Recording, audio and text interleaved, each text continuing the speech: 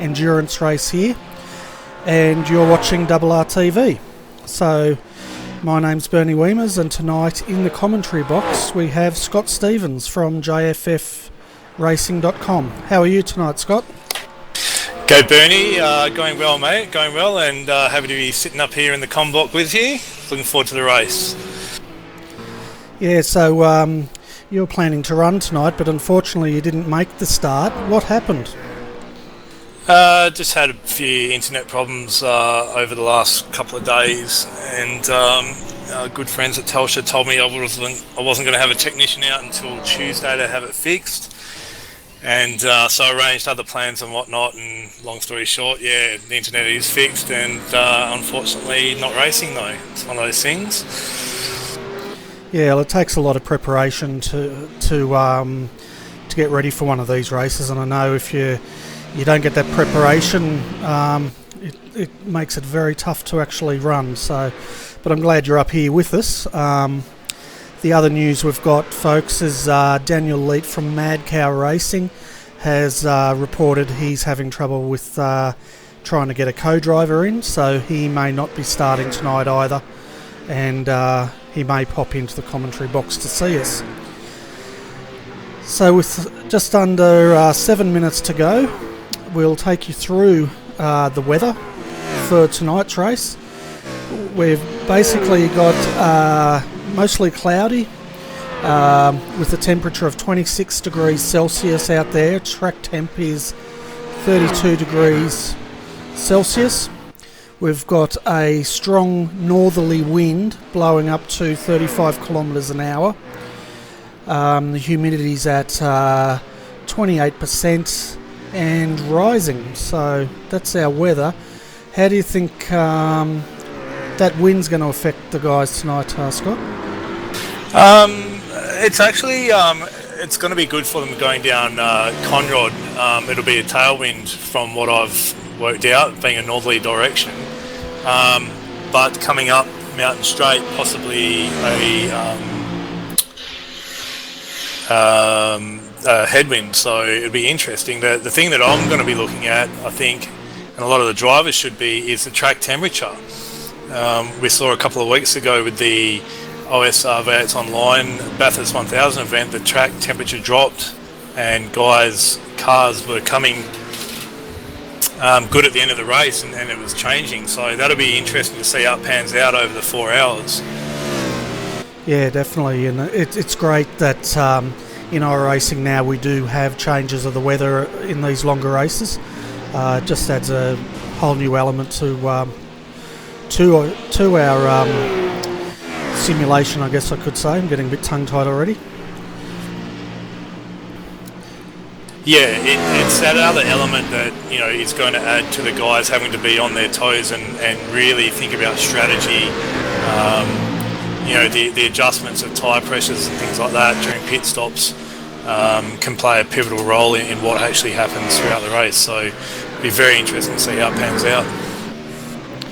Yeah, and it's I'll just bring up the track guide, folks. For those of you who may not know where Mount Panorama is, it's based in Bathurst, Australia, and it's home to the V8 supercars come here once a year for their 6 hour, and we get the 12-hour GT3 endurance here once a year as well. So it's basically made up of 23 turns. It's just over 6 kilometres long, and it's unforgiving.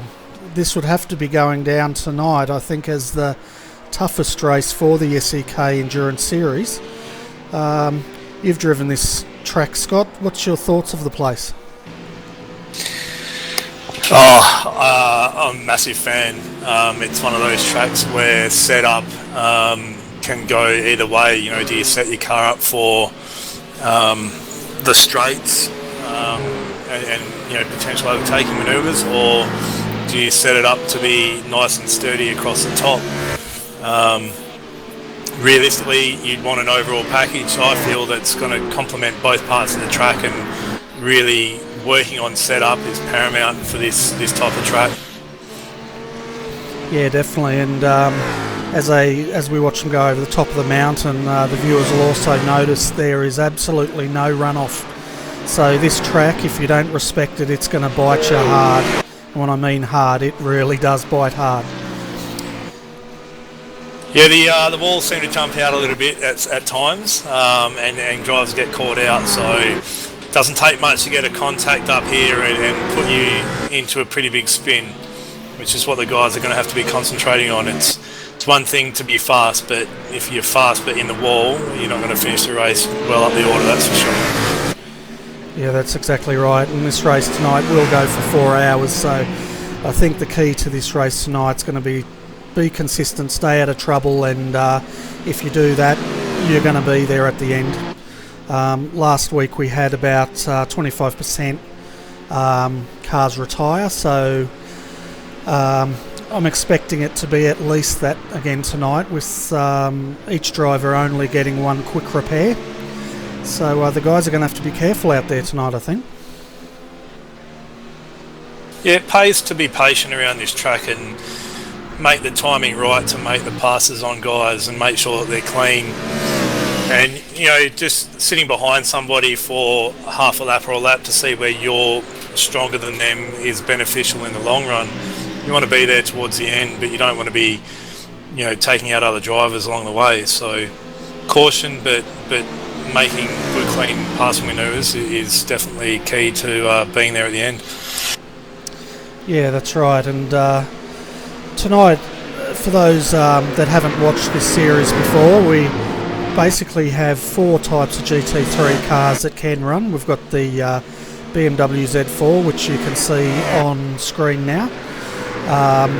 We've also got the rough track that seems to be favourite amongst the guys with the BMW Z4. The McLaren MP4 GT3's in there as well, and hopefully we might see some Ford GT3s, but none of them have made an appearance yet, mainly because it's a new car and the guys have to get used to it. But Scott, I took the rough for a run around this track earlier in the week, as well as the McLaren, and I was actually surprised. I thought the McLaren around here was the faster car. What are your thoughts on that?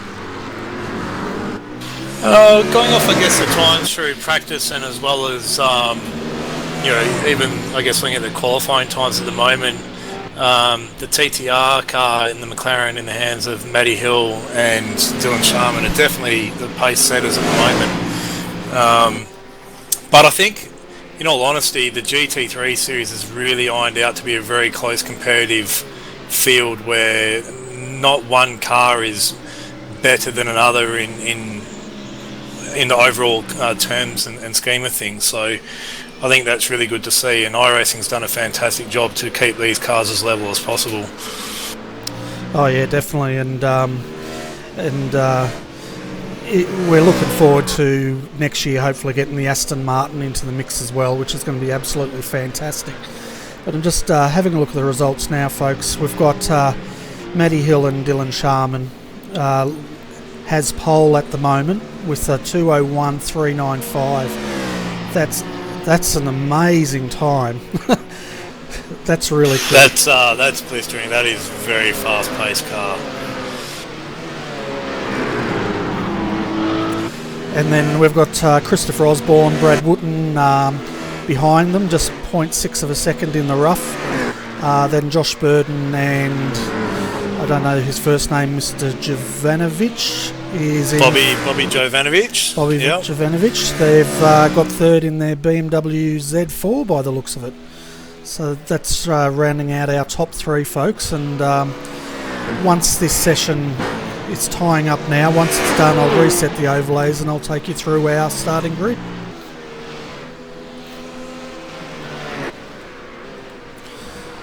So Scott, who's your pick for tonight's race?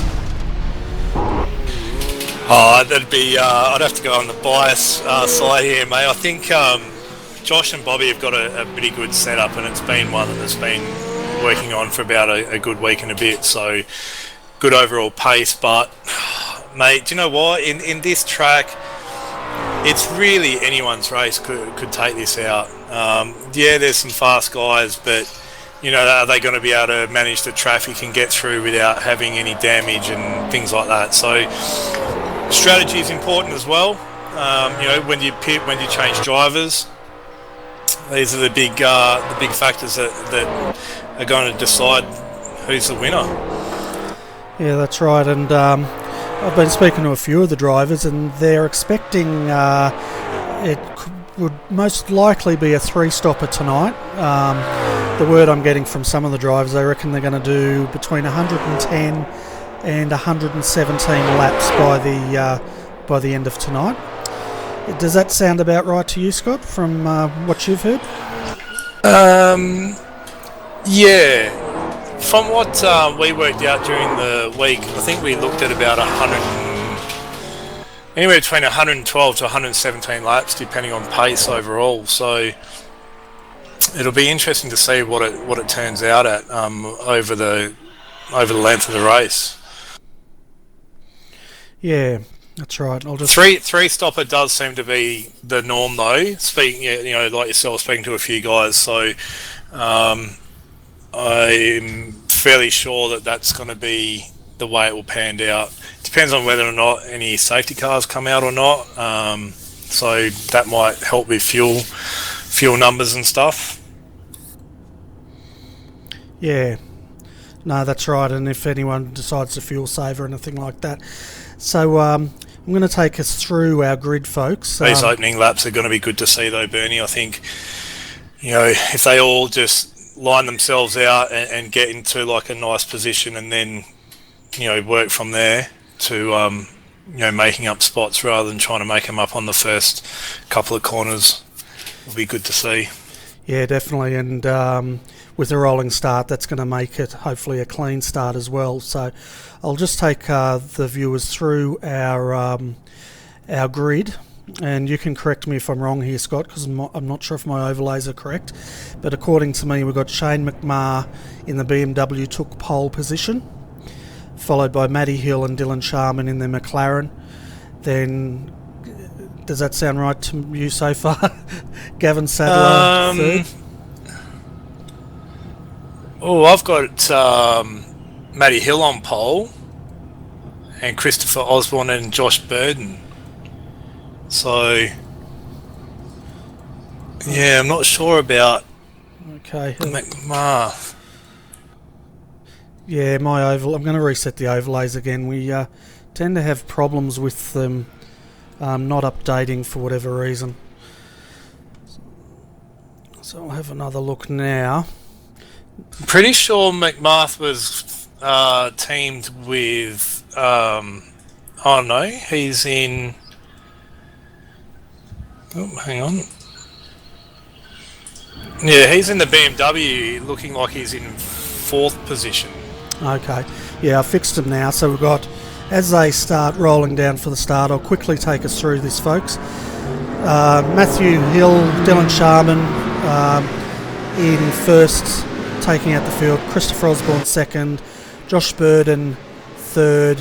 Ian McMahon is starting 4th, and John King will be starting in 5th position.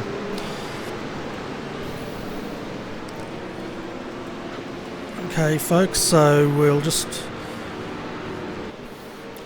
The safety car will come in now, and then Matty Hill will take control of the race. It's up to him now to...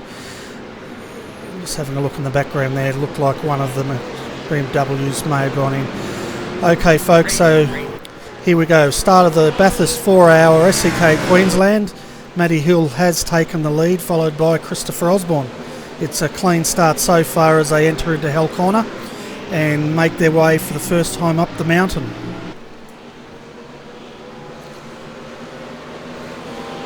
It's a good clean start there by all the drivers. It's good to see.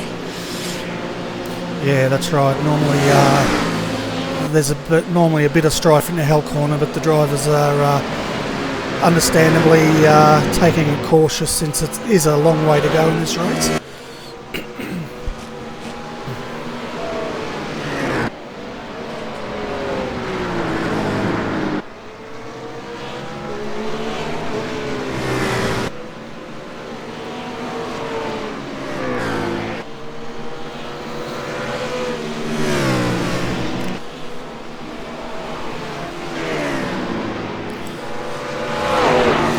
So it's excuse me, great to see we've got the 3 different makes out in front at the moment, and that looks like your teammate, is that right, coming in third at the moment, Scott? Yeah, he's doing a good job, young Josh. He's sitting in third. Got a good start coming out of the last corner onto pit straight, so it was good for him to grab that position. And I think the top 4, maybe 5, hasn't really changed from qualifying yet. Yeah, and as we watch them come down the straight, folks, we can see them spreading out now. The field's still coming down from the mountain. Yeah, great clean start. Looks like we've got to move for the lead there into the chase. Christopher Osborne up into first. Yeah, it looks like Josh is having a look on Matty Hill as well, going on the outside. Yeah, he thinks twice about that one. I'll tell you what, that move from Christopher, that was really sending a message this early in the race, wasn't it? Sorry?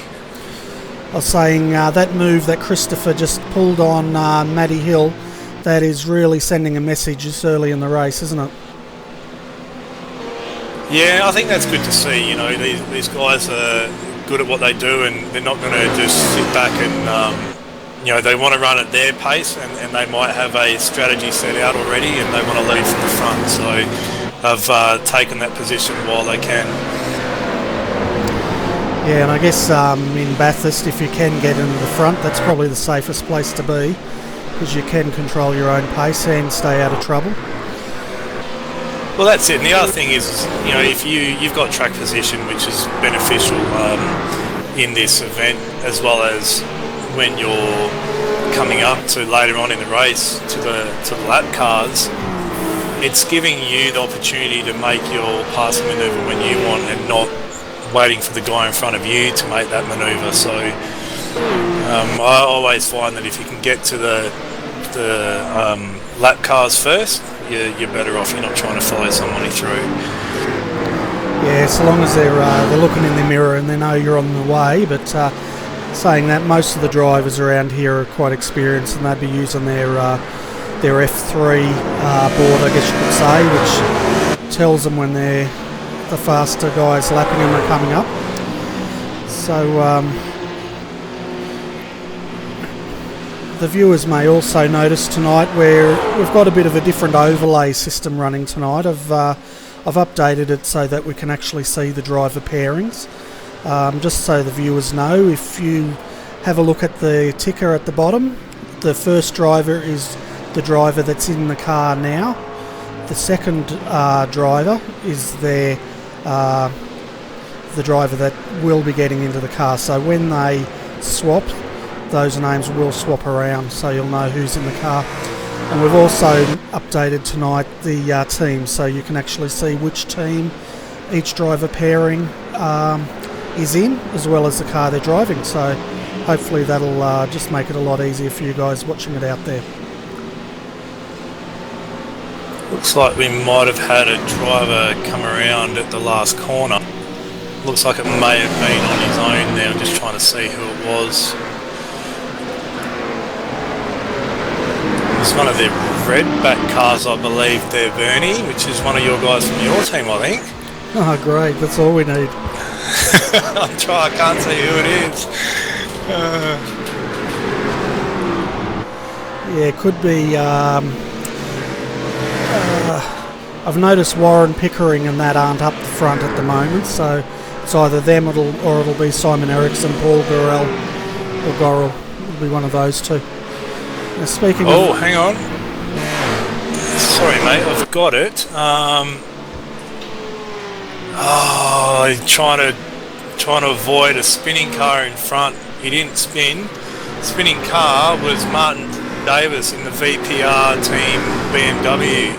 Final turn, he's come around after hitting the inside curb there, trying to make a passing manoeuvre.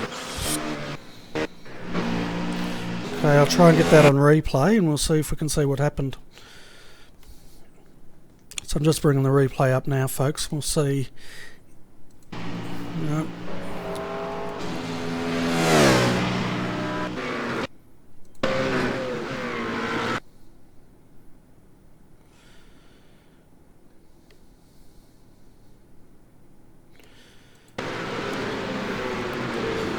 Yeah, he's come down the inside of the Evolution Australia, Racing Australia BMW. Just caught the, just clipped the curb, which has brought him around. There was no contact with the rough though, which is good to see. So they all continue on. Tell you what, the top 6 have made a little bit of a breakaway from the rest of the pack at the moment, and looks like Matty Hill's still sitting on the back of we got there in front. Aaron C. Lee, is it, or Christopher Osborne, I think? Yeah, it's Christopher Osborne out front with Matty Hill close behind in second.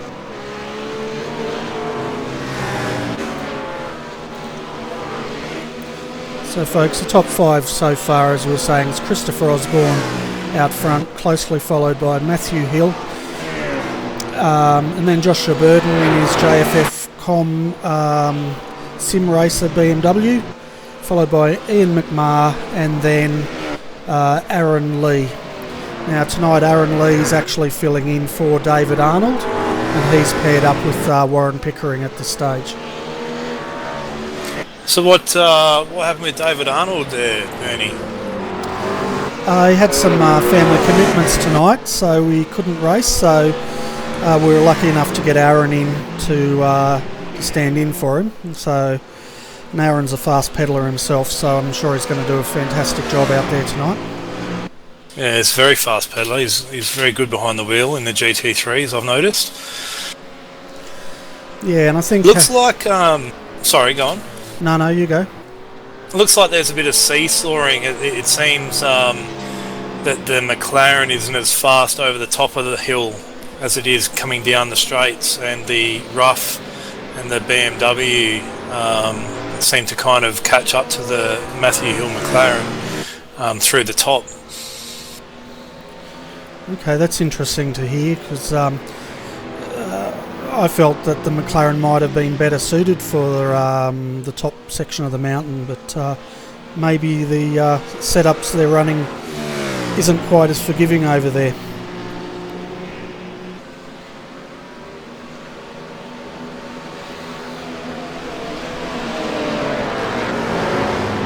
More straight line speed in their setup.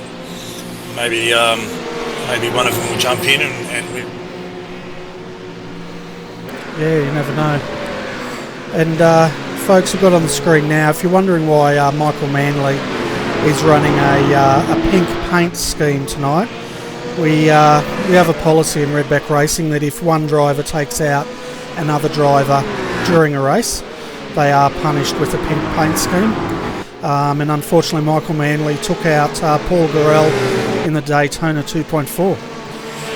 But as we say that, he is being challenged now by, I think it's Ian Ford, is giving him a hard time over the mountain. Yeah, I was just watching that, and he's right on him, isn't he, really? Yeah, he was pulling him right up the mountain. He's having a look down through the dipper.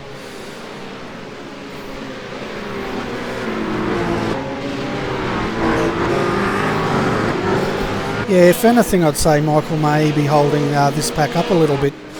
We'll see how they go once they get down the straight. Yeah, what have we got there? 1, 2, roughly about.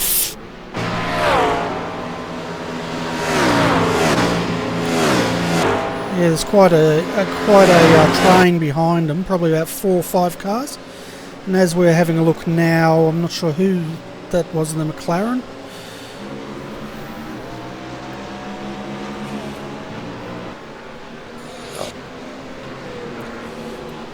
Looks like Ian Ford's just made the move there. So that bumps him up to 16th position, I believe. Maybe 15th.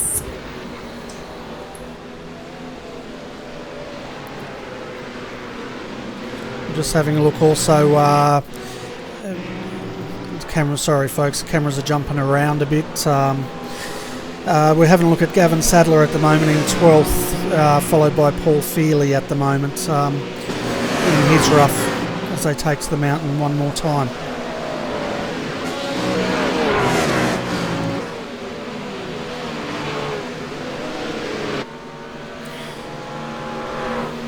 Yeah, so Michael Manley's back to 17th now, and he's got Richard Brookfield starting to take interest in grabbing that position.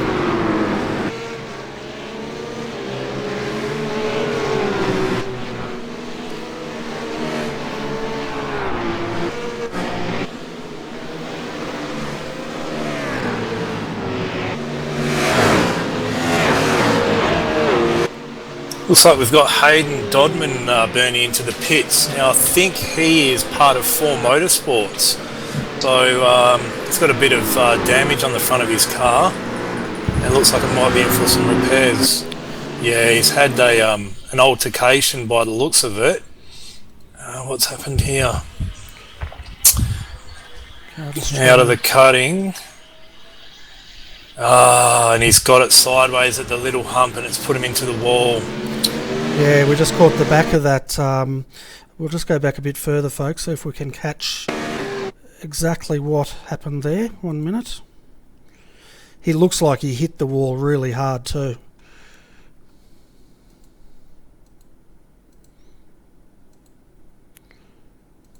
Yeah, that's unfortunate. They were running up in 9th position when that happened.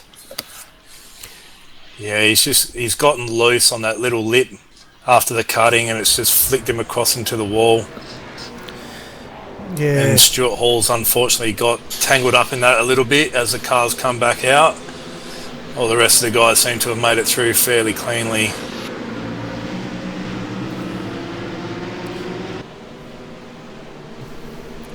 Okay, folks, we're back to live pictures again now, so we're having a look now at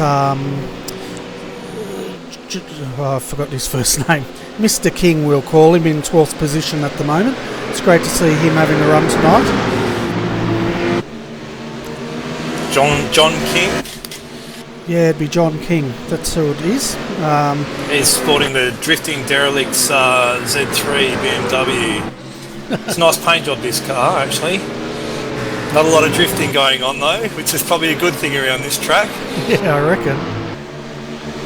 Yeah, John normally is a team manager. He normally manages for Blackadder Motorsports, so it's good to see him out there having a run tonight. Now, saying that, there's a few guys, well, there's one driver, I'm not sure who he is, actually taking to the track tonight, hoping that his teammate does show up to jump in the car. So if not, he might find it's a very long run with a do not finish at the end of it, so we'll keep an eye on that. I'm just not sure who the driver was, that's all. Okay. Some more useless facts from Mr. Weemers.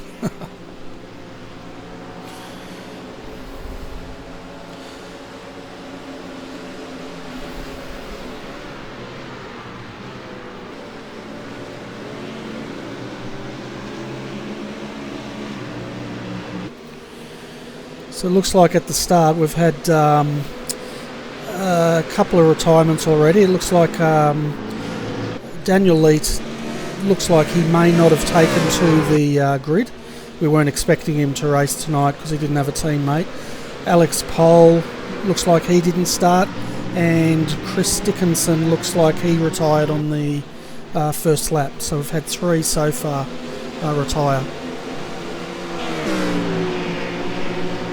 That's unfortunate. A lot of guys put in a lot of practice, and to not be able to get out there and have a race is very unfortunate for a few of those guys there. Yeah, it can be really cruel at times.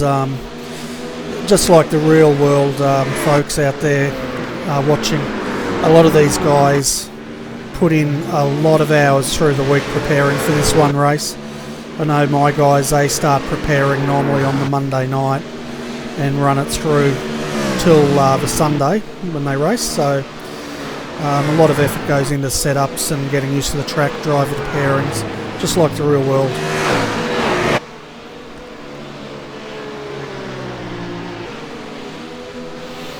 Just to tell you, we've got a big gathering of cars happening from 10th backwards, Bernie.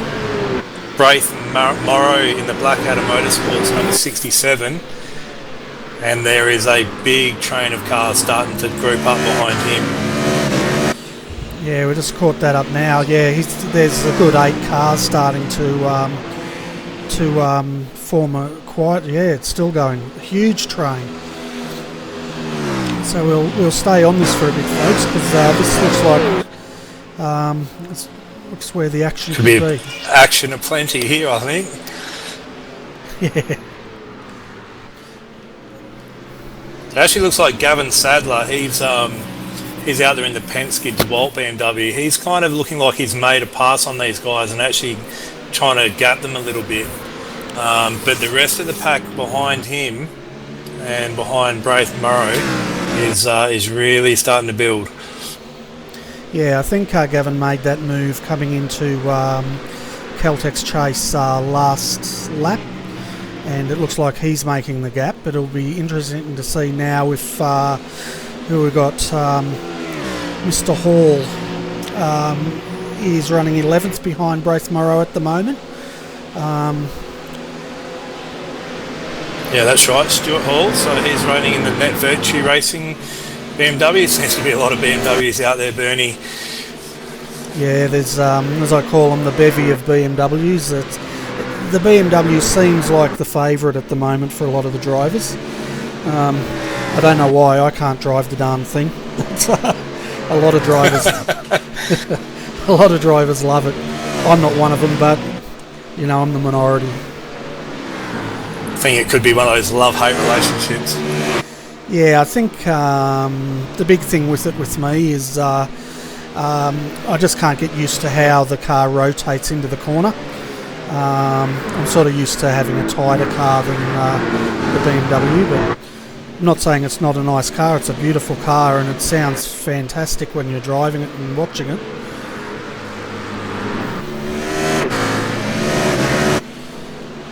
Just having a check up the front with the leaders, and it looks like Christopher Osborne in the rough direct clutch motorsports. He's actually put a bit of a gap on. Must be Matty Hill out to about 2.9 seconds. So last lap around it was 1.9. So maybe Matthew had a bit of a bad lap that time around, but he's got Josh Burden right on his hammer. Actually looking like he's going to make a pass at the moment, going up Mountain Straight. Yeah, he's coming down the inside now. It's a good clean pass. Plenty of the drivers giving plenty of room to each other, and Josh gets through. So it'll be interesting to see if Josh is going to go out after Christopher Osborne, see if he can close that gap. Yeah, I think he will. If anything, I think Matty Hill might have been holding Josh up a little bit, so we'll see. We'll follow him for this lap to see how he goes, but it looks like Matty Hill was having some trouble with the curbs in the previous corners. Now, is that the case with the McLaren? Because when I've actually driven it, I've never found it to light the curbs. So is that a car characteristic that we're looking at there, or setup? No, it's definitely a car characteristic. The McLaren really dislikes the curbs. It's got a lot better in the last updates. It's a bit more forgiving, but it's still it's easily unsettled if you catch a tyre on those curbs. So these three, which really kind of seem to be the class of the field at the moment, they've third to fourth position. So Matthew Hill to Ian McMahon is about a 5-second gap we've got happening at the moment. So those guys have really cleared out a fair bit. Yeah, and Christopher Osborne's also now got a gap at just over 3 seconds over Josh Burden. And, just having a look at the lap times as they go through again. I'll wait for the update. Yeah, up to 4.1 seconds. Yeah, Christopher at the moment he's lapping in the 2:03.29s. That's huge for a race pace. Josh, that is quick. Yeah, that's about just under a second faster than Josh at the moment. So yeah, that is quick. Let's hope he can keep that pace going for the next 4 hours. Yeah, it'd be interesting to see how his tyres go. As we know, tyres on this kind of track they last fairly long, and the Michelin's that the GT3 cars run on are a pretty good tyre. I've done a fair few races where I've found I can double stint and still run respectable lap times, so it'd be interesting to see later in the stint what the tyres do. Yeah, exactly, and I noticed when I ran the rough at Suzuka, there was a bit of a cliff for the tyres in the rough where it felt good, and then all of a sudden the tyres would they'd just be mush after that. Oh, we've had a big accident up the top of the mountain. I'll try and grab, that looks like Braith Morrow. We'll get a replay and see what happened there.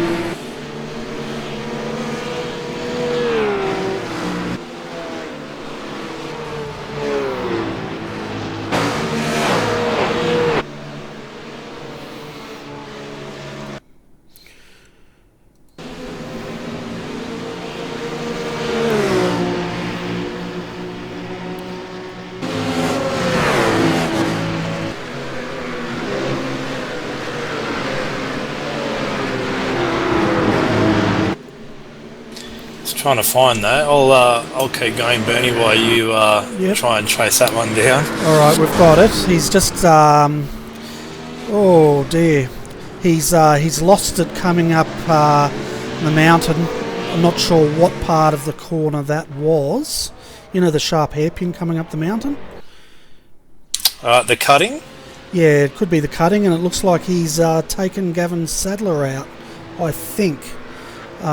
Severe damage. He just lost it and got collected by Gavin Sadler.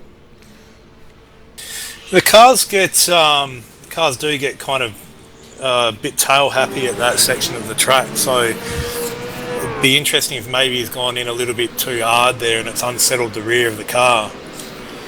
Yeah, it definitely looked that way. He lost it entering the corner and he gathered it up, and then he lost it on exit again. So it definitely looks like he went in a bit too hot there. Yeah, he's just gassed up coming out. It's just, spun him. And that's unfortunate for Gavin. Gavin was having a great run. I'm pretty sure, what was he, around 9th position at the time, I think, wasn't he? Yeah, he was. I'm just having a look at the scores now. We've still got Gavin in 9th, so I think it was the other red and black BMW. Just not sure who was driving that, because they both look very similar.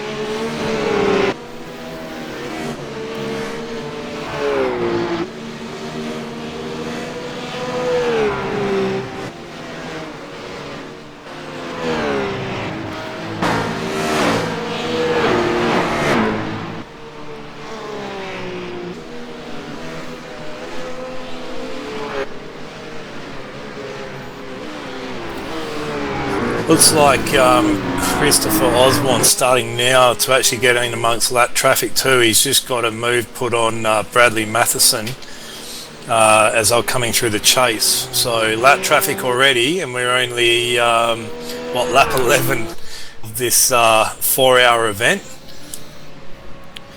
Yeah, well, lap 12 of this 4-hour event. My bad. Yeah, it just goes to show the pace he is setting already into lap traffic, 12 laps in. Christopher's really on a roll at the moment. He's pretty much, I think, won the last 2 events. It looks like he's setting his sights on another one.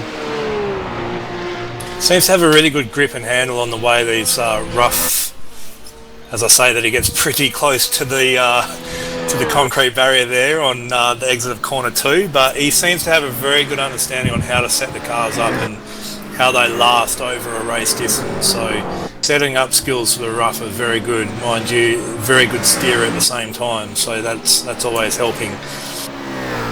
Yeah, that's right. And we're just having a look now, folks, as Josh Burden comes up to lap traffic.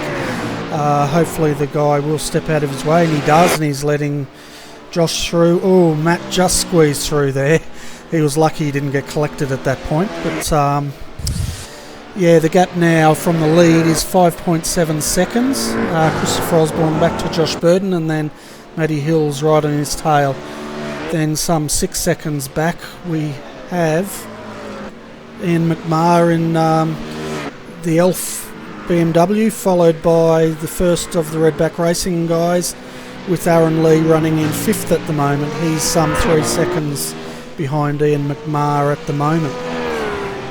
Right behind him we do have Guy Leach having a good run, 1 second behind. Then we've got the V8s online, Rhys Gardner coming in 7th, and I must thank, while we're talking about V8s online, I'd like to thank Jay Kennedy from V8s online for allowing us to use their fantastic camera pack tonight. So all the camera shots tonight are coming from V8s online. Right behind him is the next McLaren with Colin Schweck having a good run, and then Gavin Sadler looks like he's just lost 9th to Stuart Hall, or Ian Ford, sorry, and then we've got Stuart Hall rounding out the top 11.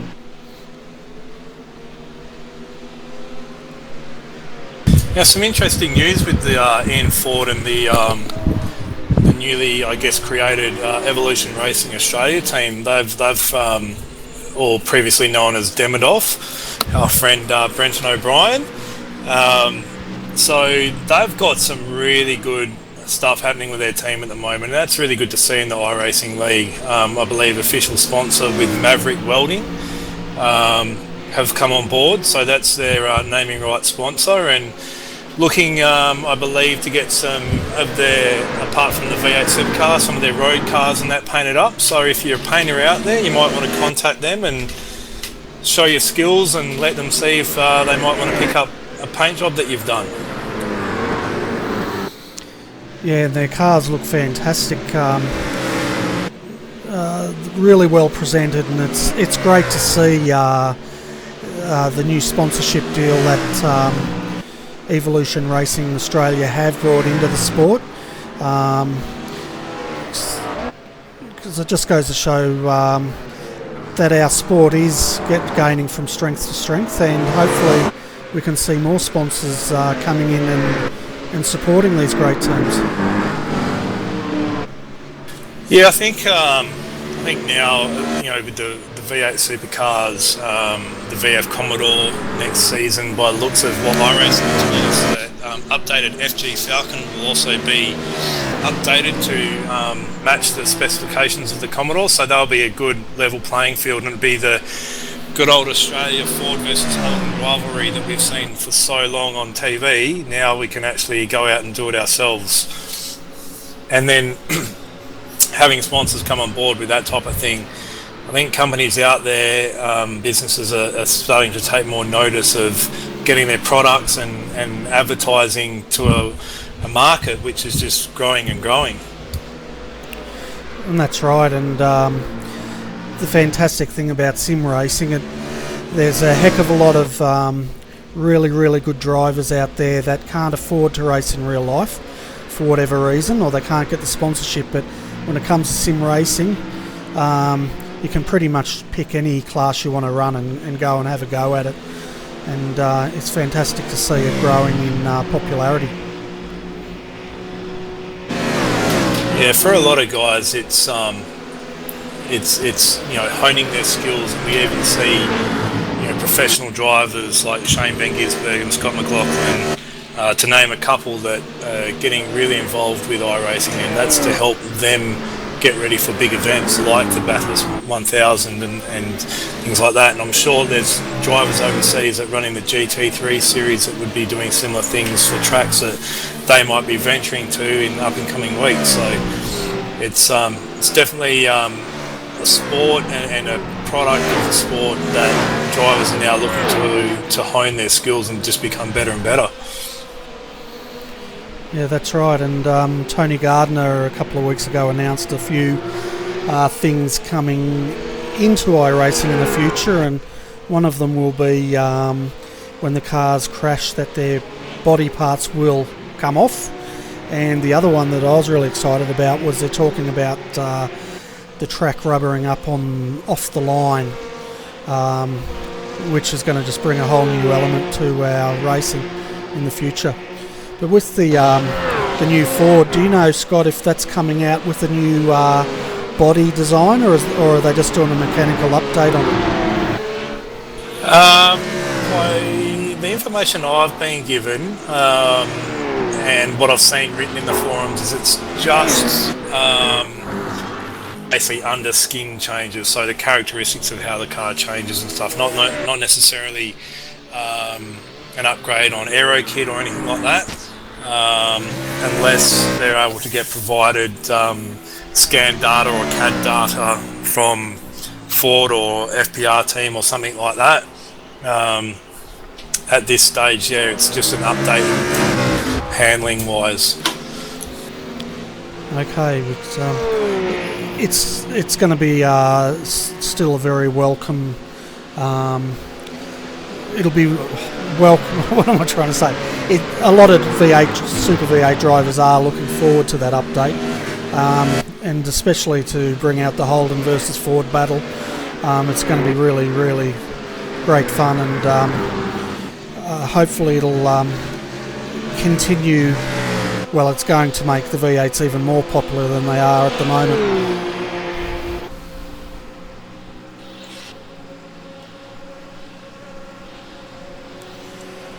Tell you what, it looks like a few of the guys out there may be having connection issues tonight. I'm just having... Yeah. Looks like something's happened to maybe... Oh, okay. Looks like Josh Burton may have had a bit of an incident, and just trying to get back to that and see what may have happened. He's in the pit lane. Must have been a while ago. Yeah, so coming up to the grate, and on lap 15, and the car's just snapped on him and sent him into the fence. That's unfortunate, Josh. He was in second place and running really strong there. Yeah, and it looks like he's got really heavy damage there to his car as well. Just having a look at the moment.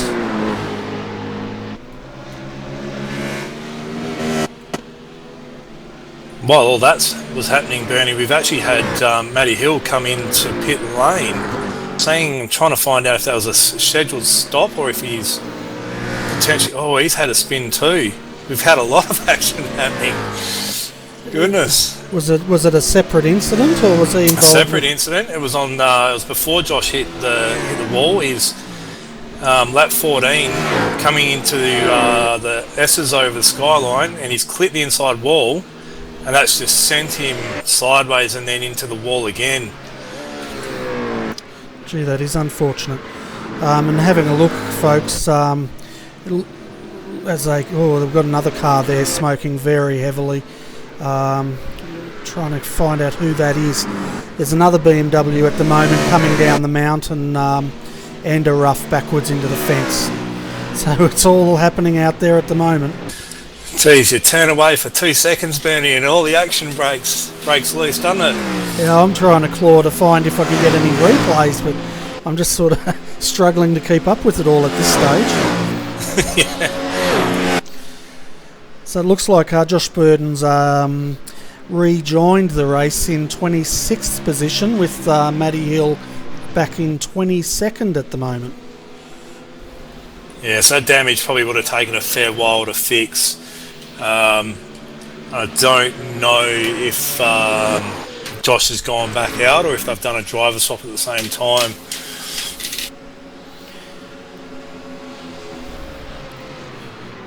Yeah, I'm not sure at this stage because I have to actually reset the overlays, which we'll do in a moment.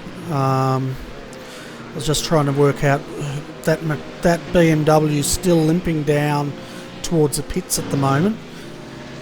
But they do get one fast repair, so maybe Josh had already used that up. Well, he hadn't been in the pit already, so I can't see how that would have happened, but Yeah, I guess it could have been the tow though. Like the car could have been too damaged to actually drive it back, so he's maybe got a tow, and that's where the time's kind of taken up. Yeah, yep.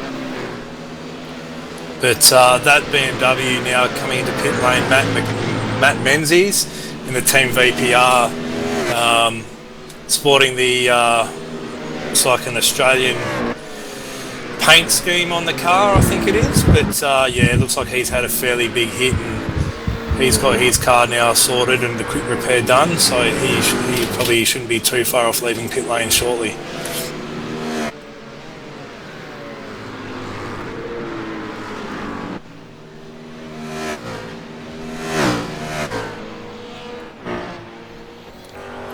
I've just gone quiet, folks, while I get this overlay working again.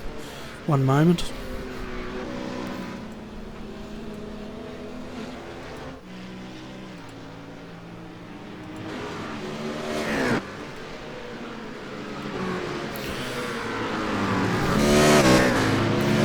Okay, so looks like at the moment Gavin Sadler's worked his way up to 7th position after all that action, so he'd have to be extremely happy with the progress of this race for him at the moment.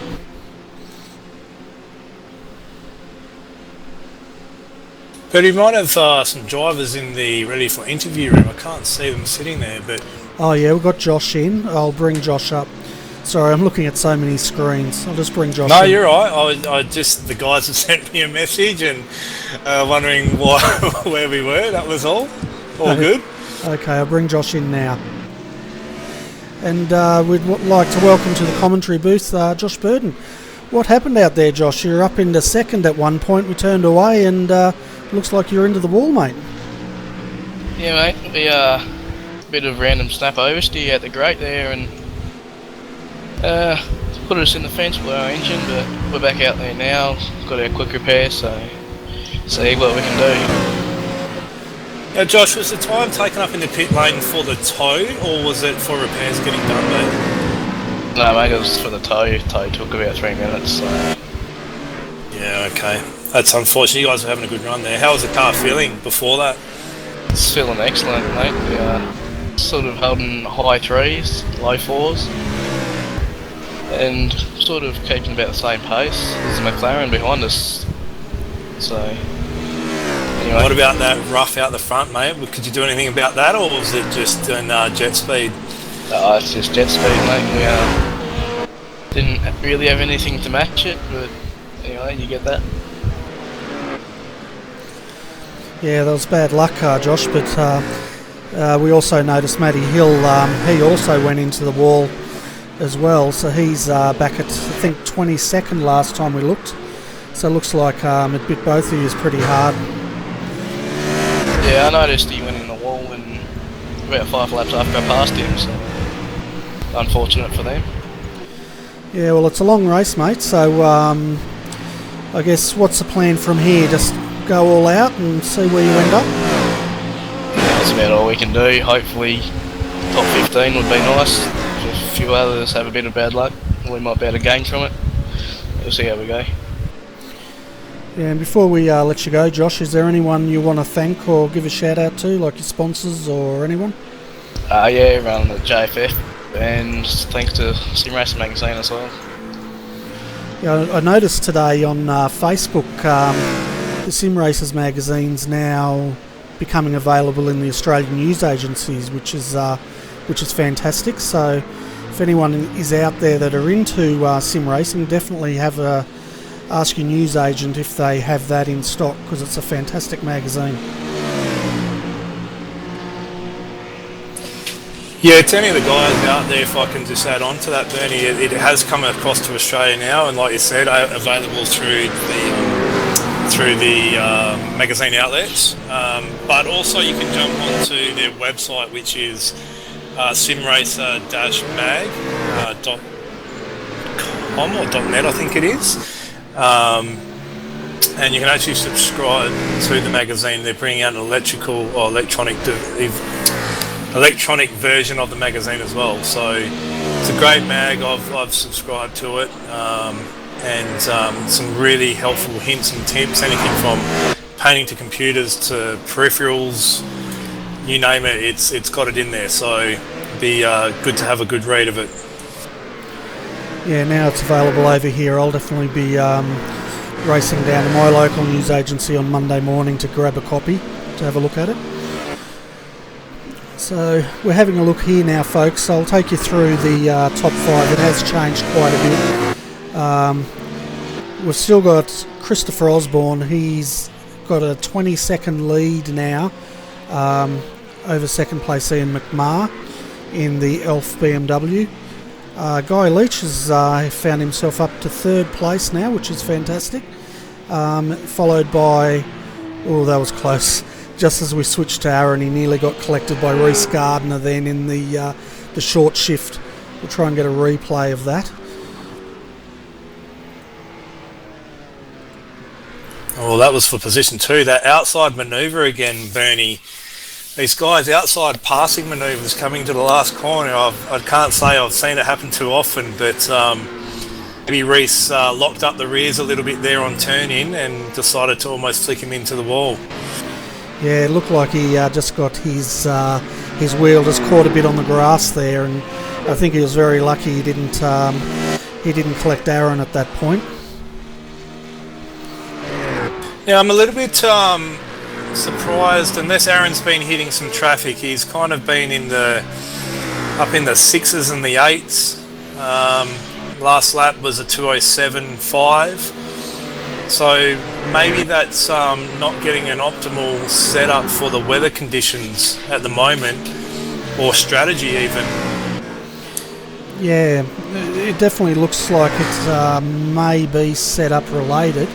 He did start out with his fastest lap was a 2:0 in the 2:03s, but you're right, he has since dropped right down into the 2:07s. Really the only bloke in the 2:03s at the moment is still that Christopher Osborne. He's consistently in the 2:03s. Ian McMahon is running in the 2:05s.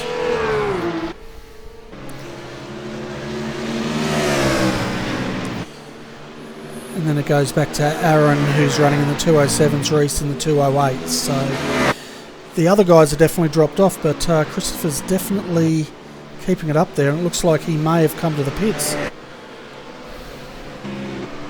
Or he's got some connection issues, one or the other.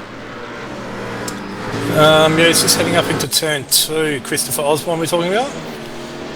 Yeah, he's just come white on my screen, which generally means they've got some sort of connection issue, or they may be in the okay. No, he's still going. We just caught him on camera. It looked like he just lapped Michael Manley in the beautiful pink car. Now, what's the story behind the pink car, Bernie? There's got to be a story. I know that you're saying he took somebody out, but is that the punishment? Is it for such a deed? Yeah, in Redback Racing, basically what happens is if you take out a teammate in a race, the team, as punishment, will pick the theme of that paint job. Like mine a few weeks ago, I was running the Powerpuff Girls, which I had to run for 2 weeks. And basically the team votes on it, and then they get that pink skin for 2 races. So Duncan Smith painted this one up, and he decided since Michael took Paul Gorell out, that they've used the Target sponsorship and put Paul Gorell's avatar in the Target. Oh, that's good to see. A bit of fun in between teammates is a good thing, I think. Yeah, that's right, and especially in our team, there's not a lot of love lost when it comes to sledging each other, I'll give you that. But we all have fun, and that's what we're here for, so it's great. That's the important thing, isn't it? Yeah, exactly. You know what, speaking of paint schemes, we'll have to go back to the Christopher Osborne car. Actually, we're sitting on him at the moment, but we'll have to go back to him. And he's running a direct clutch and I believe a half Simpsons livery towards the back of the car. Yeah, I've just brought it up on the chase view. It's definitely all the Simpsons characters across the back of the car and direct clutch across the front of it. It's quite nice. Now, is that something to do with teammates within the car? He's running with Brad Wooten, so it may have something to do with that. If they come in later on, we'll have to ask them, because he generally doesn't run that, does he, with the Simpsons on it?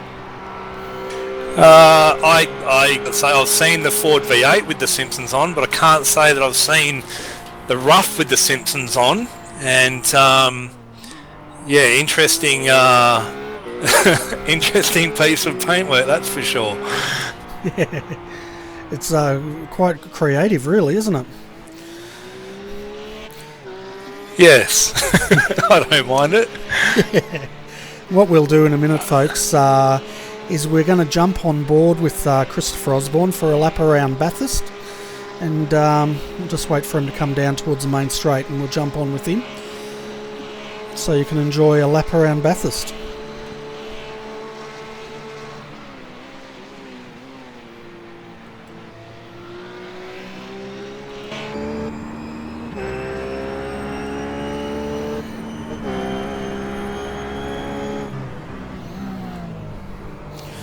Okay, folks, are on board now, so I'll be quiet and I'll let you enjoy the ride.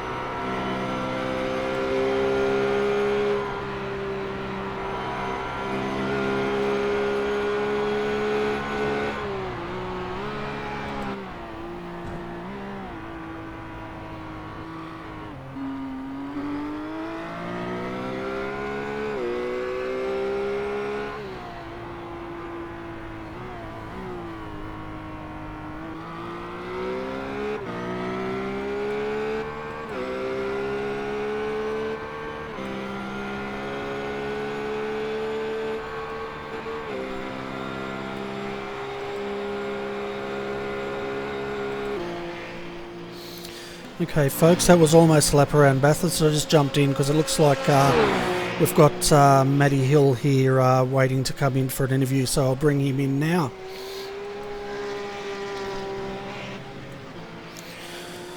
Hi Matt, how's it going, mate? We noticed you had a bit of an incident up there on the mountain earlier. Yeah, g'day guys. Just before we get started, just want to do a volume check, because I'm normally pretty loud. Yeah, you're pretty loud, but you're coming in clear. Alright, well I'll try and talk softly. Yeah, we had a bit of a crash there a couple of times across the top of the mountain. It's not panning out very well this round. Yeah. Matty, do you think it was set up that is what you're struggling with, or is it the track temp that's, you know, not playing in your guys' hands at the moment? Well, no, there's plenty of grip on the track. For some reason, the car feels really fast. The setup is magic. It's just, unfortunately, it was my driving that got the better of me. I just really struggled with the McLaren for some reason. I drive all the other ones, just the McLaren, but it's unfortunate. One of those things, I think. Yeah, it definitely seemed to all go off within a couple of laps of each other. It appears that after your incident, Josh Burden, he was just running ahead of you, hit the wall heavily as well. Past those already, so...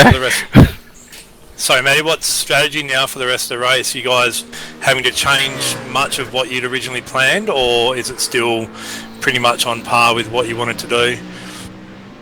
Oh, we've got it. We've actually had an extra stop in there, and I think we're about 3 or 4 laps behind everyone else in pit strategy terms. So we'll probably have to take more at the last stop. So I think we're up the proverbial creek without a paddle. Yeah, you're down 1 lap by the looks of it, so it's not too bad. We noticed on a couple of the corners when the McLaren kicked a curb, it seemed to get a bit loose. Is that still an issue with the McLaren, or was that just that you might have caught some grass?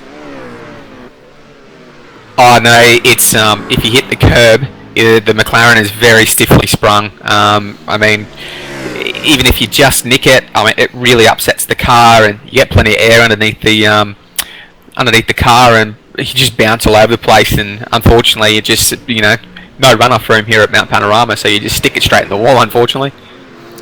Yeah, and is that what happened to you that caused you to hit the wall? Well, I actually started to get myself back into a rhythm. I fell out of rhythm there for a little bit, and I was all over the place, missing apexes and overshooting braking points. And I finally started to get a bit of rhythm in, and just nicked the top of Skyline there, the right-hander, and it sent me across the track and on the grass and on the curbs. And you can't brake while the wheels are in the air, so I unfortunately had nowhere to go but the wall. Yeah, I think Colin Bond had a similar experience across the top of the mountain when he flipped the car he was racing on its roof. And I remember him recalling you can't actually brake when the wheels aren't on the ground either. Yeah, that's exactly right. It's an interesting view as well, upside down. Yeah, that's for sure. Sorry guys, just going to have to butt in. We've actually had a massive crash for Marco Mogren in the drifting derelicts BMW at the at top of Skyline. He's got himself just coming through the dipper actually, and's looped it around. But yeah, interesting place to have to try and reverse and get the car turned to facing the right way again. Yeah, it looks like he's just coming in the pits now. I was trying to get a replay of that, but believe it or not, I've actually lost a panel, so I'm going to have to restart the overlay.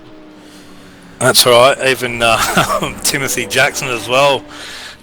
He's put it into the wall after the S's as well. Deary me. It's just got it unsettled on the inside curb, and that's pushed him wide. Similar to you actually, Matty. And he's just tried to loop it and get out of the way of cars. Really difficult place to try and get your car turned around there without being able to see up the track. Yeah, it's a very, very difficult circuit, and I mean we're all driving, even though it's a 4-hour race. Everybody's still driving very much on the limit. So, unfortunately, if you cross it or something unexpected happens, you've got nothing to do but sit and wait for the wall, or watch the world from upside down, or close your eyes and hope that everything's going to work out. Yeah. So before we let you go, Matty, is there anyone you want to give a shout out to? Sponsors, team, anyone? Well, I want to say Dylan is doing a fantastic job in the TTL McLaren. I mean, he does all the setup work, and I have throw my 2 cents in there, and he generally ignores that and does what he wants, which is probably the right thing to do. So TTL, we're looking forward to probably the next round at COTA. I don't know if we're going to trade the McLaren in and maybe head to a BMW or a RUF or even the GT. So we'll see what happens, but I think this might be the last run for the McLaren. So, and I want to say you guys are doing a fantastic job with the broadcast. I have watched every race so far, so you guys are doing a fantastic job for your first crack at it. So yeah, hats off to you guys, and also to OSR for running this series. Yeah, no worries. Thanks for that. We'll hopefully we'll be able to catch more replays of you guys, not you particularly, but catching the action a bit more. So anyway, thanks for coming up, Matty, and we'll see you in COTA next week. Yeah, thank you. We'll be there. And good luck with the call, guys. Thank you very much. Thanks, Matty. Okay, so that was Matty Hill from TTL. Looks like we've got Brenton O'Brien waiting down as well, so bring Brenton up and see how his race is going. Hi Brenton, welcome to the commentary box. How's your race going tonight, mate? Yeah, mate, very well. I'm here to help you now. Can't get in though, Bernie, so you've got to give us permission to do that when I can. No, I had a good stint. Started 28th in the Evolution Racing Australia BMW car 26. But well, up to 17th and handed the keys over to Tim Jackson. Jacko does a good job. Had a few dramas on his outlap, shall we say? But no, he'll do a good job from here, no doubt. Yeah, and it looks like your teammate Ian Ford is up to 4th at the moment, so he's doing really well. Yeah, just going to talk about them. Look, these two boys, Mick Ford was in another team's races last week, as we know. Mate, we're so happy to have him on board our team. He's been really good. He's a fantastic engineer. The two Fords work really well together. Ian does really well in the V8 supercars, as we know. He's jumped over for this race and putting in a really solid effort here up to 4th. There's still a bit of work to go for the boys, and really confident that there's better and bigger things to come for them. Yeah, definitely. And we've also, Brenton, we've also got Scott Stevens from JFF in tonight, so I might have a bit of a break and let you guys commentate, and I might just do the cameras for a bit. What do you reckon? Yeah. Sounds like a plan to me. Before you do that though, Bernie, make sure you give us both access here so we can come and go as we need to, if that's alright. And I knew Scotty was here because my IQ just seemed to drop dramatically, so I knew it wouldn't be you, Bernie. It's obviously Scotty. How are you? Oh wow. How are you, Scotty? Good, buddy. How you going? Mate, really good to be here with you. How's the race going so far for you? Do you know what? It's actually been really exciting racing, good to watch. And for me, normally I'm kind of actually out there.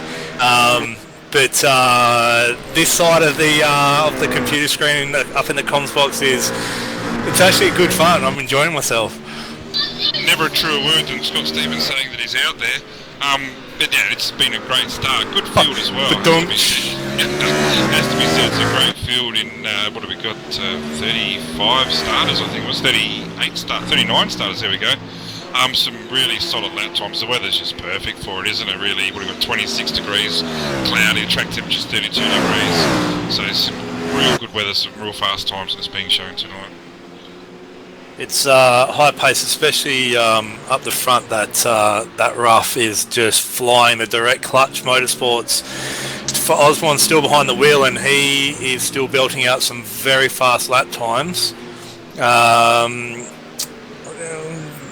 Probably more of a steady pace now, back into the fives, the low fives. But that could have been traffic. But an overall race lap time quickest of a 2:03.0 race pace, so that was back on lap 8. Yeah, good solid pace, and Brad Wooden will be taking over that car, last week's winners. Obviously a solid performance.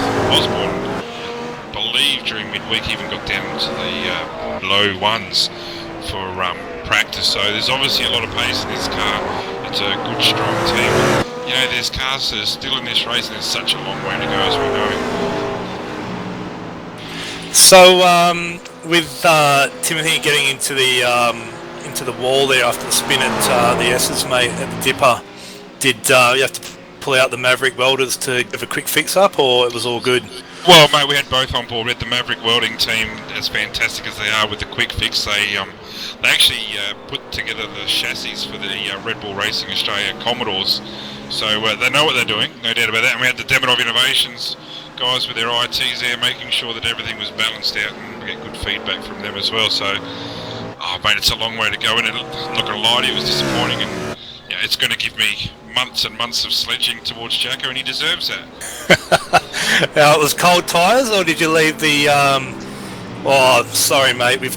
Bernie. We've got to go to a replay. Lance Howells, KRF Motorsports, into the cutting, has clipped the inside wall, and a massive crash for him. He flipped it a couple of times actually. Yeah, that's a mess, isn't it? It's teaming with Jamie Peters in the KRF team, so it's a real shame for him. good young fella, Lance. He puts in some good steady laps for KRF, and KRF have been busy recruiting this week. Got Daniel Benefield, I know, has joined their team. So it's a team hopefully going places. Good bunch of guys, as we know. It's a real shame for Lance that that's happened. I know he takes his GT3 racing very seriously, so he'll be a bit cut by that. Yeah, I'm just wondering if he had just he started the race, so it wasn't fresh tyres or anything like that, but maybe just cut the apex a little bit too sharp there and clip the inside wall. He's heading into pits now, so it's just such an unforgiving place, isn't it? You know, the boys in the V8s this week at Road America, and you know, there's so much room to go off and get back on. Here, you go off the line by half a foot, and you're going to be eating concrete for dinner. So long race, and we've seen some dramas already with the faster guys. Lance is he's in the pits now. That's going to be a quick tow for him with his first stop, which is a great idea. A quick tow, and Jamie Peters will be in the car. So lap 29, they would have been pitting within 3 laps anyway. That's about as much as they'll get out of that rough. So they're not going to lose a lot there apart from time lost along the track. there's actually been quite a few cars in pit lane at the moment, and Reece Gardner in the V8's Online Motorsport now, he's come in and he started the race, and I'm just trying to see, he's pitted, and so he's double stinting. Yeah, double stinting. He's with Jake Burton tonight, so Jake we know has got a bit of pace, but Reece is no slacker either. They had some dramas last week. I think it was Reece, and came back through the field after lap 1 damage, got his way up to 6th place, so we know he's quick enough, so he should find his way moving up through the field. Just have a look at your boy at the moment, Bobby Jovanovic, Bobby, down to 15th with Josh Burton. I think they had some dramas early from what I recall. I remember seeing them in the pits fairly early. Yeah, they actually had a weird moment at the grate. Car snapped to the right on him as it turned in, and it just sent him into the wall as he tried to correct it. So he wasn't sure what happened, but they got a pretty lengthy tow with that. Wasn't really drivable, so lucky for the fast tow. But Bobby's on the pace into the 4s, which is good. So hopefully there's a few boys in front of them that they can catch up to and bring that sim race, the BMW, closer to the front again. Got to jump in there for a minute, guys. Christopher Osborne looks like he's coming to the pits, and guess who our new leader is? It's got to be that my would boys. be a Redback Racing car, would it? That would be. We've got to take the kudos while we can before Christopher passes us again. Well, Aaron so has done a fantastic job, hasn't he? That's what I was going to say. Racing, an awesome job. And I would imagine Warren, when he gets in, he's no slouch either. We know what he's done with the Asian GT3 series earlier this year. So hopefully they'll keep it off the walls this week, Bernie. Have you got your pacer this week? You had a few heart palpitations last week. Hopefully medically everything's okay for you. Yeah, it is. And you'll probably notice Mr. Manley's in his pink skin because we missed him taking Paul Burrell out last week in Daytona. I did notice that tonight, and for all those who don't know, the Redback Racing team have a bit of a rule that if you take out your own teammate, I'm not talking socially of course, because that could happen too. If you take out your own teammate in a race, you've got to be wearing the fine pink skin that's made available to you. When does that? How long does that last for there, Bernie? That'll be for the next two, this event and Coda next week, and then he's free to run the red again after that.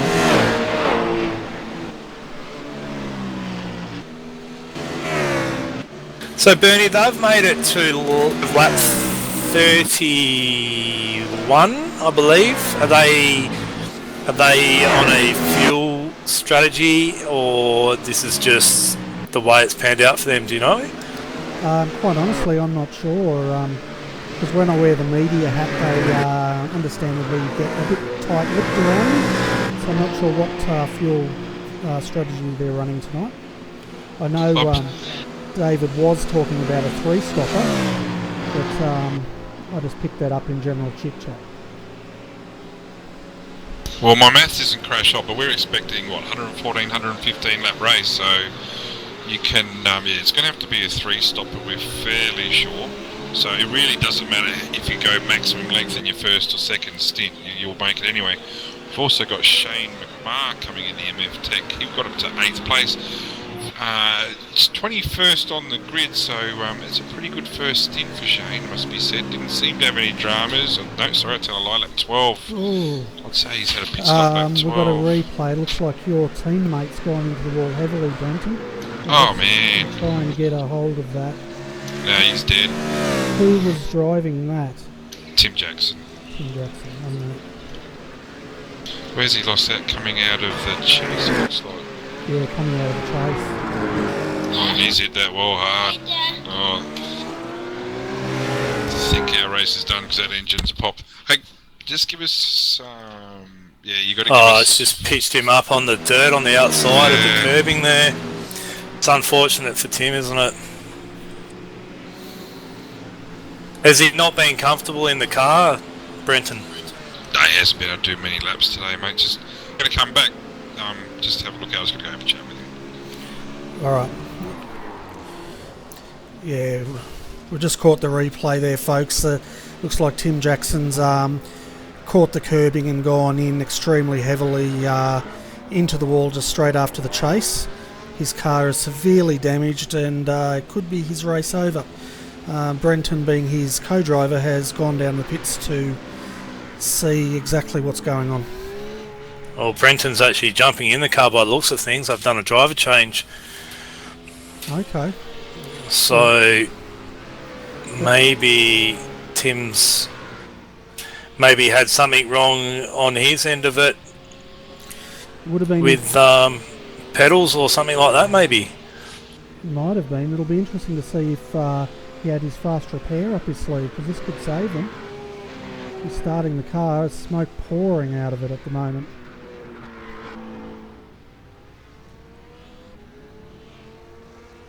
Yeah, I don't like having to bring bad news to co-drivers when they're in the commentary box, but we had to bring that one to the viewers.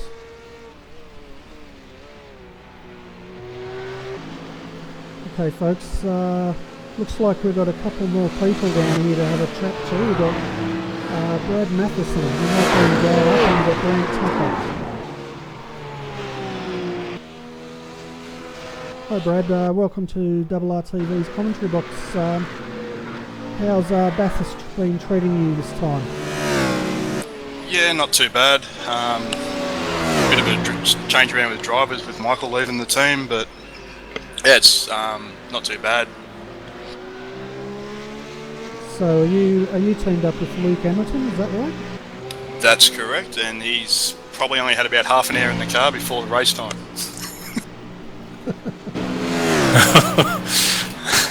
Not the handiest of practice sessions before then, really. How's he? Any feedback on the car from him, Brad? Yeah, we reckon the car balance is pretty good. He literally purchased the car about 2 hours before race time. What we've done is drop the fuel map down for the motor just to top a bit of horsepower out of it, and added more traction control into it, so it's a bit more balance for him to get his head around it for the first stint. And so do you think you guys will look at doing a double then and leave him in the car and get his driver allocation kind of out of the way? On calculations, if he runs the tank out dry, I can possibly double stint it if need be to get it home. We're just playing the game of survival at the moment. We're not the quickest guys out there, but it's a lot of fun. By the way, sorry, Scott. I was going to say, by the way all the other drivers are hitting the wall out there, I think you might be onto a winning strategy at this point in time. Yeah, we couldn't get car balance with a full tank of fuel, so we're up for a 4-stopper instead of a 3. But that's just the luck of the dice roll sometimes. Oh, looks like there's been an incident, I believe, sorry to interject there, with, unfortunately, one of the JFF BMWs gone into the fence. I'm just trying to go back here. That sounds like good news for us. Good news for others, not so much good news for me. The Evolution Racing Australia BMW still in the pits. I think they're going to be in there for quite some time by the looks of that. That was a heavy hit, I must say. So Brad, so basically your plan is stay out of trouble and try to bring it on home. Is that the strategy? That's effectively it. I'm sort of estimating we'll finish inside the top 20 the way people are dropping out at the moment, so for us that'd be a great result.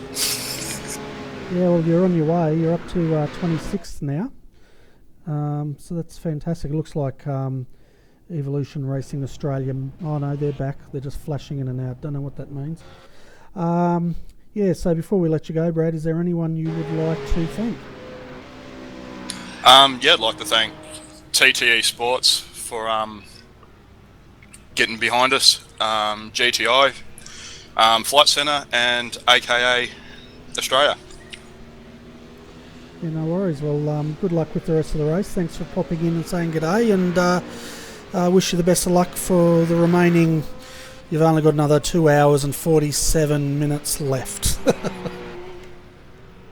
No worries, guys. Thank you very much. Thanks, Brad.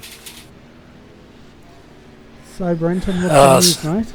Darcy's Cactus, it's all over Red Rover, so but that's the thing with this, Jacko has had a busy day with his kids, obviously. He doesn't get as much practice time as he probably wanted to, and probably found the setup probably not perfectly to his liking, and that's the thing with team racing, isn't it?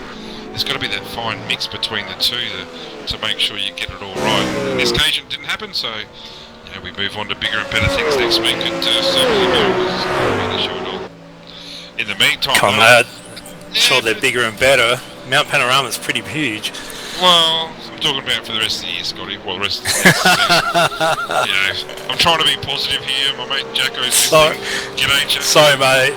Love you like I think a our brother, JFF car's still going, so that's pretty good. I'm happy about that. Well, yeah, I'm sure it is. And talking about particular teams, there's a Redback Racing team. Car number 15 is in the pits, and I think it's in the non-smoking section, so they're going to be in trouble there because there's plenty of smoke coming out of that. So Paul Garrell's had a few issues, obviously, but yep, no, the JFF car's back in there. Saw that.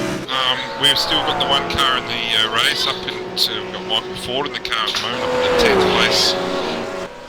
Last lap was a bit of a worry, it must be said, at 2:25. I'm not sure where that came from. Obviously had an issue somewhere. Yeah, I'm just resetting the overlays again, so I'll have it up shortly.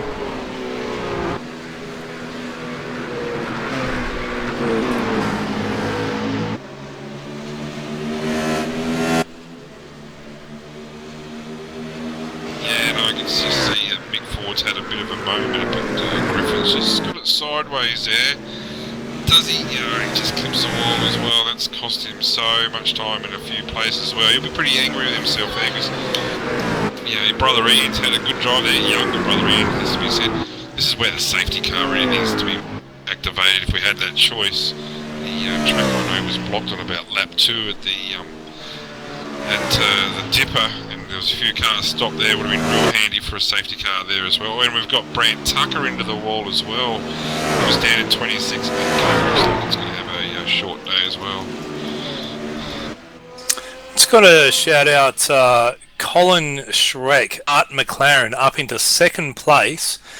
Now, from the looks of things, he started off in 9th, but bit of a quiet assassin. He's just moving his way through the field and is doing reasonable pace times into the 205s. Best lap of a 203.6. But I think they've pitted once on around maybe lap 14 or 15 by the looks of things. But well, I'm not sure if the Schweck boys are brothers or father-son, but a good performance last week at the Daytona 2.4. They got up to 8th in the end, so they've got some genuine pace, and they really have the ability to look after their car in endurance races. And that's the key, isn't it? Keep it off the wall, keep the thing straight, keep the thing fast, and that's exactly what they're doing tonight. Sorry to interrupt, guys. I've had a major incident coming up the mountain. I'm just trying to grab who that was. Go on, just say it's the other car. No, it looked like it was the Bottle-O Beecroft. Rough. Yeah, Beecroft's had a bit of a incident as well, the LMR. He's, the car's spent as well, he's just going around Griffins. Oh dear. There's lots of pieces missing from that. Yeah, there was a BMW up front that went over twice in front of him, put another BMW, Lazy Man Racing, into the wall and the Bottle-O, and a green BMW. That's my technical call on that one. That's a huge incident, isn't it? And really nowhere to go for those guys. Unpredictable as to what was going to happen with the BMW that was on its roof. That's right. Yeah, not a lot you can do with the steering, with the brakes when the wheels are pointing in the air. So, tough one for the team. Yeah, we've got Josh Beecroft at the moment limping down with an extremely heavily damaged BMW. He's really trying to get out of the way and doing a great job. I must say, that car, it's running on probably 3 wheels with the back wheel hanging in the air at the moment. We'll be lucky to get that back. And your boy Josh Bird now coming up behind, just going to sneak under here at the Forest Elbow, so he's away. But Josh is, rest in peace, Josh. I don't think he survived that one, I'm afraid.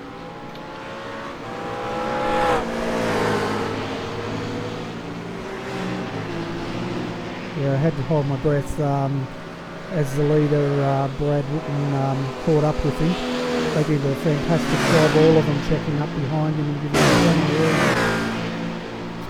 It just seems to be that in the last few minutes, a couple of mistakes are creeping in here. We've seen the KRF car, we've seen my car, of course, locate a wall at high speed, so there's a couple of little mistakes coming in. We've still got such a long way to go. Beecroft's just in the chase now, so he was in 14th place before this incident. He's going to be well and truly outside the top 30, I'd imagine now. Yeah, and that's it with Bathurst. You know, when it bites hard and it bites fast, as we can see in the last 20 minutes. The amount of casualties that are starting to pile up in this race.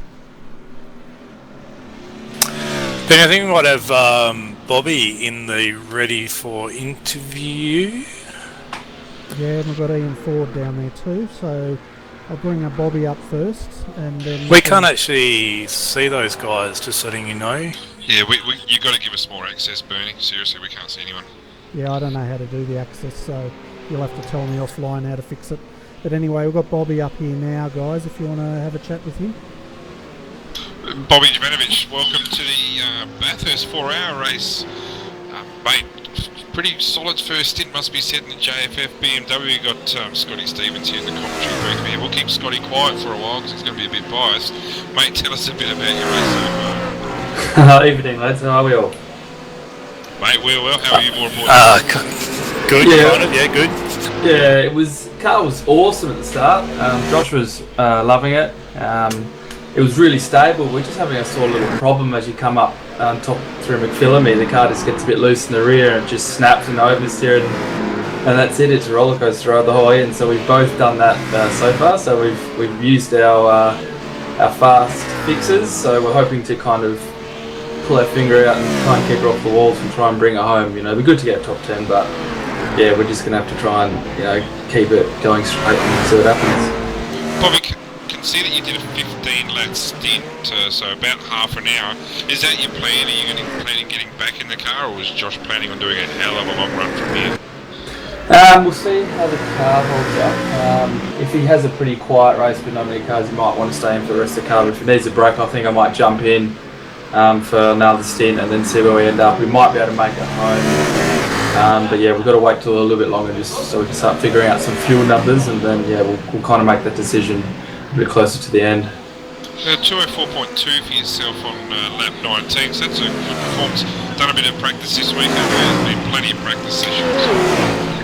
Unfortunately, I haven't been able to be on the sim much. I've been pretty busy with outside commitments, and Josh asked me earlier this week if I wanted to jump in, so I've done a few laps and then spent pretty much the whole practice before the race kind of getting my eye in, and yeah, Scotty Stevens has supplied us with an awesome set, so it was pretty easy to get used to the car. Go on, Scotty, the floor's yours. Mate, you said before, like, instance at similar places of the track, was it something that you like picked up that there's an issue there, or it just went around on you both?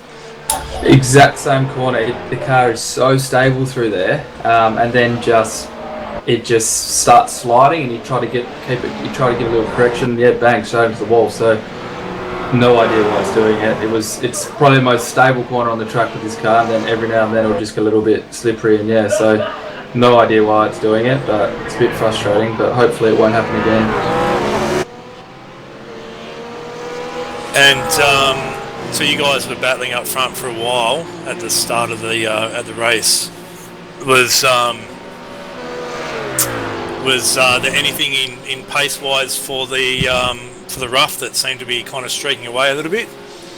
Yeah, well, Josh was stuck behind Matty Hill for a while, so, and then once he got past him, we reckon the car was just getting better and better and better. So it's unfortunate that we've crashed twice, but there's definitely a lot of pace in the car when the fuel load starts to drop. So we're hoping to kind of grab back some positions. Well, it's a fantastic performance so far, mate. Just have jumping on board again now. But I think the key is, no doubt you'd agree, is just to keep it clean and punch out some fast laps when it's necessary. But if you can keep it clean, no matter what your start position is, you're confident of a top 15. So hopefully everything will go well for the rest of the race for you, mate. No doubt you want to give a shout out to some people, and you got the floor, mate. Yeah, no, I kind of learned a lesson at the Bathurst 1000 co-driver with Scotty that, yeah, once I started to push, I started to make mistakes. But yeah, with these endurance races, if you just keep it clean and just not worry about, the race, as it is now, you kind of worry about the end. You just keep it clean, you normally end up finishing quite a good places. But yeah, I want to shout out to Sim Racing Magazine for helping us out with the JFF team. We've been able to get some awesome paints together, and yeah, it's been really good the last couple of seasons.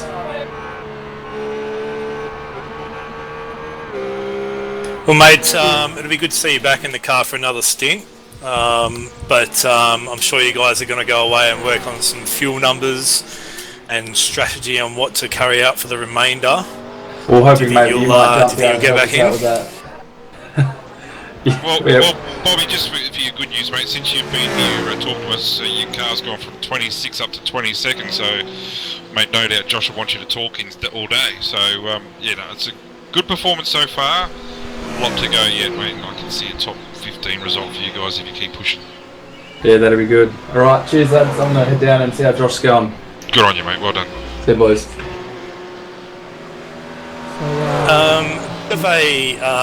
Bit of one for you, Bernie, on this one. Warren Pickering, lap 39, top of the hill. Issues. Yes. He's unfortunately got it sideways coming over Skyline and then into the wall. Okay, we'll see if we can catch that. You should be able to see the other channels now, guys. No. Okay, I've given you both admin, server admin plus channel admin. That's all good. Well, Warren's back out, who's actually had the ability to have the fast toe, so that's obviously a good thing. Down into 9th now, so an unscheduled stop there for Warren. He was only able to do the 3, 6, 8 laps before that incident, so he's on the plank now. If any other incidents, he's on his own, so hopefully for your sake there, Bernie, he'll keep it all clean. I just love this team. Tim Ballinger, the car 01521. Oh, there's an accident behind him. Sorry, Brant Tucker's just gone off behind him. The NCR Sim Racing, these guys are just coming and coming and coming. They do a great job every week. They do the Asian GT3 series as Raymond Steer and himself, Tim Ballinger.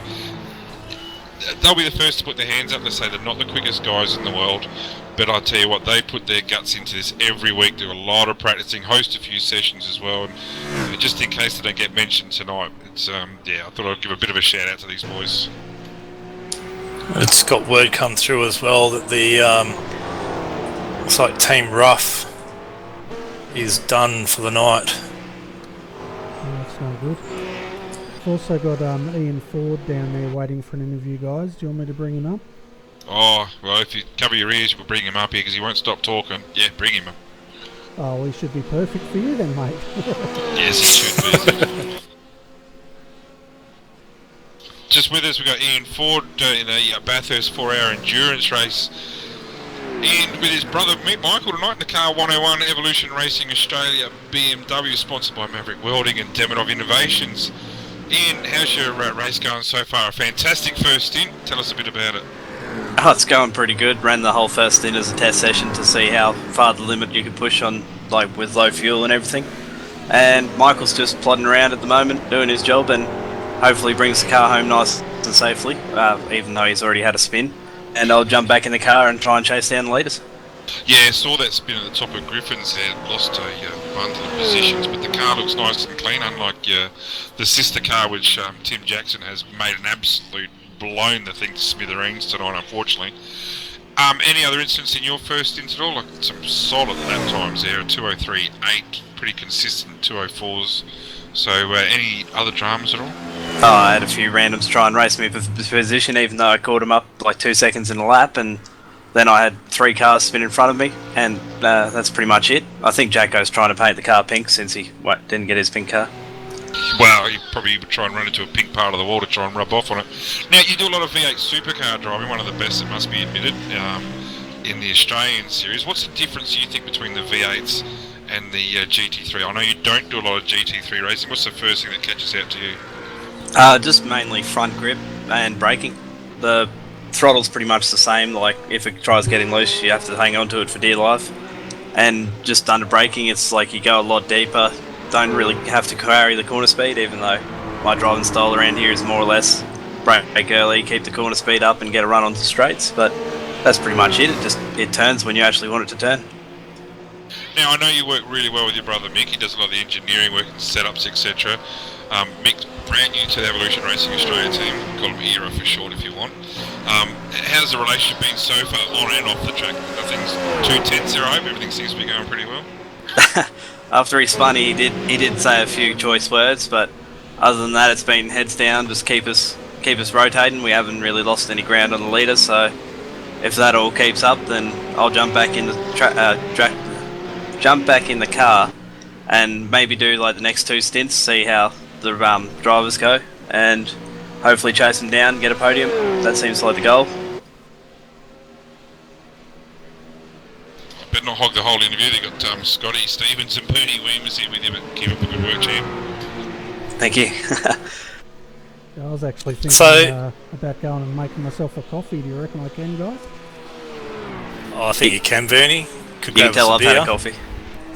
Did I not say Evolution Racing Australia enough times? Oh, wow. Anyway, on to Ian. It's about him, not about you. You're set up for the race, mate. Brenton was talking about there, Michael doing a lot of the engineering stuff. Is it a setup that you're both comfortable with, or a lot of sacrifice from either side? We literally threw the setup in with about half an hour of practice to go, and just because I don't drive GT cars very often. I've driven like 2 races in the last year, I think, and it's just been basically getting the car to the point where I can half drive it and he can do consistent lap times, and I'm just flogging living daylights out of it, so setup doesn't really come into it. And how you found the track conditions for the race so far? It's been pretty grippy. I don't know if that's just the car or that's just the tyres or something, but it's extremely grippy out there. There's definitely room for improvement with my lap time so far. And are you guys working on a fuel number kind of deal, or it's just go and just spin out until the final stint and see what you have to do with fuel or something at the end? There's no point going slow in a race ever. Well, I'll fill in these pregnant pauses here, mate. Mate, mate, some quick lapse times for Mick. He's done a lot more GT3 racing. He's had a big week this week, Michael. He actually had his first road race win ever at Sebring on Friday night, I think it was. So his confidence is high. He's chucking up some good laps here. 2:05.9 last lap. We've got a car off here. Hang on 2 secs. Kurt Bond from 16th has spun. Doesn't look like any damage though. So a 2:03.8. So within the brothers there, is there any sledging at all with who's faster or anything like that, or it's all above board at the moment? No, to be perfectly honest, he's come to the agreement that I'm faster in quali trim. I've been faster in pretty much every session. So if he said basically if I want to take the car home and just put out all the lap times I can get out of it, then that's fine with him. He's the one that's in the points paying position. I'll just follow his orders if I have to back off. And is there an expectation we'll see you again next week in the Maverick Welding Evolution Racing Australia BMW? Depends what track we're at. Coda. We've sorry guys, got to interrupt. We've got a Dodgy Boys Racing. Kurt Metcalf is stuck or stopped on pitch straight by the looks of things. Not much left of that green car. Nah, it's had a few issues tonight. There's just a few more, and that's unusual place to stop, it must be said. Anyway, mate, good job, Ian. Is there anyone to give a shout out to? Oh, just Maverick Welding for coming aboard. It's so far so good. We've got heaps of decent results in the V8s, and hopefully we push more good results out in the GT3 and everything. And just Demidov Racing, as always. Best racing group there is. Good on you, mate. Good on you, mate. And Scotty, you and I can talk. Mate, good job so far. Also, if you want to focus on Tim Jackson in the pits at the moment, just saying. Yeah, no, that car's Jacko's actually long gone, and at the moment he doesn't drink Jacko, but he's discovering Bundy rum as we speak, I would imagine.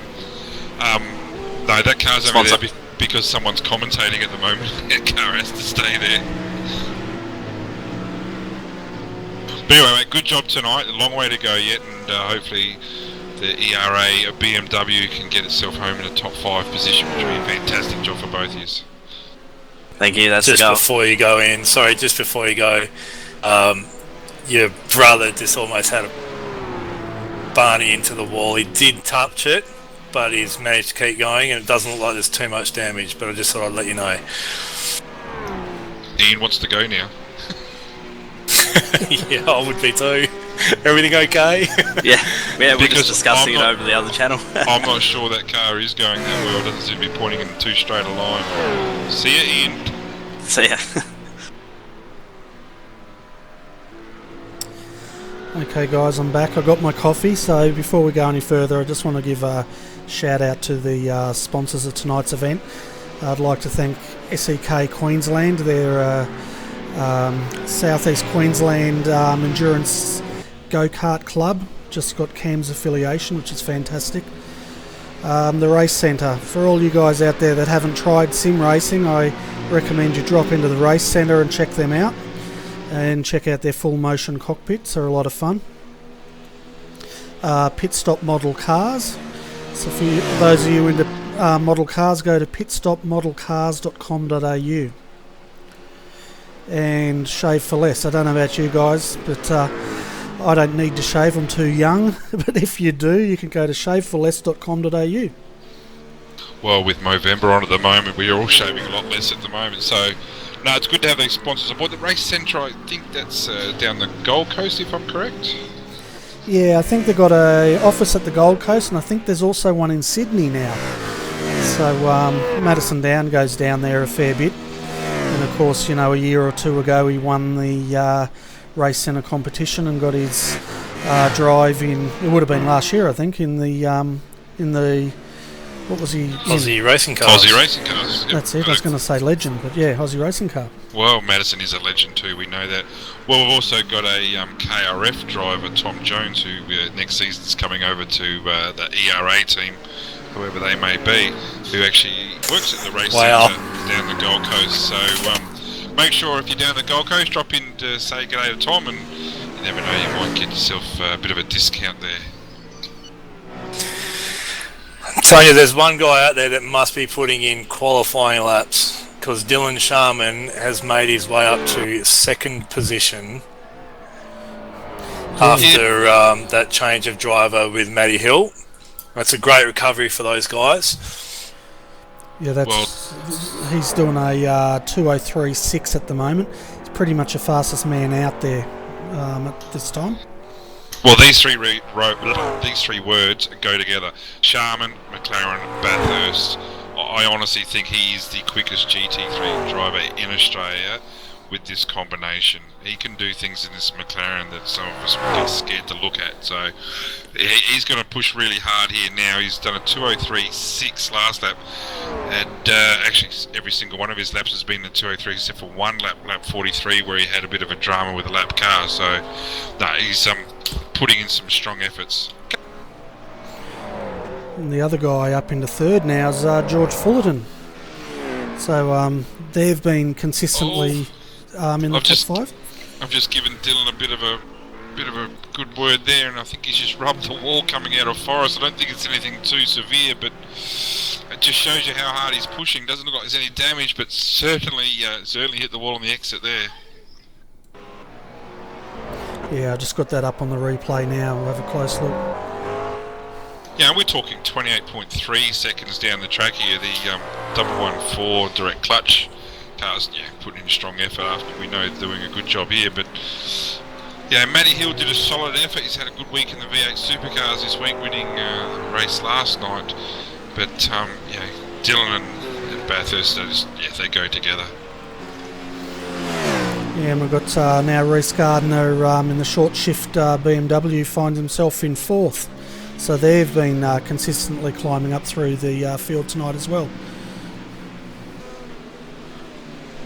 Well, we talked about them earlier with Reece and doing such a good job from his first lap incident last week at Daytona, and it got up to as high as fourth. Had to carry that extra pit stop. That's probably what stopped him staying in fourth place. I think they came up, say, 6th or 7th, maybe 8th. Actually, I think 6th by the end of the race, and that was with an extra pit stop. So, these are guys who are on the move. They've got their team together, there's no doubt, and they're just going to be getting stronger and stronger as the season goes on. And next year, obviously, with the JFF got the Australian Endurance Championship, I would imagine these guys will be real strong there too. Yeah, these. I think Jake was a late call-in for matching up with Reece in this event today. So, from what I read up in the forums, but they're doing a commendable job. A lot of laps from Reece. So he's fastest time of a 04 flat, but sitting up there in fourth position. And plenty of time to go still, and get Jake behind the wheel, and looks like Jake will probably do a double to bring the car home, if I'm reading the kind of strategy correct. Bernie, I've got to say I'm a bit worried for you here too. Warren Pickering back in the pits. He's been there for an extended time now. Aaron Lee's back in the car, but that car's stuck in the pits for quite a long time. Down to 29th now. Warren's hasn't had the best session, it must be said. Just did the 9 laps. Looks like he's had a few incidents. So I would dare say that could be the end of your day for your GT3 Team 1 for Redback Racing Team. Yeah, I'd definitely say so. As I say that, we've got it on camera, and it looks like, I don't know what that BMW is in front of it. I think that was the remnants. That's John King, the drifting derelicts, and that's probably Yeah, I'll see if I can get that back up on replay, but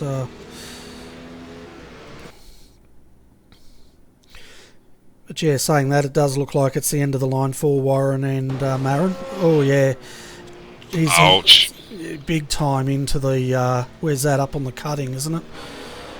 That's that's where Kevin Bartlett years ago in the 9 Camaro did exactly the same thing. Bathurst, put him back 78, 79 maybe, and that car won't be getting back out on the track. I definitely remember when Kevin Bartlett did that. It was quite an exciting time. For our younger fellas like Scotty here, Kevin Bartlett used to be a racing car driver, Scotty. Yep. Mate, I actually saw that race live, thanks. It's amazing what you can remember from prams. Well done to you. I was going to say that. You might not think I'm as young as you think.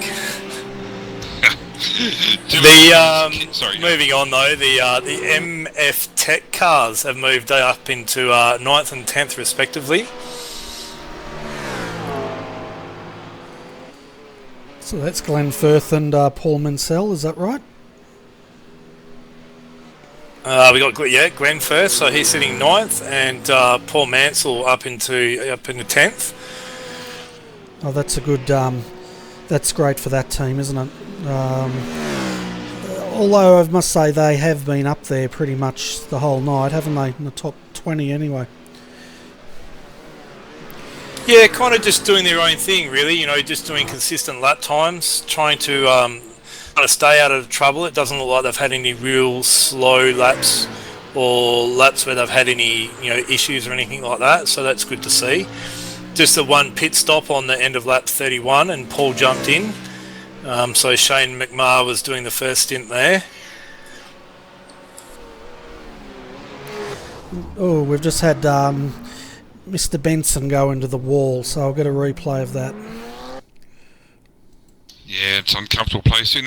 They've been working really hard, got themselves up to 11th from 14th on the grid, the Southwest Racing. About to say Maverick Welding there, I'm not sure who they are. So they've had, that's a bit of a hit there. Last time, actually he wasn't far off, he's just done the 17 laps, but he's already had a pit stop early doors as well, so this won't be a free tow for him, so you can expect him in the pits for quite extended time. Yeah, he's just gone way too hot into, I've forgotten the name of that, is that the cutting?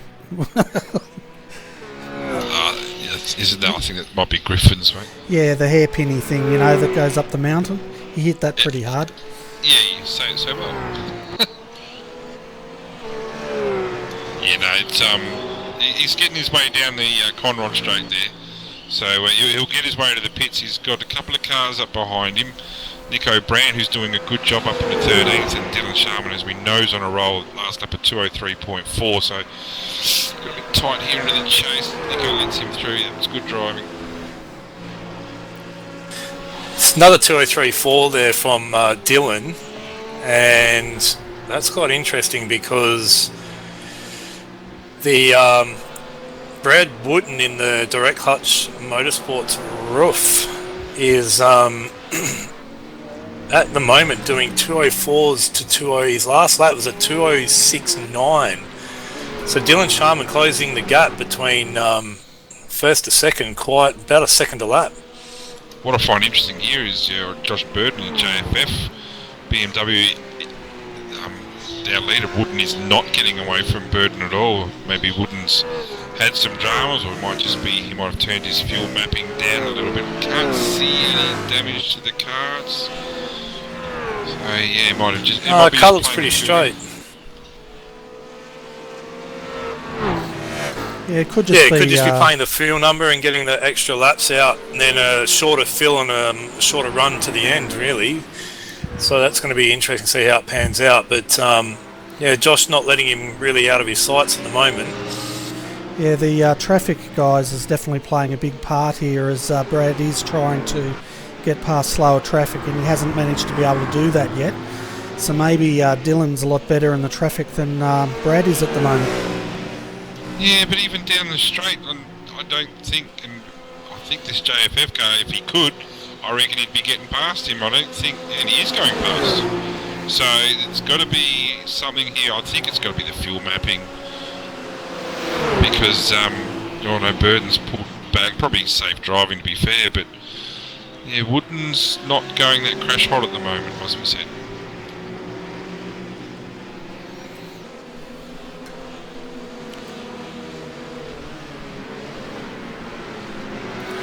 So folks, while I've got a bit of a lull, I'll take you through our top 10. So we've got Brad Wooten in the direct clutch roof out in front, being pursued some 22 seconds down the track by Dylan Sharman in the McLaren, and Dylan's coming into the pits as we speak. George Fullerton is running third, followed by Reece Gardner in fourth, and 5th is Paul Keegan. That's rounding out our top 5. So I'll just see what's happening with Dylan at the moment. Do you think this is just a routine stop, guys? Yeah, it'd be getting close to that 44. Dylan last pit. Oh, I don't know actually. Well, he had that early pit stop, don't forget, because Matty put it into the wall and they did a change of driver and an early stop. I think it was 4 to 6 laps different. Yeah, lap 23 was a pit stop, so no, this is they'll be on schedule here. I would have probably thought maybe another lap out of him, but I can't see Matty Hill's getting back in the car, so I can't see them stuffing up their fuel numbers that badly. Actually had a spinner at the last corner. Brett Gereds, can't pronounce that name properly, sorry. Penske DeWalt BMW number 71. It's just looped it coming around the corner and hit the wall and smoking badly. We've also got, he's in pit lane at the moment. We've also got Brant Tucker waiting to come up to the commentary box, guys. So do you want me to bring him up? You're running the show, mate. I'm just a camera guy.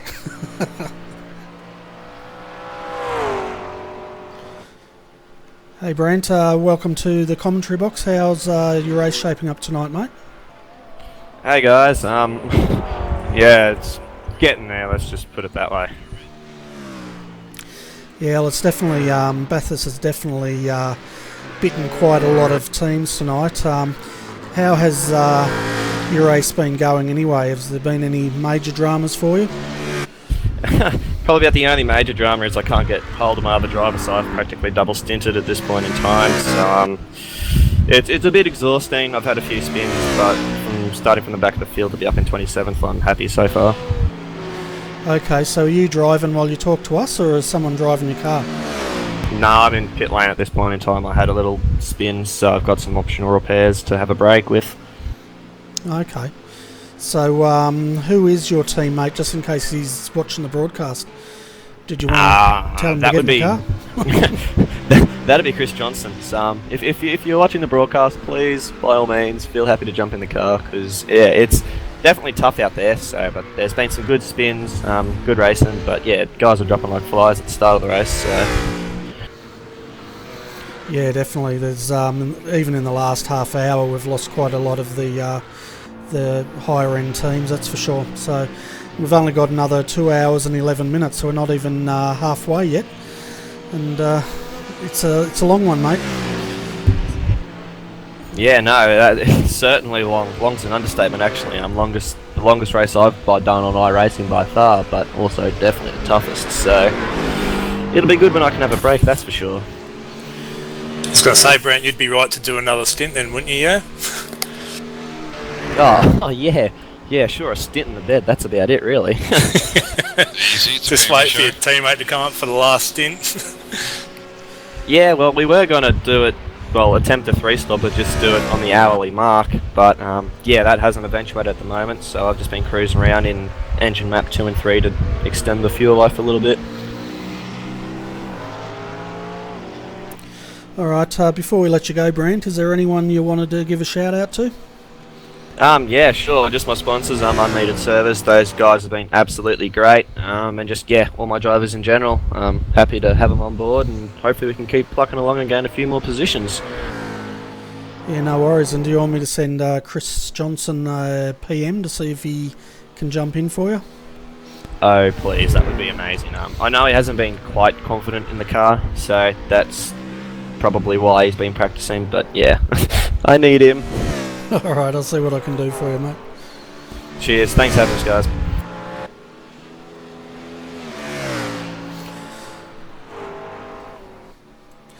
And we've also got Daniel Leap from Mad Cow Racing waiting for an interview, so did one of you guys want to interview Daniel? Yeah, Brenton, you can if you like. I'm actually going to go grab a drink and have a little break if that's okay. Yeah, I was talking to my teammate on the phone there. He's feeling mighty down about himself. So here we got Daniel Lee, Mad Cow Racing. Welcome to the SEK Endurance Championship here at Bathurst, mate. How's your race been going so far for you? Oh, it would be quite good, Brenton, if we were in there this week. Unfortunately, the co-driver was unable to attend with the motherboard issue. Okay, sorry about to hear that. Sorry, you caught me on the hop there. So how's the team been going for the season then? Yeah, we've had a few ups and downs. All in all, though, pretty good. Seem to be sort of mid-pack to tail enders, which is fine for us. We're not really huge campaigners, but it's good fun. Mad Cow Racing, a strong team, a team that's been recognised worldwide. You've got an outstanding young driver in Marcus Lenderman, a young fella from German fellow who lives in Singapore, Korea, I believe. Do you get much feedback from him in regards to GT3s? Honestly, no, I haven't spent a lot of time chatting with him. There's a few guys that we see run around quite a bit, but I haven't touched base with a lot of the internationals. So the plan next week, back into it at Circuit of the Americas? That sounds like the plan. Might try a bit of testing tonight, actually, after the broadcast is finished, but yeah, it looks like we'll be going ahead for next week. And so, excuse my naivety, mate, but who do you normally run with? We've had two co-drivers this year. We've had Ben with us for the first race of the season, and last race we had Shane Reynolds. Oh, well, Shane does a lot of GT3 driving in the Asian GT series, so he's a great little driver in the car. So, oh, mate, it's a shame you couldn't make it tonight. However, by saying that, it's great to have you in the series, no doubt, and hopefully on to bigger and better things next week. Yeah, hopefully. I think it should be good for us. If we miss out, we'll certainly kick along and watch the broadcast with you guys. It's turned out to be quite a good season, I think. Well, good on you, Daniel, and so good luck for the rest of the season. Mad Cow Racing Motorsports. No worries, guys. Have a good call, Cheers, mate. Just got some drama up here. Sorry with the Raymond steer. He's just very slow. I think he might be on the outlap, Raymond. No, he's had some issues. Just letting Trevor Forster and Ian Ford's back in the car. So Michael's had his pit stop on lap 51, so they're right on schedule, I believe, or is he early? Hang on 2 seconds. No, I think they're on schedule. Yeah, so Ian back in the car now. He has the ability to bring it home from here. I'm not sure he will, but that car looks like it's all cleaned up brand new for him, so I'd imagine Ian's going to put in some great times here. A little battle for 10th and 11th with Trevor Forster in the VPR BMWs. Yeah, and with the cameras at the moment are focused, we're back in on the leader at the moment, which is Brad Wooten, followed second by George Fullerton, Reece Gardner and Paul Keegan. And hopefully Brandt will be happy because I've just sent the PM to Chris Johnson to see if he can jump in that car. Well, Scotty alluded to it before with Brad Wooden. Times aren't outstanding, it must be said. 205, 207, 206. Actually, he's quite a few 206s now. I'm going to assume he's got his fuel turned down because he seems to be off the pace in comparison with Dylan Sharman. Yeah, so definitely.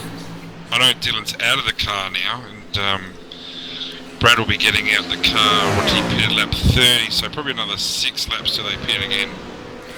Yeah, I'd say they've turned it down because they were in the 203s consistently up until the last 20 minutes. So maybe they're trying to just use that gap, conserve fuel, and see where it takes them, I guess.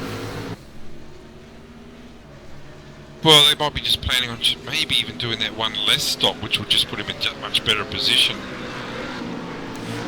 Yeah, well, they have, what do they got? A huge gap at the moment over Reece Gardner by 51 seconds, so they've definitely got the time to cruise around and conserve that fuel. Yeah, I think that's not where their race is. I'm pretty confident the race is with the Hill and Sharman car. And even now, like Matty Hill's on his 2 outlaps, 204.9, 204.7, 204.8. You know, we're talking 2 seconds a lap here at the moment, the gains. And with Sharman in the car before that, we're talking 3 seconds a lap. So there's some substantial gains being made here. That lap there gets the lead down to 1 minute 25.7. Forget that time overall because there's an extra pit stop there. I'm interested to see how they go after the pit stop. Yeah, and what's the normal length for a pit stop around here, Brenton?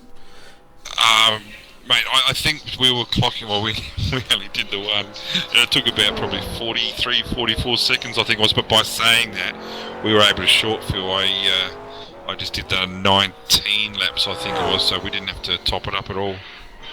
Okay, so based on those numbers, in real time, Brad's probably... He's 124 in front now. He's probably only about 45 seconds ahead of Matthew Hill at this stage. Yeah, well, I'm going to be thinking it might even be less than that, because like I said, we didn't have to fill up with fuel.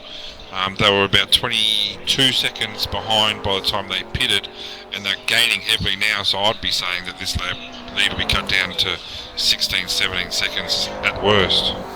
Yeah, well, Brad has just put out a 2:05, so he has picked it up a little bit. So we'll see in the coming laps if he does pick it up or if he sort of languishes around those 2:06 spots. But if he does, he wouldn't want to be hanging out there too long with the way Matthew's driving, that's for sure.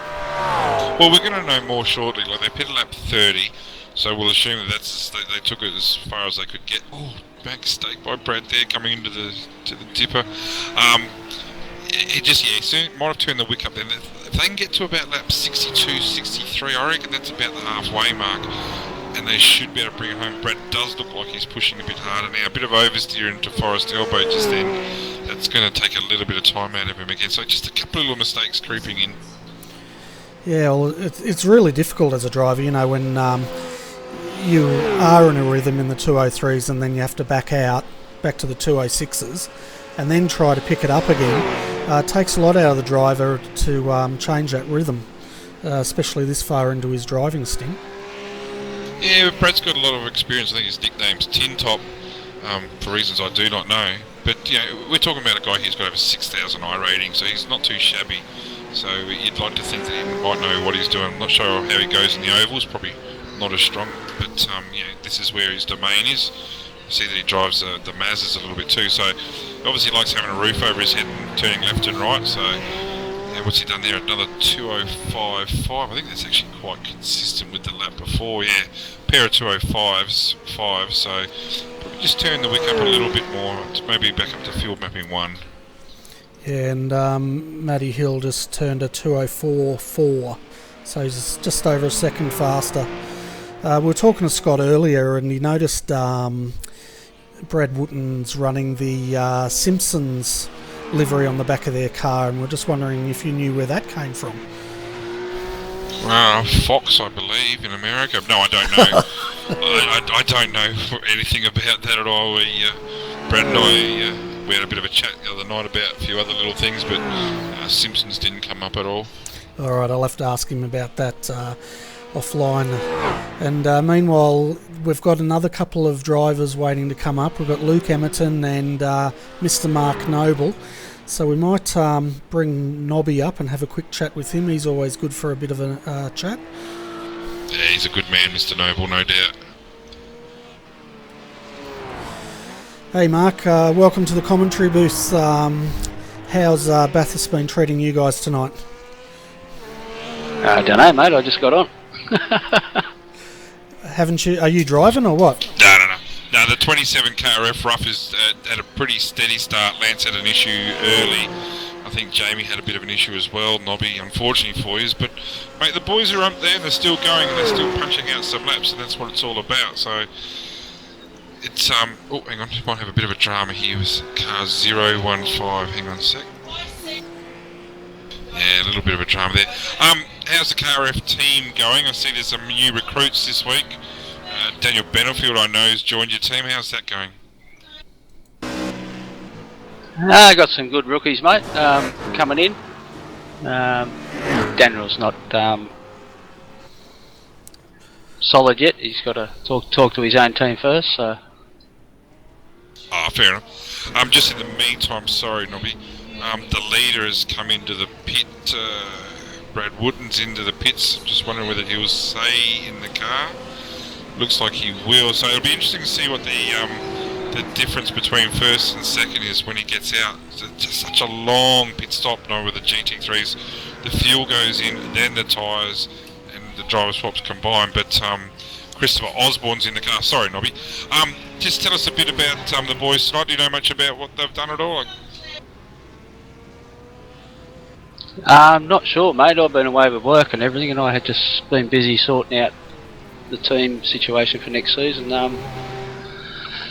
Yeah, I'm not sure what strategy they got going, or really anything. Jamie's just jumped in for me because I thought I might have made it, but Jamie's doing a good job by the look of him, up in 18, so that's not bad for us, boys. No, it's a good effort, it must be said, from 33rd on the grid. I know Lance did all the qualifying work there from what I remember. So, yeah, no, a good effort. The 20 position, mate, that's probably more than what they would hope for at the start of the race. And still a long way to go, and there's still some positions to be made, no doubt. Oh yeah, just looking up there, it's just halfway through the race. So yeah, if they can keep it nice and steady and consistent, yeah, you never know around this track. They might pick up a few spots. Well, they're going to pick up another, perhaps. There's just another couple of BMWs on O'Hara in the 75. The Team Harness Racing's in the pits. It looks like it's it looks like it's on schedule. So yeah, no, some dramas all around tonight, and like you said, it's a long way to go, and this track's just so unforgiving, isn't it? Oh yeah, a lot of walls. Yeah, so do you think we'll see you in the car tonight, Nobby, or are you just going to let Jamie and I think it's Lance take it out from here? Nah, mate. These boys can do the whole thing, mate. Yeah, I think we're only allowed two anyway. I think, yeah, mate. I'm pretty sure it's a lock that you can only have two drivers per car, which I find a bit of a shame. It'd be good if you can take that third car in, but that's by the by. And later on in the week, Nobby, I've got to get you to have a chat with you about our secret men's business. I haven't told anyone about anything yet, so we'll have a chat and come up with something in the next week or two. No, that'd be great, mate. Yeah. That's really looking forward to it, actually. Yeah, that'll be a big announcement, and yeah, we're all looking forward to that. Excellent. So, I thought you'd be in the outer here, Brenton, but anyway, we'll announce it next week. I don't know what you're talking about. I'm just trying to fish here. Well, yeah, okay. You should know what he's like by now. We're pretending he knows what we're talking about. All right. That is it. Yeah, that's what he does. Get you walking into that one, Bernie. So, we've also got Luke Emerton waiting down for an interview. So, did you want to hang around with us for a bit, Nobby, or you want to go back and manage your team? What do you want to do, mate? Well, it's like a KRF reunion. No, I'll stay up here, mate. The boys are doing well. I don't want to disturb them. All right, Luke. Welcome to the commentary box. Where are you now? You're running 21st at the moment, so things aren't quite going according to plan tonight. Oh no, I think it's pretty successful. We started near the back of the field, and Bradley got us up to a fairly good position, and I'm pretty much bought the car 2 hours before the event and only did about half an hour's worth of practice, so my job's just to get in there and help him out by keeping it off the walls. So I think I did that pretty well. Brought him back a straight car, and he's in there for his second stint, and then I'll go and finish it off. Yeah, well, it's definitely one of the straighter cars out there, that's for sure. There's a lot of bent cars further up at the moment, that's for sure. Yeah, well, we had a small hit, I think, on lap 3 that Brad said he brushed the wall, but it didn't affect the car too much, and once he brought it back in, that used his fast repair, and then I took it out, and I think I only had a couple of times ones just from letting the faster cars pass, just getting off the track, so managed to keep my half off the wall, and but Bradley's doing a good job out there. We managed to gain, I think we're up to 22nd now from about 34th on the grid maybe when we started, so yeah, it's doing well, alright. Give you some more good news, Luke, and hello to you, mate. 21st now in the TTE Sports Racing team. Matheson in the car at the moment, punching out some fairly decent laps. You had your fastest lap for the team at 2:08.9 on lap 28. Brad's 2:10s, he had a 2:15, obviously tripped over something there, or might have had a faster car through, so yeah, mate, just punching in some laps, getting a straight car home, that's what it's all about here, isn't it? Yeah, that's right. We tend to lose found that, well, I was losing, letting the faster cars pass. You'd maybe lose 2 to 3 seconds a lap. As long as they kind of caught you in the right position. I'm trying to be letting them pass down Mountain Straight or before we get to the mountain, because it's just so hard to let them pass up through the top. So we've been dealing with that not too bad, and it seems like the faster guys are pretty patient with us. Like they're just following us through. If they do catch us through the top section, they know once we reach Forest Elbow that I'll let them through, or that Brad will let them through. So yeah, it's been pretty good sportsmanship out there at the moment, which is good.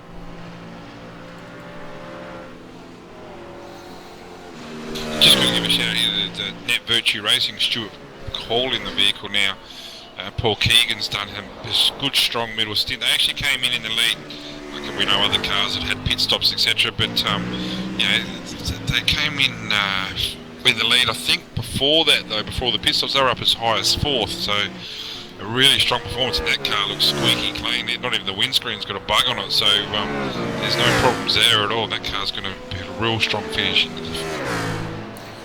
And speaking of strong finishes at the moment, Christopher Osborne's back in the car. He's back down to the 203s again, with Matty Hill in the 204.8s. So it looks like that direct clutch roof is back up to its usual pace again. Yeah, and the lead actually got down to 14 seconds from what the work that Sharman and Hill did on Wooten. So Wooten probably off the pace, it must be said, compared to his faster teammate. So now that Osborne's in the car, he might even bring it home from here. Don't know what their plan is, but it's a great effort by Osborne and a steady effort by Wooten, it must be said. But he just looks that little bit slower than his teammate, but certainly can't be considered to be slow around.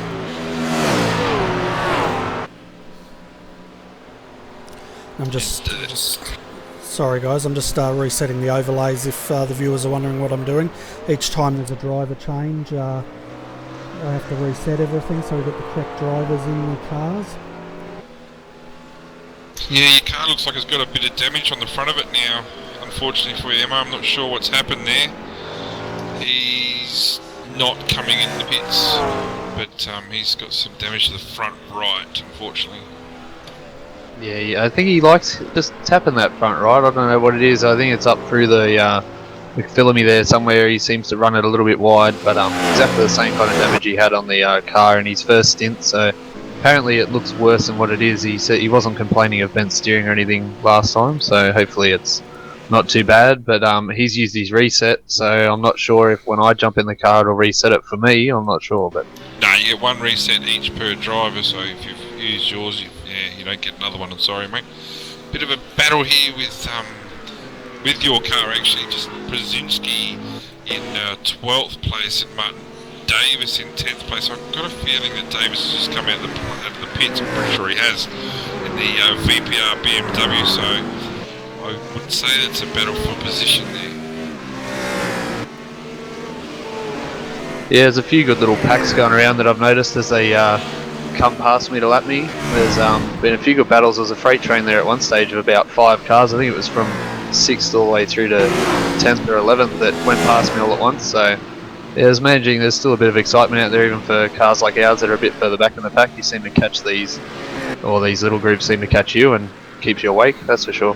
And the KRF 27 roughs into the pits. I would say that's a full stint for Jamie. He's been in since lap 29. Had to do a pit halfway through, lap 59 for this car now. So that will probably be a driver change. Yes, it will be. So young Lance will be getting back in the car. He does a good job, Lance. Tell us a bit about him, Nobby. Lance come with us, come into the team, or I think halfway through this season, I think, or just after the season started, and yeah, give him a chance, and he's proved to be a valuable asset, to be honest. He's a nice young fella. Yeah, he's not up there with setups, but he's getting there. So he's wanting to learn all the time. So he's good. Yeah, he's a good young fella.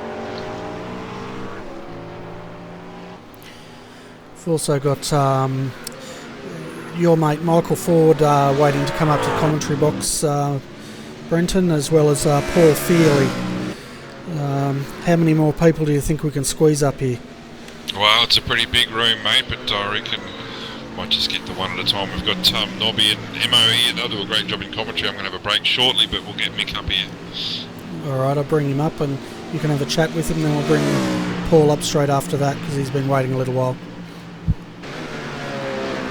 Just here in the commentary booth, we've got Michael Ford from the Evolution Racing Australia 101 BMW, driving with his brother Ian Ford tonight. Mate, welcome to the broadcast, SEK Endurance Championship, round 4 I believe it is, here at Bathurst. How's your race been going so far? Yeah, the race has been going good.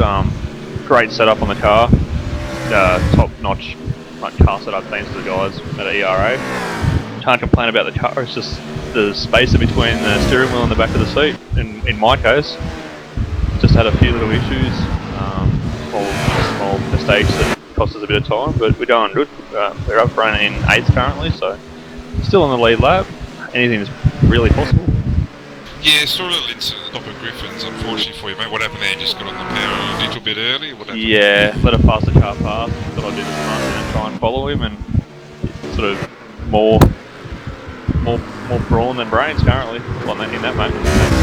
Well, certainly that family, there's no doubt about that. Sorry, Ian, no doubt you might listen to this later on. Ian's doing some great laps here. As we said, he doesn't race the GT3 often. It was fantastic that he received a fairly late call up, it must be said. So, there's going to be nothing but praise for Ian, what he's doing tonight. So, is it something we'd like to see in future? Knowing the answer before I ask the question, obviously, but is it something we're going to be seeing in the future with Ian? I'd really like it. It'd be great. His times are unbelievable, like 3.8s to 4.1s every lap. It's just unbelievable. If we could do that every lap of the race, including myself, would be a good shot. So yeah, hopefully. And mate, you've gone into a new team this week. It's been a big week for you. I could talk all day about them and probably will, but what do you think of the new team and how have you settled in? It's been great. Great bunch of guys behind us. Great sponsor in Maverick Welding. Can't thank the boys enough for providing a great car. I had my first road race win at Sebring in the GT3, the BMW, at the start of the week, and yeah, just can't complain about them at all. Well, mate, it's fantastic to have you on board, mate, on my personal behalf, mate. I know yourself and Ian work so well together. What's the plan the rest of the race, mate? Are you going to be getting back in the car, or is it expectation for Ian to bring it home? With a little incident that I had coming through the dipper, slipped the wall, and it's thrown us a little bit off strategy compared to some of the guys in front of us. So, still discussing all the options. I'll probably jump in and finish off just to bring it home, just to give Ian a bit more of a break. But yeah. Yeah, I know Ian's got an early start at work tomorrow. Well, mate, good luck for the rest of the race, mate. And you're doing the Evolution Racing Australia team really proud, top 10, which is probably, would that be fair to say, is your strongest performance so far in this series? It is, without a doubt. It's sort of a track that I know as well, and we've all grown up watching. So yeah, it's definitely a great performance. Well, mate, hopefully, we know Ian's unbelievably fast and he doesn't really care what the car looks like at the finish as long as it gets to the finish, so hopefully he'll keep on the black stuff and keep it nice and straight for you and bring it home. Awesome, thanks guys. Good on you, Ian. Mick as well. Alright, Brenton, did you want to have a break, and it can be the Bernie and Nobby show for a bit. That'll be fantastic, thank you. And I'm back too, guys. Oh, good. Sounds like a good time to leave. Scotty's here. I'm off to have a break. Alright, see you, Brendan. Alright, we'll bring Paul up. He's been waiting quite a while to have a chat, so we'll bring Paul and see how his race has been going. Hey Paul, welcome to the commentary box. Thanks for waiting. It's been a bit crowded up here tonight. So how's your race been panning out tonight? Oh, not fantastic. We were going okay at the start. We were in the top 10, but poor Mav had a wreck in front of him that he couldn't avoid, and we've slipped back from there. So we're at 5 laps down at the moment. But I really wasn't expecting anything other than that. I find it very easy to wreck at Bathurst. Yes, I'm just having a look. Are you driving with Maverick Benson? Is that correct? Yeah, we're both Carters in the Victorian Country Series, so we give it a crack. Yeah, and Yeah, we noticed, I'm not sure who was in the car at the time, but we did see the Bottle roof have a bit of an incident at the top of the mountain, but you're still in there circulating, which is a lot better than probably 20% of the field at this stage, so it's looking good for a finish at this stage, hopefully. Well, at the outset, I'm happy if we can actually get by with the top 20, so if we've still got a long way to go, so if we can pull a few positions back, that'd be great. Yeah, well, we're just over halfway. We've got another hour and 44 minutes to go, so anything can happen. You're sitting in 22nd at the moment, and Jamie Peters has just gone down to the same laps as you, so there's your next target. Yeah, it's quite funny, the drop-off rate. You're waiting for attrition instead of relying on your own performance, which is a different way of thinking. Yeah, well, that's right. It's all about consistency, isn't it? So, so before we let you go, is there anyone you'd like to thank for tonight's run? Your sponsors or anyone like that? Not really, but as I said, Mav and I are both cutters, so I'll put a shout out to the Victorian Country Series. They do a great job.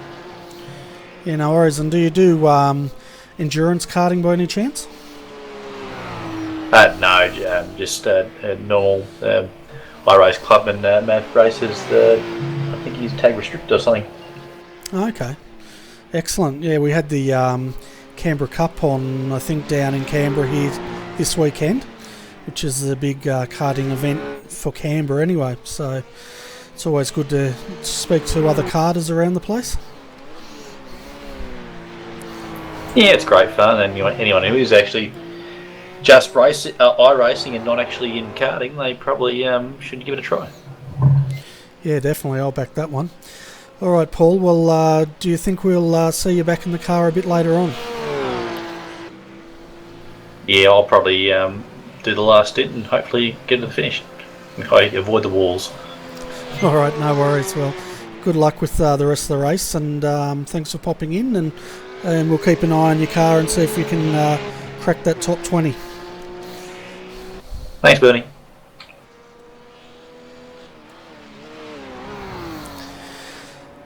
Okay, so guys, it's that time again when we'll give you a bit of an update on the race and thank our event sponsors. So we'll start with our top 5. So we've still got Christopher Osborne punching out the laps consistently in the 203s. He's been there most of the night, if not all the night really. Followed by Matty Hill in the McLaren. He's some 18 seconds down now. He's lapping about a second slower a lap than Chris Osborne is at the moment. Third place we've got another McLaren, which is Timothy Schweck. They're lapping in the 205s, and I must say they're doing a fantastic job tonight. Where did they start? Started in 9th and they're up to 3rd, so you know that's a fantastic drive by those guys. Coming in 4th at the moment we've got Reece Gardner, some 20 seconds down the track from Timothy, and again Reece started in 10th and climbed his way up to 4th, so that's a great drive. 5th we see Guy Leach in the car, started 8th. He's up to 6th, another consistent runner. So that's our top 5 guys.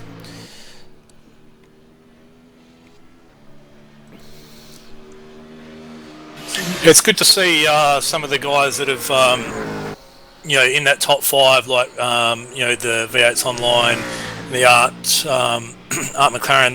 They've just kept themselves nice and clean, Bernie, and have managed, top 4 positions at the moment, so that's really good to see for them guys. Yeah, it's been a really good, clean, consistent drive by both of them, and they're seeing the rewards now. And it's still a long way to go, so who knows where these guys are going to end up.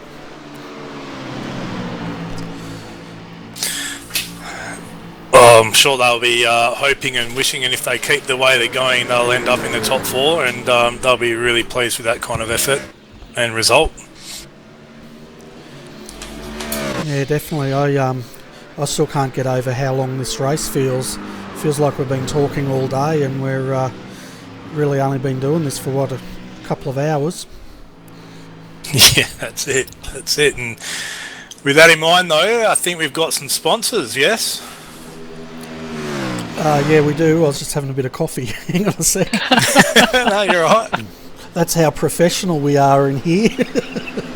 All right. You haven't lost your touch, mate, that's for sure.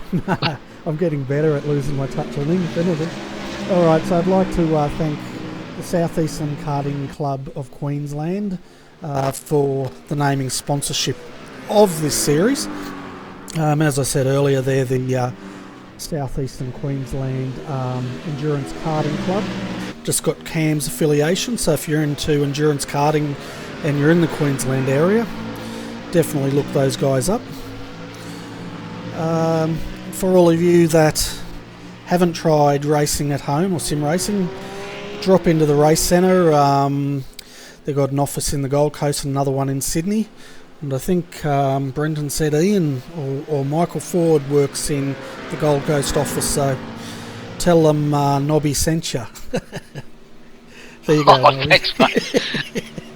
I think one of my boys just got a job there, to be honest. Okay, good. So if they say Nobby sent them, your boy will look after them, is that right? Actually, I think Jamesy got a job there, I think. Oh, excellent. And for all of you out there that are into your model cars, check out Pitstop Model Cars at pitstopmodelcars.com.au. I was checking them out the other night, guys. They've got some really nice scale model racing cars in there. And for people like Nobby that shaves a lot, check out shaveforless.com.au, where you can get all your razors and shaving goods at cheap prices. Oh, you're good to know it. Oh, yeah, mate. And finally, we'd like to thank iRace for Fun for putting on this event. I think they're the league that actually runs this whole series, so it's great to have them on board as well. And that's our sponsor wrap up. And of course, you're watching RRTV. I'm Bernie Weemers with Mark Noble and Scott Stevens.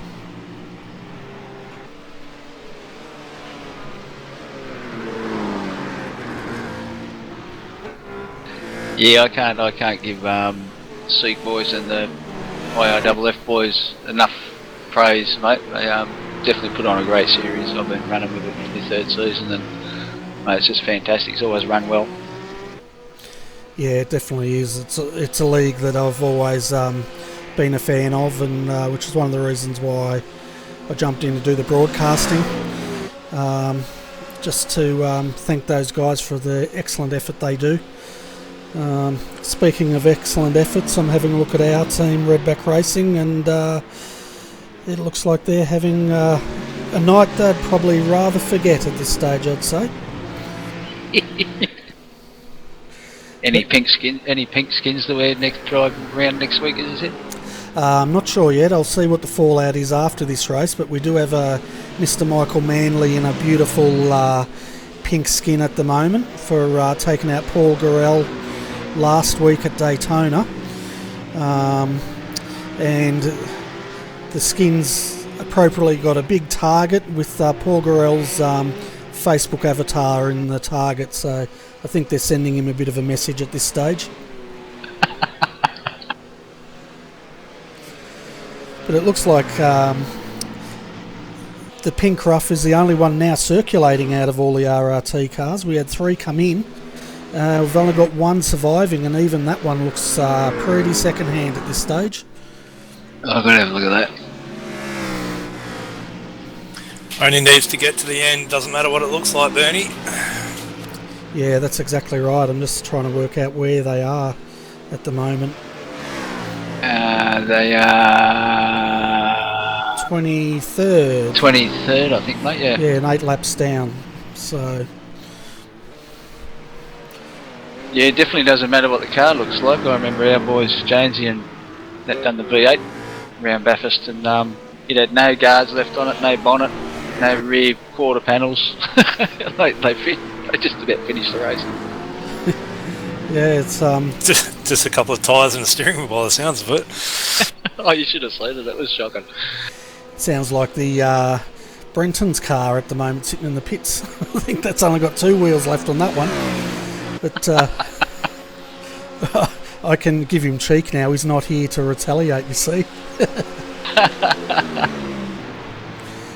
Yeah, so currently our retirees are Paul Gorell, Redback Racing's retired, Aaron Lee, looks like they've retired as well, Kurt Metcalf, Troy Maguire, Matt Menzies, Matt Stratford, Chris Dickinson, Alex Pole and Daniel Leet are our retirements so far, folks. So we've probably lost about a quarter of the field so far.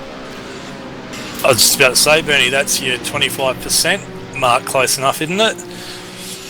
Yeah, it's pretty much the same as last week. I'm actually surprised. I thought it would have been higher about now, but still a long way to go. Not that I want them all to crash out, I want them all to finish, really.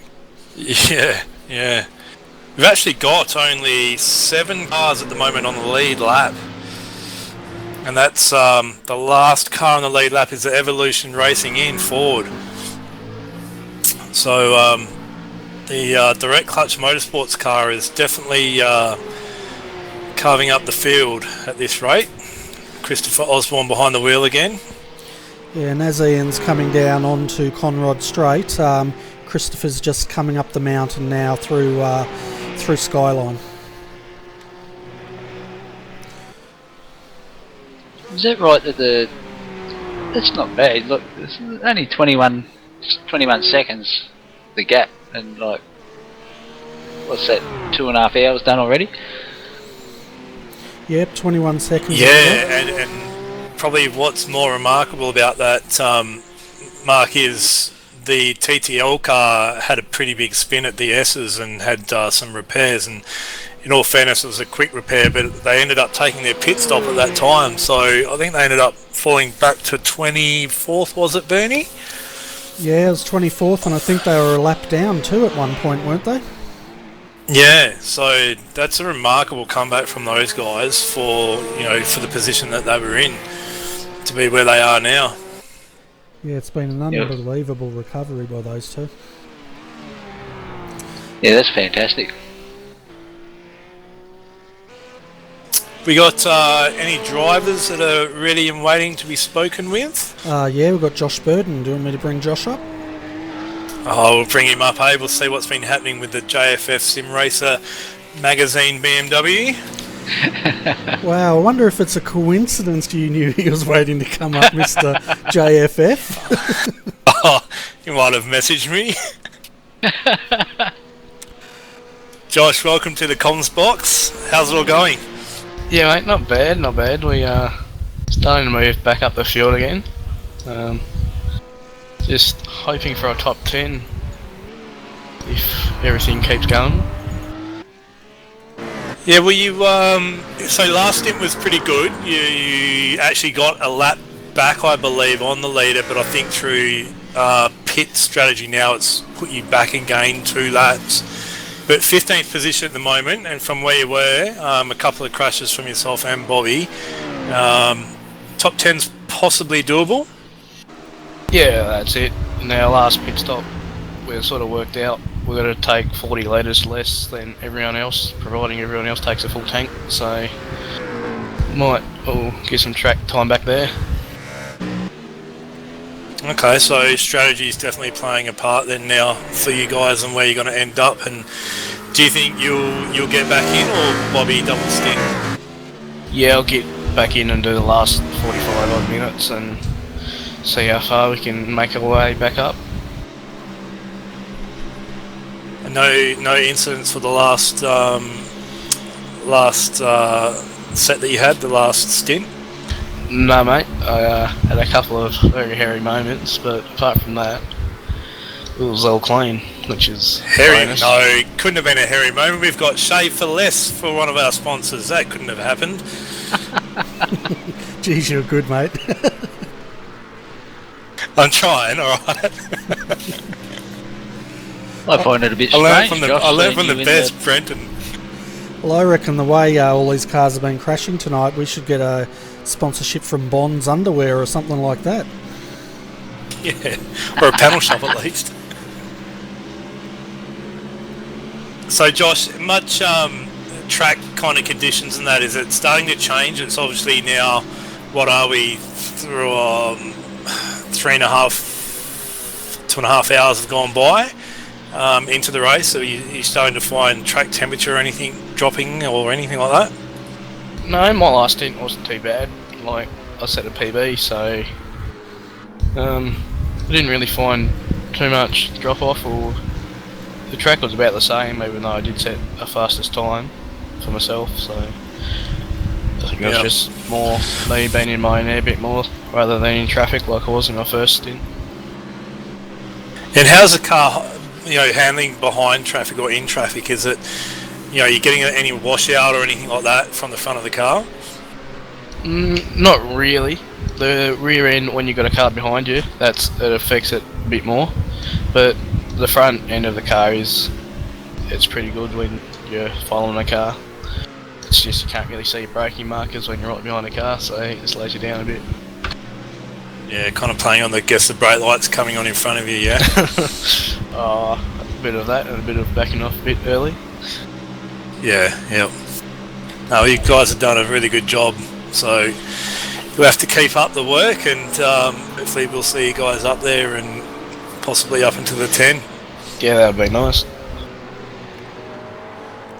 Yeah, sorry to interrupt, guys, but it looks like Dylan Sharman's had a bit of a moment. He's dropped back to 4th now from 2nd, some 81 seconds down the track from Christopher Osborne. Just having a look at their car. They've had a pit stop, Bernie. Lap 70, end of lap 70, Matty Hill came in. So Dylan Sharman has now taken over, and I'd say would see him come through to the rest of the rest of the race with an hour and what have we got? Hour and a half to go. Is that right? Yeah, just an hour and 27 minutes to go. So that could explain why they dropped down. See, every time I reset the overlays, my pit stop count disappears, unfortunately. Yeah, so end of lap 70, those guys came in. So Matty Hill, he went from lap 51 to 70, so almost 20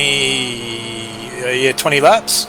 And I'd say that now they're working on it. Dylan Sharman probably bringing that through to the end, and a fuel strategy on what's going to be required to finish the race off. Yeah, I'd say so. And we've also got Mr. Reece Gardner waiting for an interview. If you guys want me to bring him up to the commentary box. Yeah, bring him up here. The V8's online. Yeah, they're in the short shift BMW Z4, if I'm not wrong. Anyway, here we go. Hi, Reece. Welcome to the commentary box. How's this race been treating you guys tonight?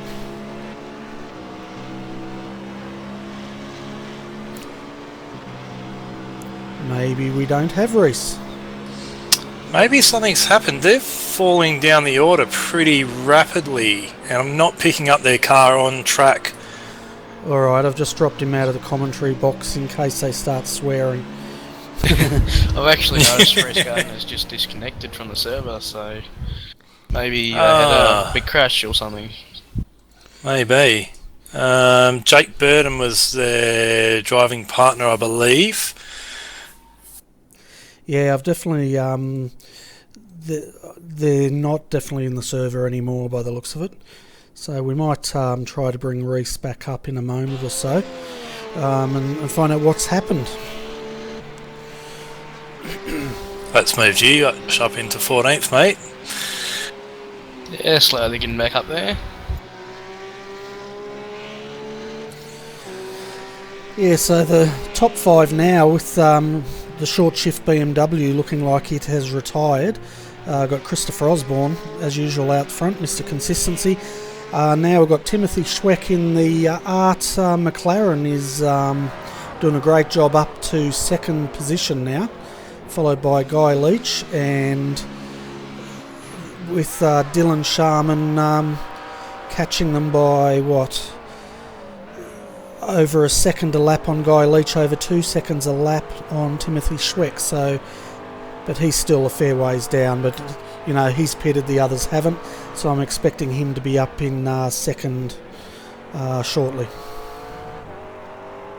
Yeah, and the last pit stop that Christopher Osborne, when they did their driver swap, was at the end of lap 57. So they would be roughly, what are you guys getting a lap, Josh, or a tank? How much fuel?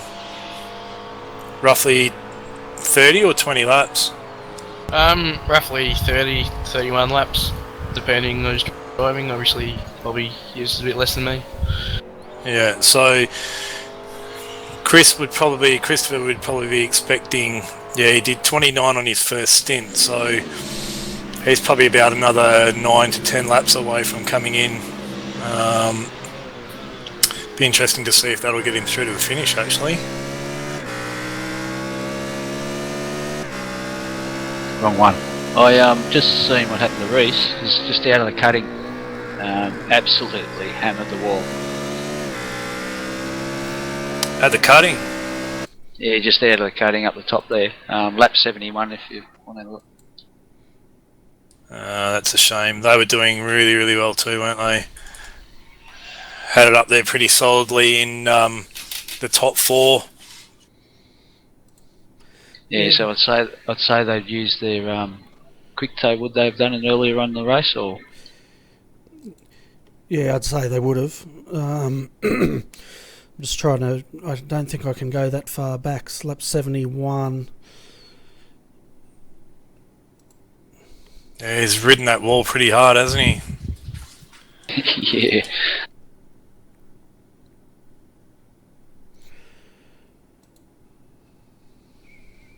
Must have had previous damage because the car's just gone absolutely straight on and belted it. Yeah, I think I've got it up now, guys. So I've just got the end of it. Not sure. Yeah, we just can't quite get to. We just caught the end of the accident, put it that way, as he's going backwards down the track. So sorry about that, guys. We did try to get that incident up. Just trying to. I seem to have lost connection, so I'll just see if I can work out what's going on here. Actually, when I was watching it, he was just up the end of Mount Straight. He sort of disappeared and then reappeared again just after hitting the wall, or just as he was hitting the wall. So yeah, well, I think we'll try to bring Reese up and just get from him exactly what happened, if we can get him in. Just give me a moment. Hi Reese, you there? Reese, it's Bernie Weemers here from RRTV Commentary. Can you receive us, mate? Just got a message from Reese.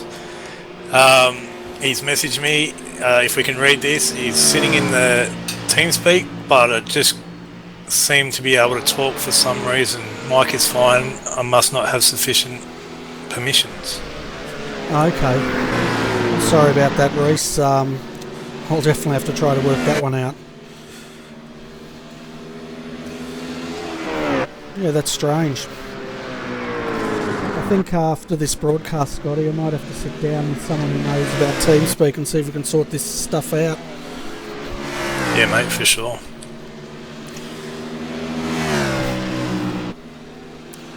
I'll see if I can chat with him, or does someone want to chat with Reese to find out what caused him to retire from the race? He's going to send them to me, so I'll see what he has to say, and I'll let you guys know.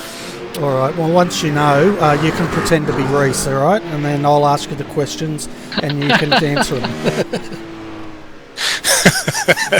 We'll try something like that, eh? Yeah. So you've got to put on a Western Australian accent if they've got one over there. Western Australian. Hey mate, I'm from WA and no, we don't have an accent. Oh yeah? Oh wow. Yeah mate. Oh okay, well, there you go. Hey listen, I'm sitting in some beautiful... Listen Scotty, you know what these bloody Canberrites are like, mate. I've only heard rumours, man, and I don't go in from it after that. I just let it go. Yeah, that's what I do at West Aussies as well, mate. Just to let you Eastern Staters know, we've got a beautiful sunset happening outside, crystal clear blue skies, and yes, it's still light. What did he say? Well, you need to interpret. Oh no, he's back. It was nice and quiet. Oh, is that Mr. Maverick Welders? And let it be known, I was listening to the broadcast, boys. It's pig hunting season.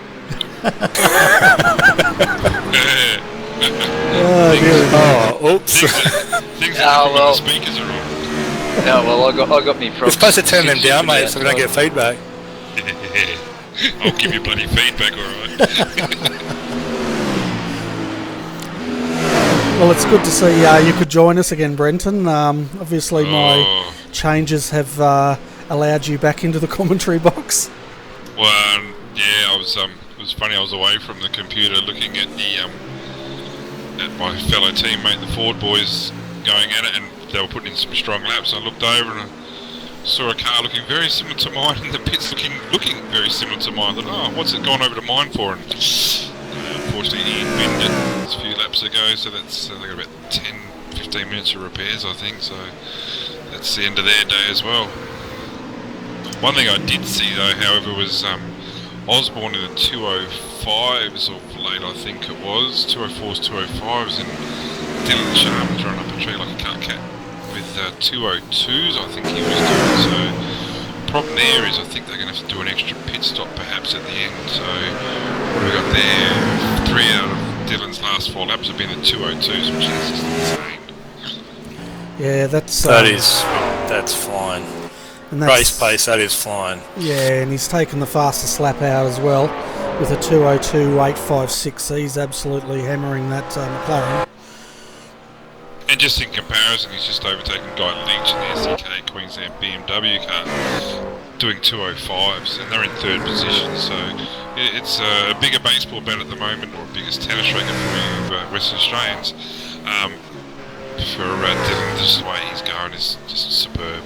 It's great to be on board, just watching the lap from in car too.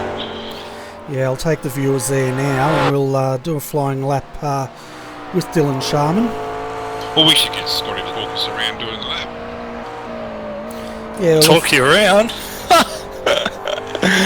Oh yeah. Cheers for dropping me in on that one. It's a pleasure, my friend. It's daylight over there, so you should be able to see where you're going. Yeah, but sun's setting, man, and the sun might get in my eyes. Well, then you better do it quickly. Yeah, so folks, we're coming down Conrod Straight. Once we get on the main straight, we're going to hand the mic over to Mr. Stevens for a guided tour around Mount Panorama. Oh dear. Into the chase. Really good here on the brakes. You can go really, really deep. Make sure you click apex on exit, and just pluck up through the gears down into the final corner. Try and make sure not to hit the curb because it unbalances the car. On the apex, on exit's pretty good. Across the start finish line into corner 1. I think that's Hell called, corner as they call it. I thought they called that Maverick corner. Nah, mate, only Maverick's the one sitting in the commentary box. That's Maverick welding corner.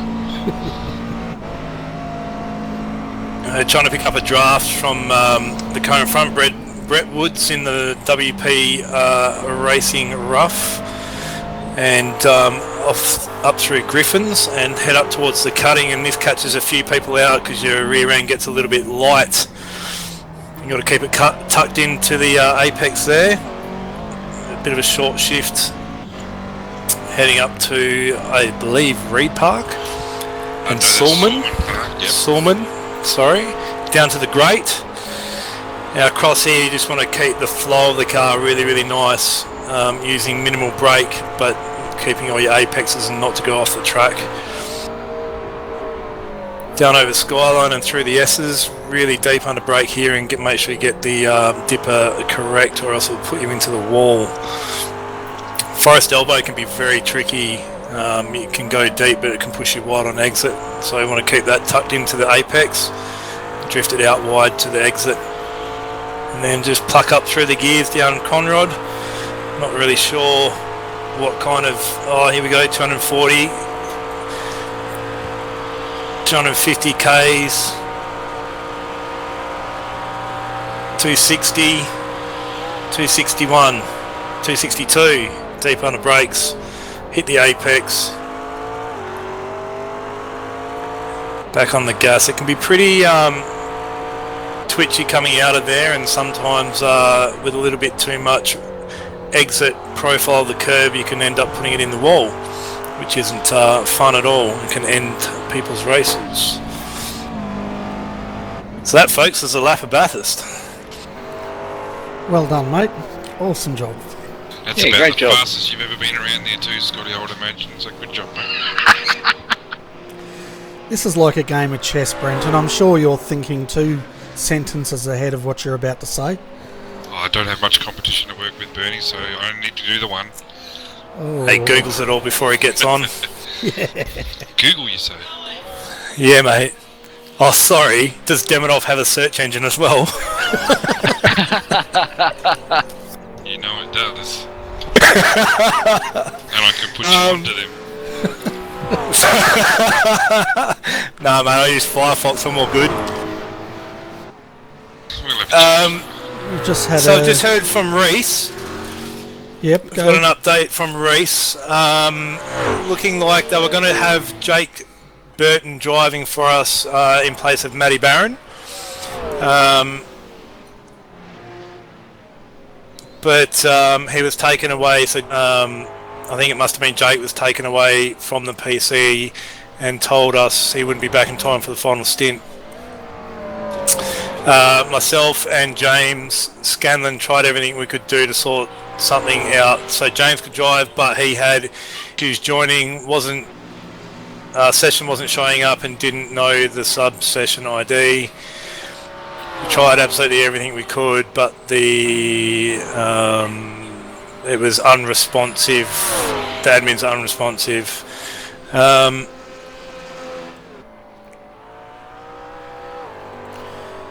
Okay, so he was going to pull into the pits just before the session ticked over to 1 hour left, but I crashed at the cutting and called it a night, unfortunately. So it's disappointed, really disappointed, because had so much pace and was driving like a machine, and he was up to battling for 3rd and 4th for quite a while during the race, which is really good to see. And he said, quote, had been the best drive of my iRacing career. Well, it's definitely they're definitely in the top 5 most of the night, but it's amazing to hear from the driver's point of view all the things that are happening behind the scenes that we're not privy to. So with all that going on, I think Reece should be extremely proud with the way that short shift BMW performed tonight. Yeah, and I think I hope he bounces back and gets on board for the next round, and which I believe is at Circuit the Americas. Yeah, that's right. Circuit of Americas. I think it's a 3-hour next week. Don't quote me on it. I think it's a 3-hour next week. So yeah, definitely be good to see Reece and the short shift BMW back next week. And if you're listening, Reece, bad luck, mate. But you did do a fantastic drive, and you should be proud of how you performed while you were circulating. And you're not the only one retired. We've lost over a quarter of the field in this race now.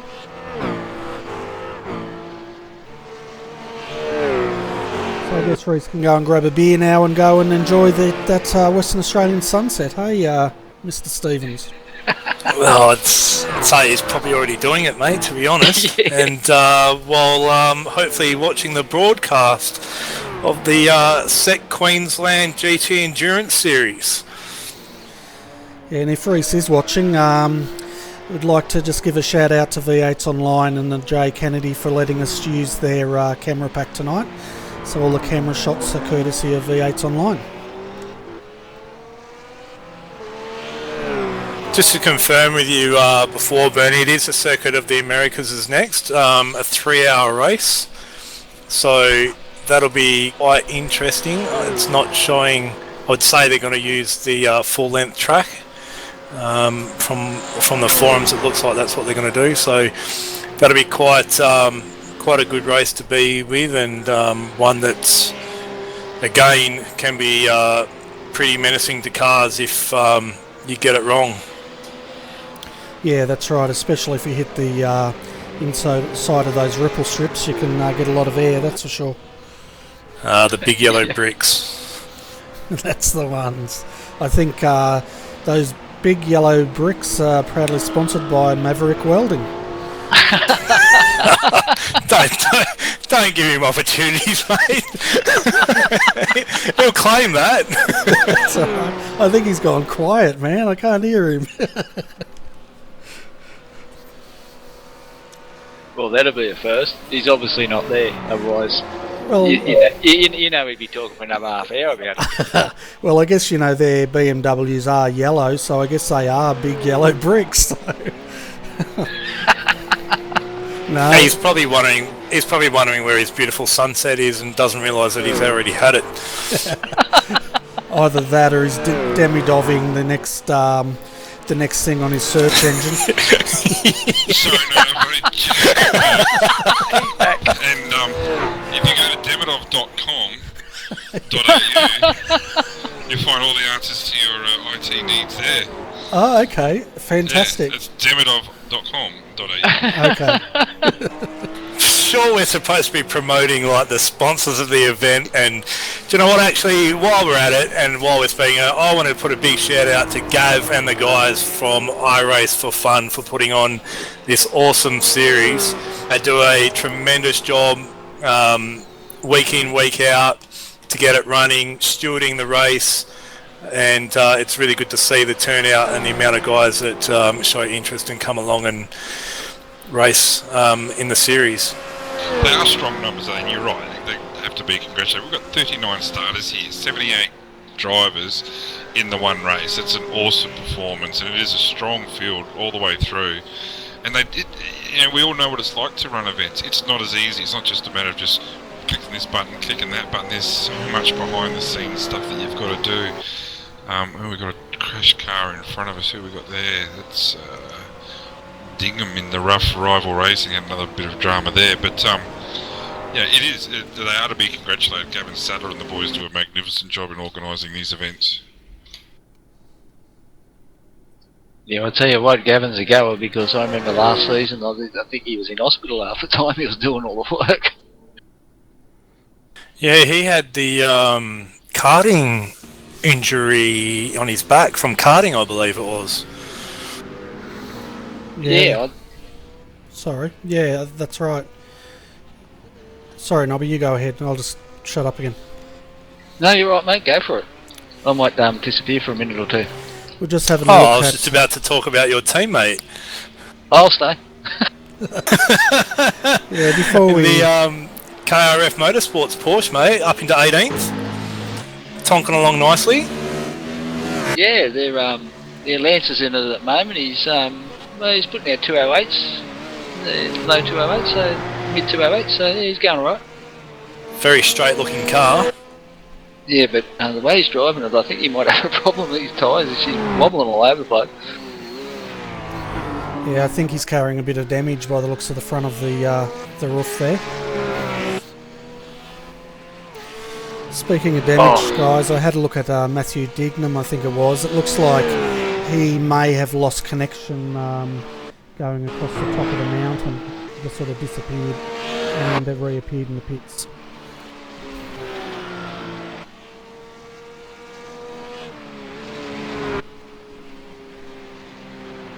Yeah, so we got Lance has got Luke Edmonton, one of my old boys as well. 11 seconds up the road, and that's for position 2. Luke's doing a very good job too, because he's only just jumped into the car and everything, so he's doing a good job out there. Did you say he's one of your boys, did you? No, I said he was one of my boys. Next one of your boys, okay. So, you better tell Lance he better start catching Luke and passing him. Would that be the order? Nah, just run him off the road will do. Oh, that'll do. Wow. Well, you heard that first one. Straight out with it. If you see a KRF car out the back, you do know what team orders there'll be. Come on. Yeah, and Luke was a good rider for us. He come to us as a rookie and worked his way up, and he's a nice young fella actually. Luke just got married this year actually, not last year I think. One thing I'd like to say about KRF, they mean what they say. So, if you want someone to build any fences and they mean what they say, contact Kimmy's Rural Fencing. How's that one? And of course, if you want those fences welded. No, you didn't. Oh, that'd be right. You'll probably be saying to me now, Maverick can actually weld timber.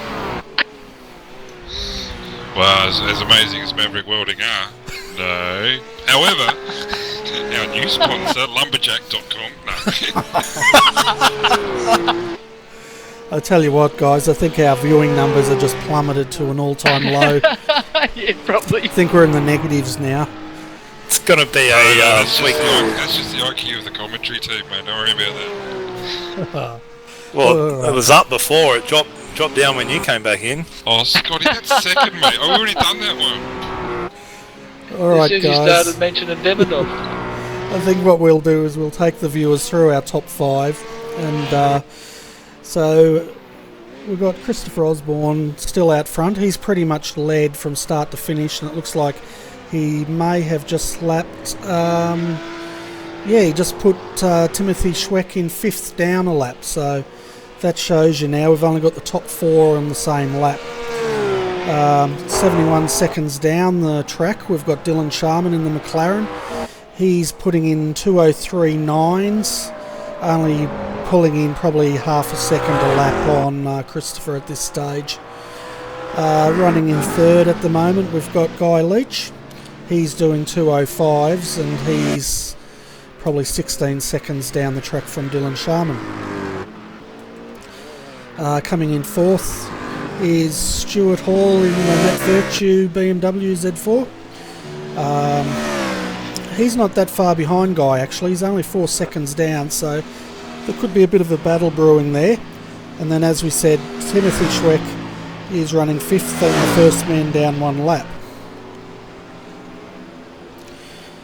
So our retirement so far, guys, are Tim Ballinger, Paul Gorell, Aaron Lee, Kurt Metcalf, Troy Maguire, Matt Menzies, Matt Stratford, Chris Dickinson, Alex Pole, Daniel Leet, Reece Gardner, and it looks like we may have possibly Michael Manley and Paul Feely in trouble as well at this stage.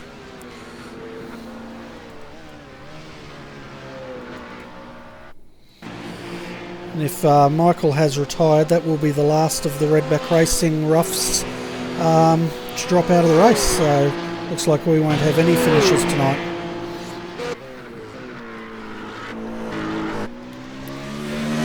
Now, Bernie, is it kind of a case of you guys being able to choose what car they want to run? I predominantly see most of them running in the roughs. Yeah, no, it's a choice.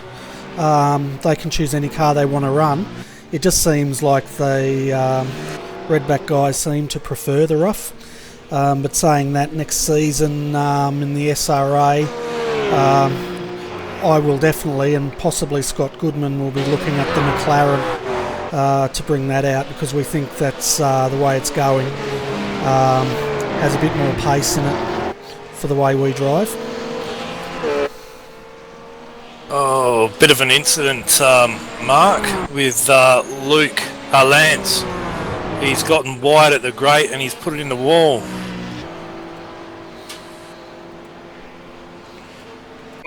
Yeah, just seen that, mate. Unfortunate, but looks like he's going to get it back to the pits, so he doesn't have to have a tail. So Yeah, well, that's going to cut down on a lot of his time in the pit then. And do you know if they've used his quick repair? Yeah, he has, mate. Okay.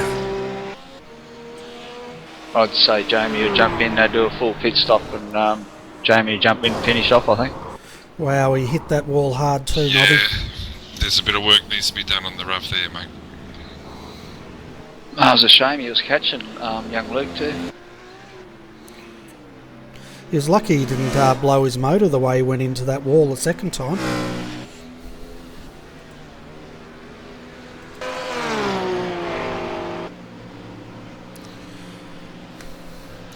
So yeah, the other night I was saying to the guys that Redback Racing is going to get known for running rough, so we might have to switch it up a bit, I think.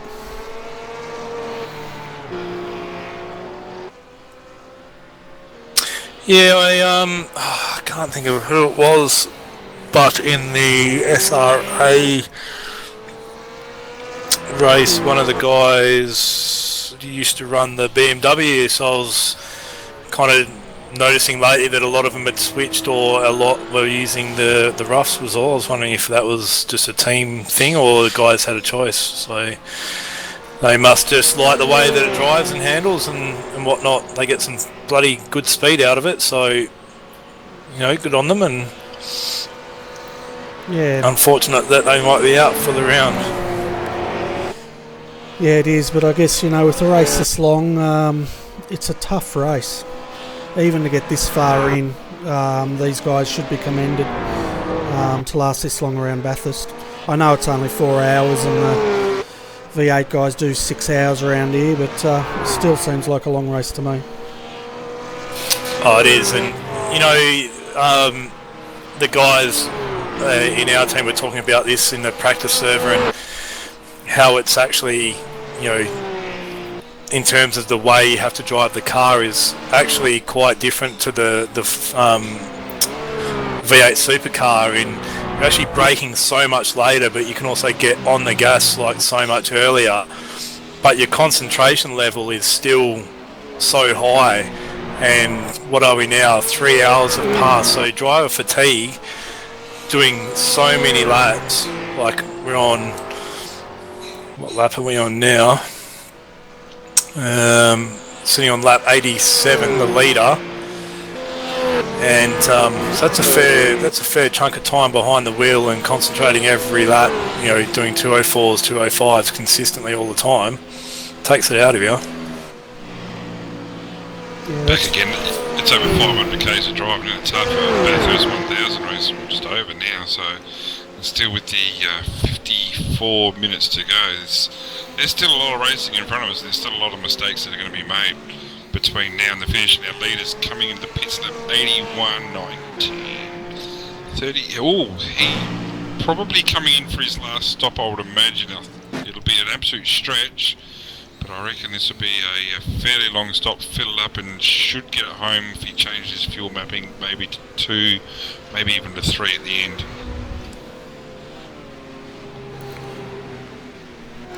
So it'll be interesting to see if it looks like he is getting out of the car and putting Brad back in. Would I be correct in thinking that? Yeah, Brad back in the car. Had a solid performance for the second stint.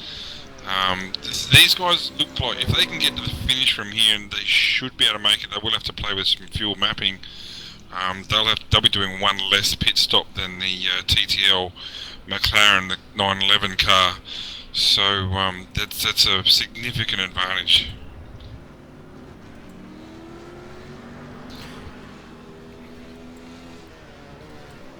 Yeah, during our testing we found we were able to get 59 minutes on a full tank of fuel, so it's going to be could be touch and go. And like you said, Brenton, if they change that fuel trim, we might just see Brad bring it home rather than having to do that quick splash and dash. Well, we're going to know shortly because Brad's only just come out of the pits in front of Dylan. I'm confident that Brad could make it at the very least. If he has to pit, it'll be a really short stop in comparison with Dylan Sharman's is going to have to be stationary for a long time. If Brad stops, it won't even need tyres, it'll be a splash and dash. So again, a big advantage there. We've also just had Guy Leach jump into the pits as well, by the looks of it. It would be great if we can stay on board here with Dylan now. He's right up behind our leaders. Probably the first time the two of them actually seen each other since the early laps. Just coming over McPhillamy now. Dropping down. Yeah, and Brad's with cold tyres too, having that they have changed tyres, so he's going to have to get himself quickly used to like the track conditions, the cold tyres, and Dylan's on warm tyres, so would it be the best interest that Brad just probably lets him go? Yeah, I don't think Brad needs to fight with him. He's had his pit stop on. You know, if it's 114 lap race like we're thinking it might be, they will make it home. Dylan's got to have another pit stop, so I don't think there needs to be a lot of fight here for Brad. I think he's going to back out of it here and just fall in behind. Oh, they nearly touched then. Oh, there was Did they just? There was a bit of Kimmy Drew fencing paint on that job. Oh, he's hitting he's hitting they're both around. Oh my goodness. Terrible by Wooden. Yeah. That is terrible driving. And we just discussed that he didn't need to be involved in that fight, and he's gone and done something like that. I'm just going to go back to see if there's any contact in the chase. Not sure why he felt like he needed to do that. We're just saying that he's got one less stop to do. You know, could have potentially caused. It looks like he's got away with it to a point, but no, that certainly didn't need to happen. And I can't see too many smiles on Dylan's face at the moment. No, probably a little bit of a brain fade issue there. Probably could have just fallen behind, followed him through. Well, it's long into the race, and as we know, Dylan's got to have another pit stop. We're confident of that. We're sure he has to. So the exact thing that didn't need to happen, and what that's done is just opened up that little bit of a gap now, and it'll be interesting to see if there's much damage to the 114 direct touch motorsport roof. God, you've been saying roof, not rough. Dylan's last stop was they changed drivers, so Matty came in at the end of lap 70. So they're going to make it to roughly probably around lap 100. Yeah. So definitely going to need a pit again. Yeah, but it won't be a long stop. Only 14 litres will be taken on, and I'm not sure about you. My testing for this was 4 laps of qualifying before the race, so you'd know more than I would. But how the tyres, do they go off that badly at the end? Like I found at the end of my stint, they weren't a problem at all. And see, that could be the difference, whether they take new tyres or whether they just take 14 laps of fuel on board and get back into it. And if that's the case, yeah, maybe the door's still open there. Yeah. And so has Brad's car got any damage? Actually, just looking at it now, some slight, and it has to be considered real slight damage to the front. Might affect the aero. He's got up to 240 down Conrod now, 240, 50. Well, we know our speed on the McLaren was 270, not reaching that 260 for the roof. Yeah, he's got. But by saying that, Dylan's car's got a fair bit of damage as well, unfortunately. We'll call it a racing incident, albeit very clumsy. Yeah, but Dylan's car's just got that little bit of damage on it as well. Yeah, I have a feeling it goes back to the chase guys when they almost touch there. I don't think Dylan gave him a lot of room, so maybe Brad decided to have a bit of a tap coming out. Oh well, that's not how things are done, mate. I'm sorry, but no, it's not. I know, but I'd like to call it a racing incident at this point, but we'll see what happens. Yeah, it will be interesting. Have we got live race control, or? Sorry, I'm just unaware of if we've got live race control and if they might be looking into it or something. Yeah, no, we definitely have live race control. They're on a different TeamSpeak channel, so it'll be interesting to see what they make out of this. And so they can issue on-the-spot penalties, like drive-through penalties or something? I think so. I'll have to speak to Gavin and find out about that, but he's definitely got some guys in there monitoring the race and doing the race control. It's an incident that certainly need to be looked at, but that's up to race control. We just talk about it. So Brenton, you've been in the race. Do you know how long a pit lane will take to get through? Like, what kind of time are we looking at to say trundle pit lane and then maybe have to add fuel to get through to the finish? Well, I said the one pit stop, and I could short fuel, so I came in after 19 laps. But that was 43 seconds, so I'm going to think that it's going to be closer to 55 seconds from go to woe. So that's a significant amount of time. That's up to from the start finish line up to McPhillammy Park type thing. So it's a fair chunk of racetrack that they've got to give away here. So I was just looking at the gap between the Direct Clutch Motorsports rough and the TTL cask McLaren, and we're looking at 7 or 10 seconds, roughly 9.5 seconds gap. So even if Dylan has to come in, and we're presuming that he's going to have to, he's still going to be a good 40 odd seconds behind when he exits pit lane. Yeah, that's right, and that's why it surprised me that Brad did what he did, and we were talking about that they don't need to be involved in racing. Confident that they can make it through from here. Brad's time's down to a 2:05.5. And that's the difference between this car and the V8 supercar like we normally drive there, Scotty, is that these guys have got the engine mapping, the fuel mapping. They can control their own destiny with fuels. Yeah, look, it's going to take a little bit of time, but if it saves you an extra pit stop, well, by all means, you're going to do that. So, the definitely still favourites here is the 114, the roof, but it's just it's the type of thing you just don't like to see. And long race, bit of fatigue in the head, obviously. I shouldn't say it like that, but you know what I'm getting at. But it's just something that doesn't need to happen. I'm sure Brad's not going to do that again. We've got Guy Leach waiting to come up the commentary box, guys. Did you want to have a chat with him? They're currently running in 6th position. Yeah, it'd be good to have a chat with Guy. We've also got the Ford brothers down there too. Who do they belong to? Is that JFF? Or is that another Well, if you want them to belong to JFF, you're more than welcome to. Obviously, JFF have got some contractual obligations there with their salary cap, their huge salary cap that they offer, but after the way the Ford boys drove tonight, they can go to bloody JFF. Oh, one of them just dropped out. They must be listening to you, mate. I'll bring Gary up. Here he is. Oh, yeah, look, I've just got a application from somebody Ford. Oh, really? Hi, Guy. Welcome to the Clown Box. How's your race going? We notice you're in 6th at the moment. Looks like George is taking over the reins. Yeah, we're going alright so far. Just trying to keep it tidy. It's pretty messy out there. I mean, it's, as you know, it's hard to pass people safely and just trying to keep it off the walls, but we're going alright. You're interesting to us, Guy, in the fact that you pitted lap 87. Is the expectation from you that you'll be able to make it home? Yes. Yeah, the reason it's interesting is because our leader has also been ran the same lap. We're just thinking, does he need to short fuel?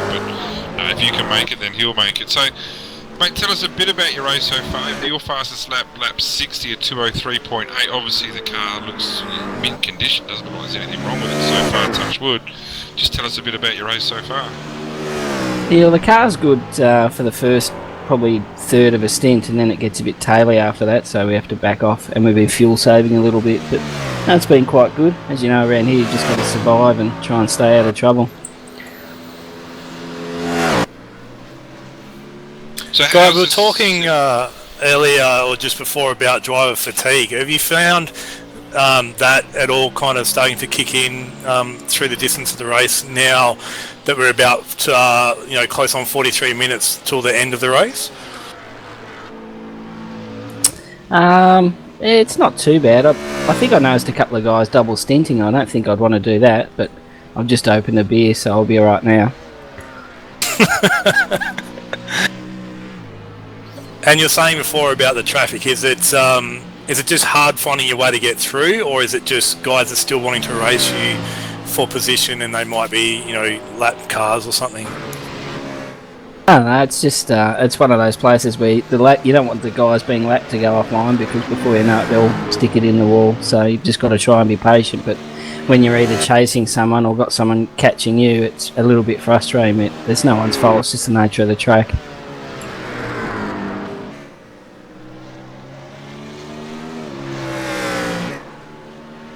And so you guys have pretty much run to a strategy for majority of the race, and has that panned out the way you wanted it to?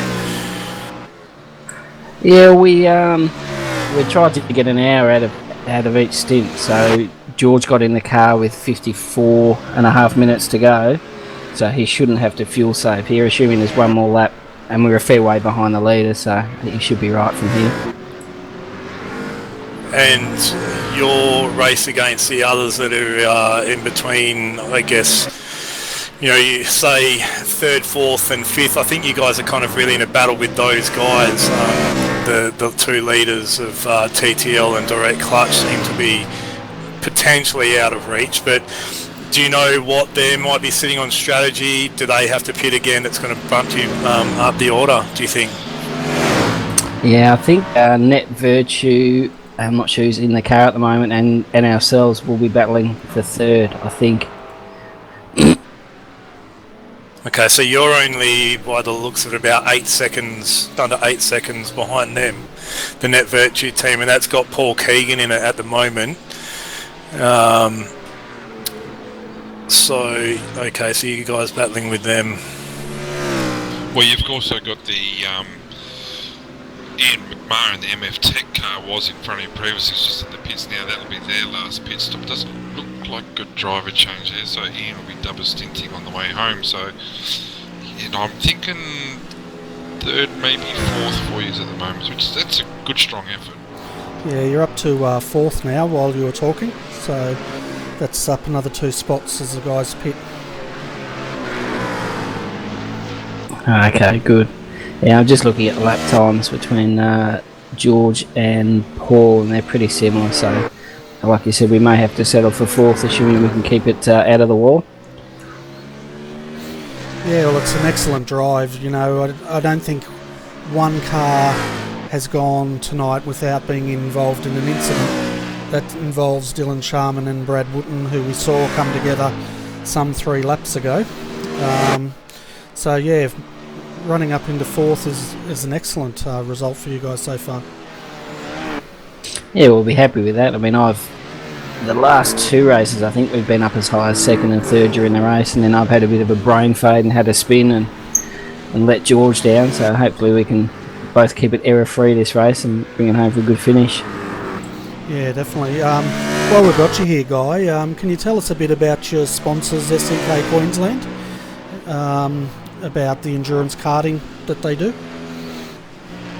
To be honest with you, I'm not all that familiar. I know they've been great supporters of iRace for Fun for probably 3 seasons now, possibly more. So thank you very much to them. But yeah, I think I'd be too old to do it in real life now. You and me both, mate. You and me both. Don't you say a word, Bernie. Oh, well, I forgot you were there, old man. I thought you might have dozed off ages ago there, Nobby. It's past your bedtime, mate. It is getting late. It sure is. All right, Guy. Well, thanks very much for coming up and having a chat with us, and we hope to see you finish in the top 4 tonight. That'd be fantastic for us. No worries, guys, and thanks for your efforts and support with the telecast. They're great to watch back afterwards. Cheers, guys. Oh, won't be tonight. That'll be a doozy tonight, I tell you.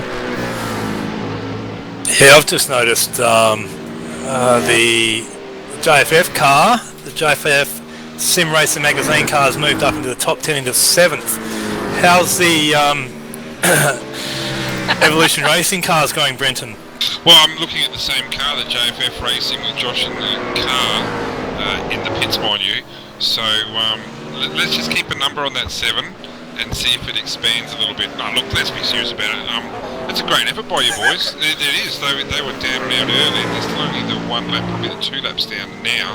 That car looks like a bit of a half-eaten pasty at the moment, it must be said, but at least it's out of the pits and still going around. And punching in some lap times, 2:08s, and Josh will no doubt bring it home from here. Yeah, we were talking to him before, and he was saying that they would only have to fill 40 litres to get through to the end. So they had a feeling that a few of the guys in front would have to be pitting for more fuel. So that's kind of boosted them up the order a bit, which is good to see, and they'll be happy with this result from where they were. Sean O'Hara's made a mistake. Sorry, Scotty, but no, you're right.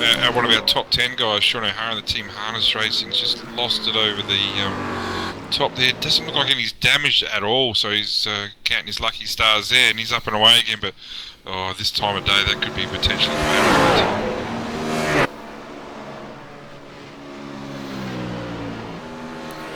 That lead for Dylan's now out to 12.5 seconds. I still don't think it's a major issue for the second place wooden car, but yeah, Dylan's put in again. So, great performance, it must be said. He just loves this place and he loves that car. We're just having a look at that replay, guys, of Sean O'Hara. He was extremely lucky to keep that off that wall coming through the dipper there. That wouldn't be Pat's brother, would it? Pat O'Hara. It could be, I'm not sure. We'll have to ask him if he comes up. But also, speaking of JFF and the deal you guys have done with Maverick Welding, should we bring the Ford brothers up? Okay, yeah, we have a short chat with them. Scotty and I need to talk further. I haven't finished it. It's alright, I've already done the deal. I'll just tell you what it is. We've also That'll be nice, and I'll tell you the deal between yours and another team. Yeah, I bet you will. We've also got Braith Morrow down there as well, who would like to come up for a chat. Who would you like first, the JFF brothers or Braith Morrow?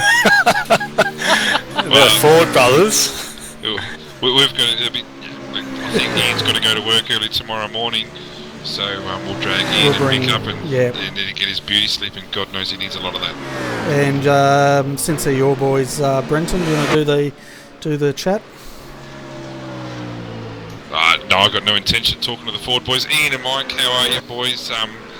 Definitely the hard luck story of the race. Mick having to put up with your brothers racing tonight as a teammate, but all going so well. And what happened there at the end there, Ian? Explain yourself before you fight, son.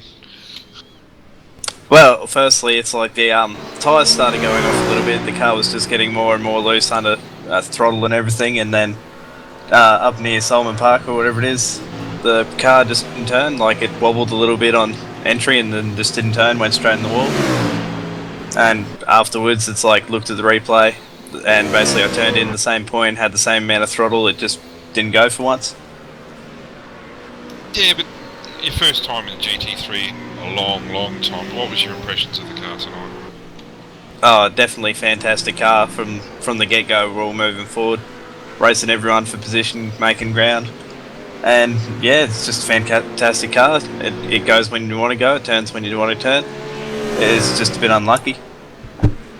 And Mick, to you, mate, surely, I know, let's face it, your brother stuffed up and ruined your race completely, but let's get over that part. Mate, you must be happy with how he went, apart from that bad mistake. Yeah, I'm over the moon. We were fighting for a top 5 there, no doubt, and yeah, couldn't put a foot wrong. He was on the money straight away. I'm going to put it down to the wind was changing. That's something that you guys haven't noticed, is the weather is actually changing out there, and the wind was really gusty when I hit the wall. No, recognise that actually, that the realistic weather. No, we did. It's actually... It has. Tell you what, there's a lot of wind up here in the commentary box tonight too, boys. You're always using Ray Bryan up there. Scotty can hear you saying that, Bernie, so be careful. It was, I believe, a northerly wind, and it's coming to now east. I'm lucky I cleared the fence, otherwise Maverick Welding would have more jobs. Well said, they can concentrate on fixing my car. And of course they do such a good job. Next week, is it your intention to race again next year? Or are you going to be back into the V8? Concentrating on the V8s for the next 2 weeks. I think it's Phillip Island and then Bathurst for that. So. Yeah, and then next season, imagine the SEK are running this series again, and there's a JFF series as well, so plenty to look forward to with the GT3s if that's the way you want to go. If SEK broadcasts on Sundays, I'll definitely be here, and if Mickey wants to join me, he can. I'll be here. I'll be here with bells on. Well, we don't want to keep you anxious. We know you got work early in the morning, but hey, good job tonight, boys. The Evolution Racing Australia team is super proud, guys, and you did a good job, and certainly beat the crap out of your teammates tonight who didn't get quite as far. So good job. We didn't have to beat the crap out. The wall did. Good on you, boys. Certainly shows there's a new era starting. Oh, you're on fire. You are on fire. Get your Another wallet Google out. joke. Oh, I like these people. We're about to fill your wallet up, 40. Cheers, boys. Thanks, guys. Guys, while we're talking to people, I think Bobby's actually managed to join us in the comms box. Bobby, you there? Hey lads, how are we all? Real good, mate. We're all having a bit of fun up here, and we've been talking about lovely sunsets in the WA coast, and you're a WA boy. You finished off your final stint. How did that go for you? Yeah, chose to sit in the car all day and set off to the old cot, have a nice little Sunday sesh, but yeah, it wasn't bad because I saw Josh put in a good stint before me, so I was like, oh, I got to put a good one in as well, and just gave him a little bit of damage on that front right, so a bit of steering damage, but he's alright, so. But we'd love to make a top 10 after having 2 4-minute tows in the pit, so to get back to top 10 we'll be pretty happy. And so you guys worked out your fuel strategy and only had to do a pretty short fill on that last driver swap. Do you know what who you're looking at fighting for in front? Are they going to have to do a pit stop still, do you think? No, I don't think Shane May needs to do another one. But yeah, we had to put him still about 100 litres just to make it home. So we haven't been playing with any changing the fuel consumption down or anything. We've just had it on full revs and just been going for it to try and get back onto the lead lap. But yeah, I don't know if Josh will be able to catch Shane, but fingers crossed.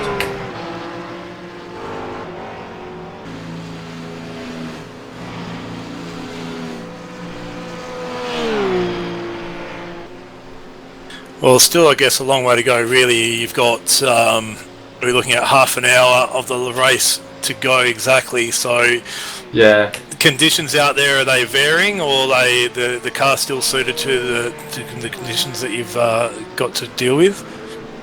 Yeah, it feels a lot better through the top, hey. It was really, I think when we both stuffed it up earlier in the race, it was quite windy at the top, but it's actually, to me, when I was in the car, it actually felt pretty good. So, and I was also taking a little bit easier through the top as well, so yeah, car's feeling good, just a little bit of damage, so should be right. So what's your plans now, mate? Just going to sit back and relax and enjoy the rest of the race watching? Yeah, sit back, buy a few beers, be yourself, get ready for the F1. Sorry guys, just having a look at this. Dylan Sharp down to a 15.6 second lead. He's going to be due to pit probably this lap, maybe the next. So then it'll be race on. What is your expectations? How many laps do you think the race is going to be? We're calculating 114, 115. What do you reckon is going to be there? Yeah, I'd agree with that. I'd say yeah, around 114, 115. Lucky if you get to 116. Well, I guess when we look at what they're doing, 2 minute, what are we at? 2 minute 3s, 2 minute 4s. So say 2 minute 4 kind of average. So you're looking at roughly 13 laps, 13, 14 laps to go. Yeah. Yeah, with the pit stop, and I reckon Dylan will be, like I said, probably this lap I'm thinking he'll be starting to stretch it out. And I can't imagine it being a long stop at all. So the 15.6 seconds, I know, I don't think Brad's got anything to worry about fuel-wise, and I think he can actually run with his fuel mapping onto 1. He's just done a 2:04.1, which, let's face it, it's not a shabby time, it's an exceptionally good time, it's just not where Dylan's at the moment, and Brad's in amongst a bit of traffic. And Dylan's in. Yeah, coming in now. So it'd be good to just keep our eye on this. Brad's just at the chase now. So we're going to have another lead change here. The chase will be on after this, just as Brad comes up to the last turn. It's going to be Brad's going to be up at the Griffins, I reckon, maybe more. Yeah, but that's not sure whether Dylan's going to be taking tyres here. As he comes to a stop, at the same time that Brad goes past. So, you know, it could be just a short splash and dash. Oh, and they've changed drivers. Oh, I'm surprised with that. Oh, I am too. Very surprised. There's 23 seconds right there with the driver change. And you would think that doing that, they would have put on new tyres as well. Yeah, that's I didn't expect that, to be honest with you. You know, let's face it, Matty Hill's not too shabby.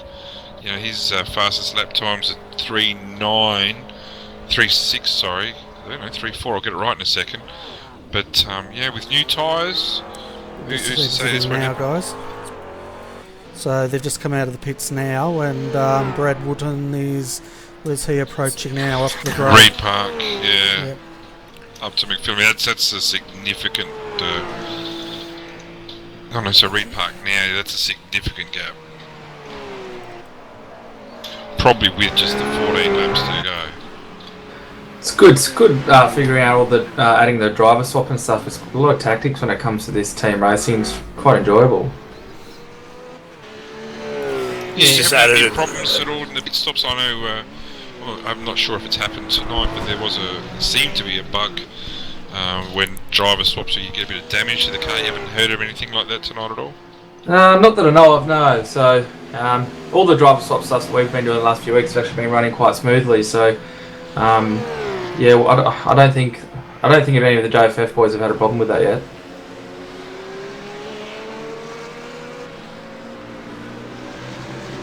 Gee, Brad Wootton's still putting in some decent times. 2:04 flat last lap.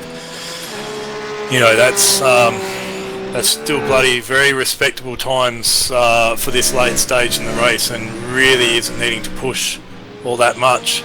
No, and that just takes us back to a dozen laps ago with that move that was made. It didn't need to happen, and could have cost himself that extra pit stop if he got that bit of damage. But no, he's up and away now at 2:04.8. Thank you very much for that. So you'd think that all things going equal now and no one gets into any problems, that would be the result right there. Yes. Coming down now. Matty Hill. Yeah, him. Sorry, I haven't reset yet. Matthew Hill's just come across the start-finish line now. So the gap looks like it's about 34 seconds. Yeah, that's not going to happen, is it? But yeah, some JFF news for you, Scotty. You got your team back into the top 10. So Bobby, it's a good job by you boys considering the hardships you've had earlier. That's a really good effort. Yeah, that's good. Really happy with that. Especially after seeing the pits pretty much for about 8 minutes all up with the towing and the fixing. So that's awesome. Yeah, Josh and I'll be pretty happy with that. Yeah, I'm not actually. Oh, yeah, the car behind you is a long way behind you too. So, he's just going up Mountain Straight now. Last lap time was 2:05.2. That's Nico Brandt. So, he's just got to keep it straight here. I'm not sure he has. Yeah. Sorry, that was just Richard Phil getting past. But you'd back him in for a top 10 here. Yeah, depends if the old boss is happy with it. Oh, he's been grumpy all night, mate, so there's been no promises there. Yeah, I think you want to have a bit of a drive tonight. Let's not.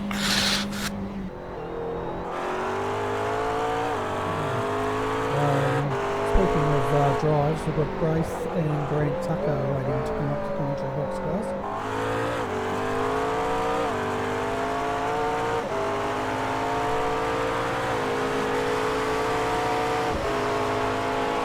Braith and Brad Tucker, it's good to have you on board for the SEK Bathurst Enduro here.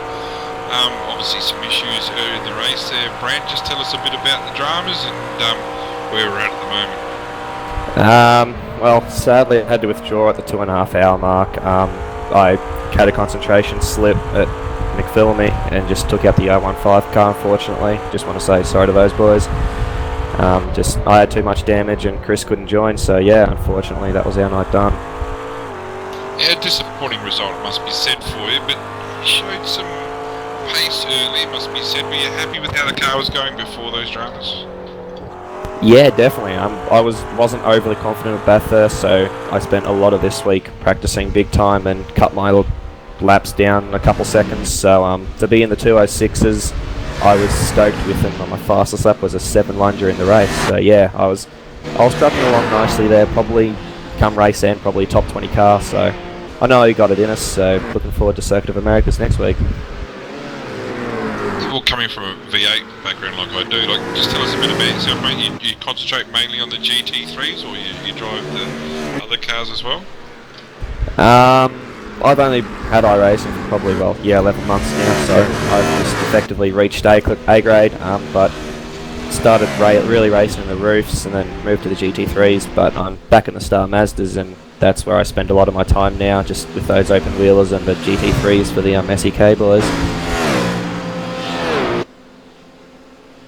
So, and this rest of the series, how's that been going for you? It's just been one of those seasons. Chris and I have both had our ups and downs. Daytona last week, he put in a stellar effort, made up 10-11 positions, but it was just getting worn out at come the end of the night. But we can go better, but we're not going the worst. So it's a mixed bag, really. And Braith, to you, mate, what about yourself? How's things been going?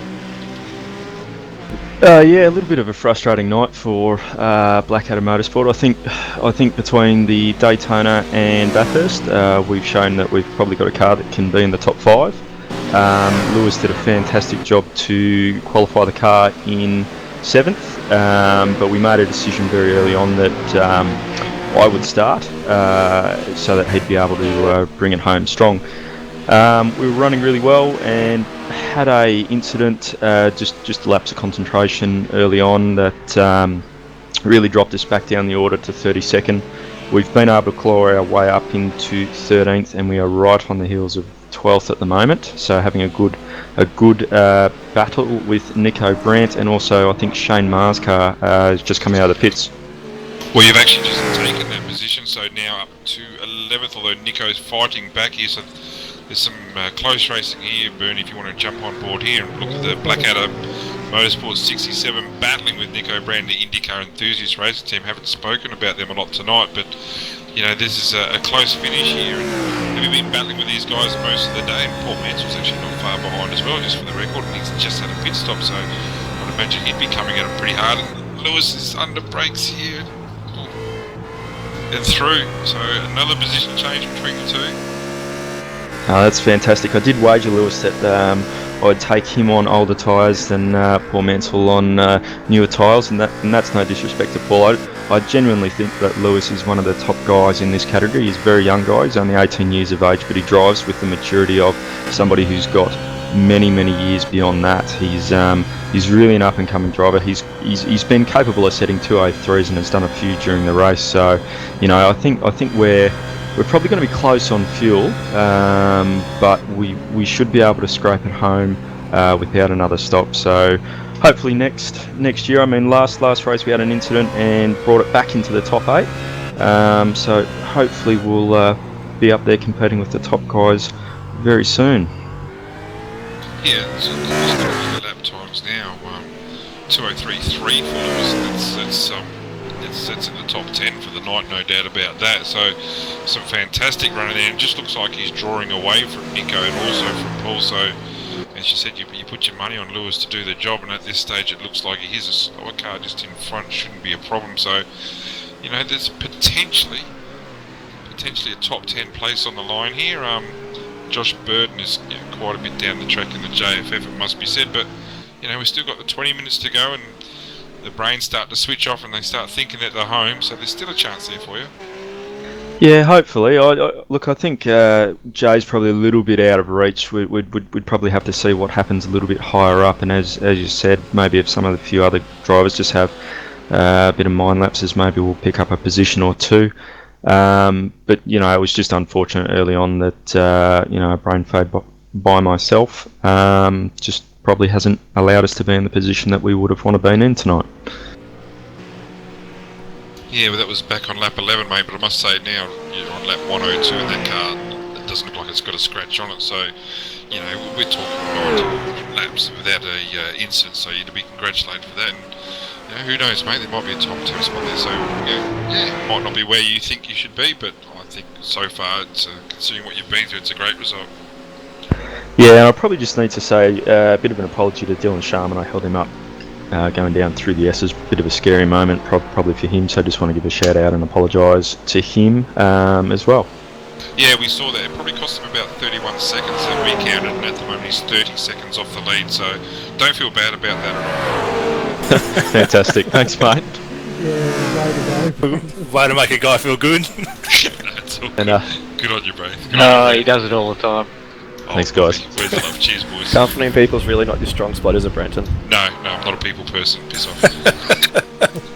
And here we go again, around and around we go. No, thanks for your time, boys, and good luck for the rest of the series. Yeah, thanks guys. Thanks for having us on again. Okay, guys, we're down Right, to... won't want to see Brent if it doesn't come back. Okay, guys, we're down to under 20 minutes. So the top 5 update, we've got Brad Witten, 27 seconds ahead of Matty Hill. I must say, Matty did a 2:02 last lap, where Brad did a 2:05. Third is Paul Keegan. Fourth is Colin Schreck. Now that's a great drive by Colin and Timothy in the Art McLaren to be coming in fourth at this stage. And then rounding out our top 5, we've got Kyle Leach with George Fullerton driving at the moment.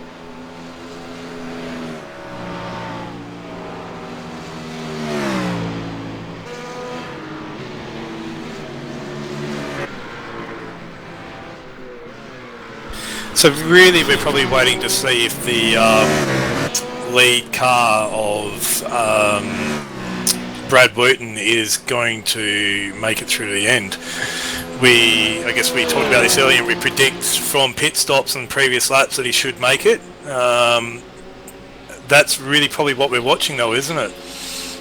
Yeah, very confident he's going to make it, Scotty. I don't think that's going to be an issue. He pitted lap 90, and we know cars that pitted lap 87 are going to make it, so I don't think that's going to be a problem. He's punching out some pretty fast laps there, so he probably hasn't had really a need to turn the fuel mapping down either, so if he just keeps it off the walls and keeps it away from other cars, I don't think there'll be an issue for him.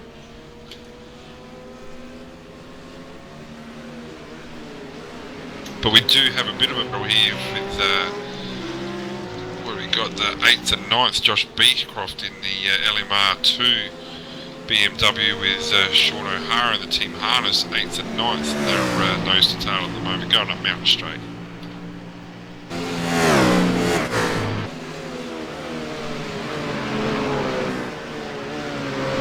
The one to keep an eye out is battle for 3rd and 4th. Only roughly 3 seconds separate the Net Virtue Racing Paul Keegan and the Art McLaren Timothy Schweck. Yeah, and Schweck just had a pit stop, a very short splash and dash. It was the last lap of the lap before, which took him out of that 3rd spot. Not sure if they even took tyres on, to be honest with you, so it wasn't that long a stop. I was looking now.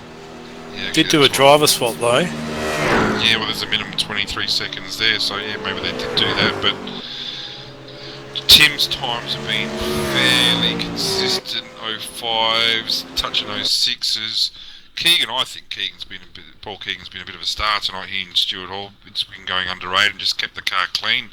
Doesn't actually look like, and these guys are to be congratulated here, because I'm looking at their lap times, there's no double-digit times at all. Everything's 05s, 06s, 07s, but there's nothing in the 10s, 11s, 12s, pluses, so looking on the outside, it actually doesn't look like they've made a mistake all night, and looking at their car, it doesn't look like they've made a mistake all night. Speak of the commentary course, Josh Beecroft just went around going up the mountain. I just had a look at the replay now, and it looks like he's looped it up at halfway up the mountain. Is a technical term for it. The cutting. You described it so well. I did. That's a professional thing to get at RRTV. He's just brought it around at the cutting and tapped the wall on the inside, no major damage. But we'll hold it with him because he did end up with some severe... he then reversed it into the wall and damaged the rear end of his car pretty badly.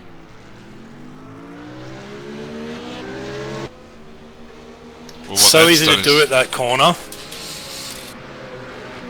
Yeah, he's looped it, but then he's reversed it quite powerfully into the fence and pushed all the rear spoiler up in the air. So I'm sure that's going to affect his handling. Well, hold on to your hat there, Scotty, because that's giving your boy Josh a big sniff at ninth here as well. So from here, to actually back him in to gain that extra place. Well, Josh is right on him now. Right on him, yeah. He's got the guns on this battle now.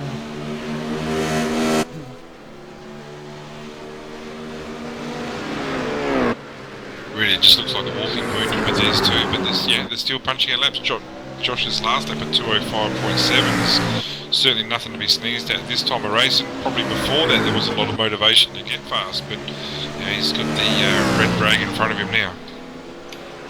I've given him strict instructions to no need to push, just bring it home. It's in a respectable position compared to where you were throughout the race, so we'll see what he does and hopefully just make a smooth and clean pass. So you told him that, Scotty? Well, I sent the message through, mate. So we'll pray for him then. Yeah, mate, if only you knew my team nickname, you'd have a good laugh. Well, you can't not say it now, mate, so what is it? Roland.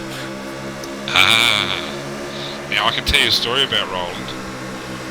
Being the new team Evolution Racing Australia has close associations with Red Bull Racing Australia, and before our skin was made up, the Maverick Welding skin, and I think, to agree, Scotty, it's the best looking skin out there, we actually had to get permission from Roland Dane to do that skin up, believe it or not. So we got an email from him, gave us the all clear to use the Red Bull logo, so yeah, it's an unusual thing to have to chase for it, but they take it pretty serious there. So you got my email then? Yes, mate, yeah. I'll just jump in and let you guys know Josh Burton has taken Joshua Beecroft through the Caltex chase for 9th position. And looking up the road at 8th position as well, Sean O'Hara in front of him. So yeah, they're on the same lap there.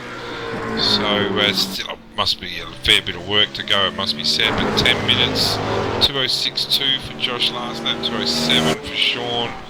That's been Sean's best lap for a while actually, so there's still a bit of potential there to gain another spot. And Sean's just coming up now to Skyline by the looks of it.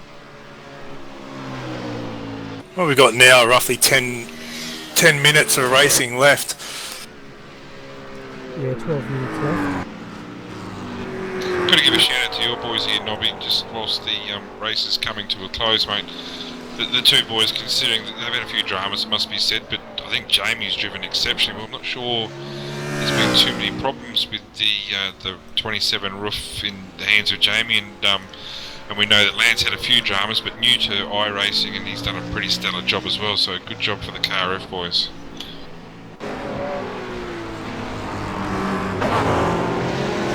That's where Nobby would say, yes, thank you, yep, really happy with the boys, they've done a good job, and Lance has done well. I think the old man might have dozed off. Yeah, he's having a bit of a kindy now. He's had a glass of warm milk and he's off to sleep.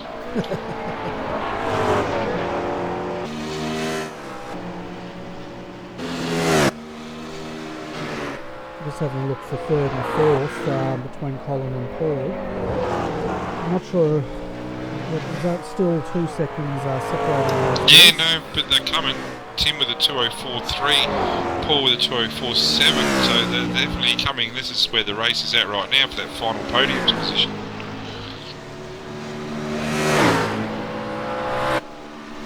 Geez, that's a good on-track battle to watch, isn't it? After, 3 hours and 50 minutes and you're separated by a couple of seconds to get on the podium, you would be doing whatever it takes. I was going to ask that, Scotty, team leader of the mighty fine JFF unit, what do you tell your driver if you're in 4th place? Do you say bring it home, or do you say what the hell, go for it? You got to be what the hell, go for it, but you've got to do it safely. There's no point. 4th is a very respectable and honourable position to finish in 4 hours of racing against the field that these guys are up against, and 4th is great. 3rd is better, but there's no point bidding it, so push, but push within your limits.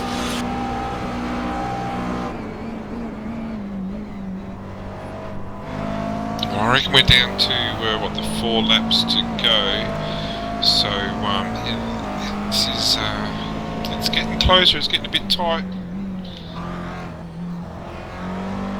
Definitely is on board at the moment with Colin Schweck in the McLaren at the moment. Yeah, it's Tim Scheck in the McLaren.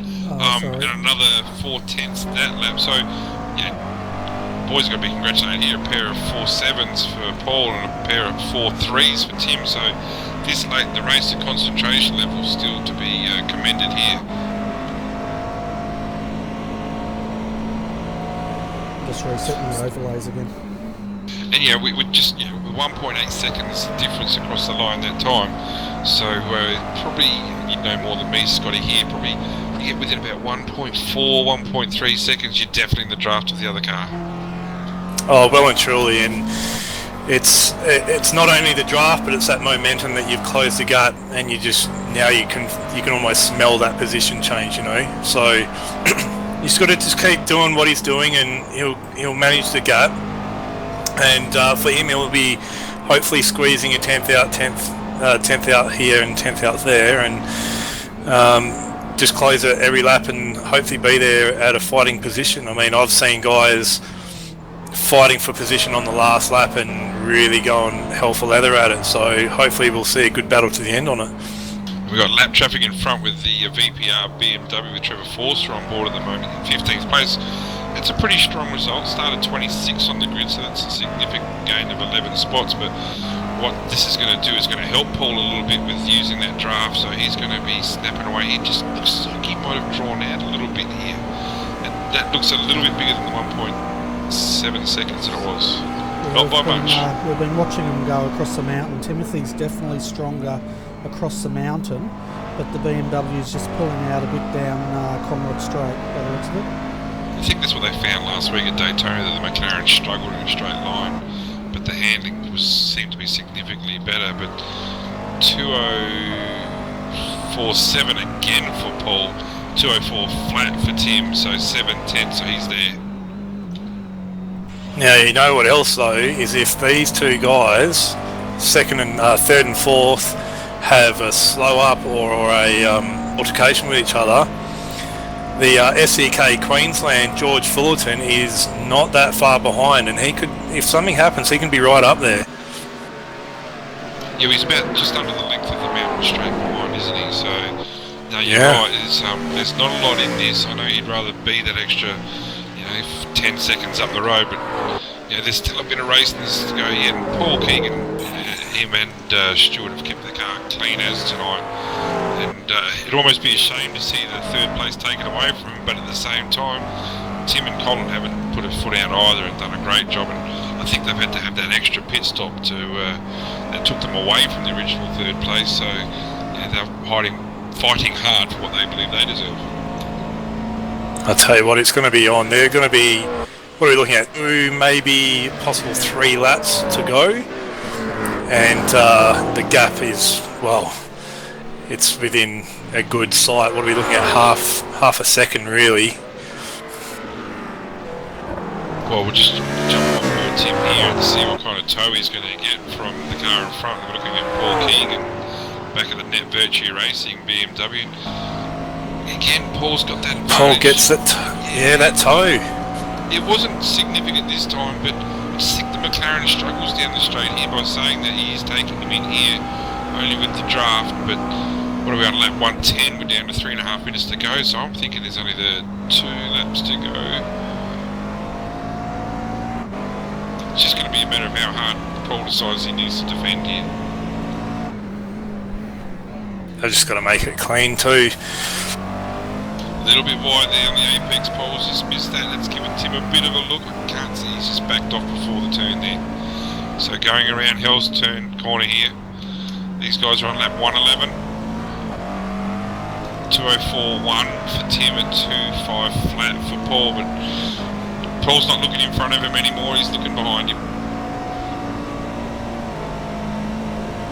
This is where the challenge is here. So he's got this, Tim on the inside. Inside, yep. And through. Yeah, clean. I'm just trying to think if Timothy's on fresher tyres, if they did tyres on that last stop. Well, as you said, though, they took a driver change, so if you're going to take a driver, you might as well take some tyres as well. I think the driver change is, 23 seconds. They would have had to have short fuel, they probably needed it too much there, so yeah, probably would have taken tyres, I'd imagine.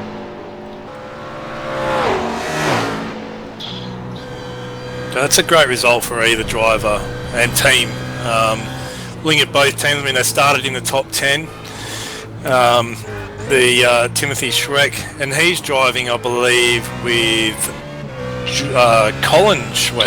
Yeah, I'm not sure if it was his brother or his dad, but yeah, they put in a real solid performance last week at Daytona as well. Tripped over a couple of times, unfortunately, but still a solid result. So yeah, these guys are always about the top 5 and showing good results.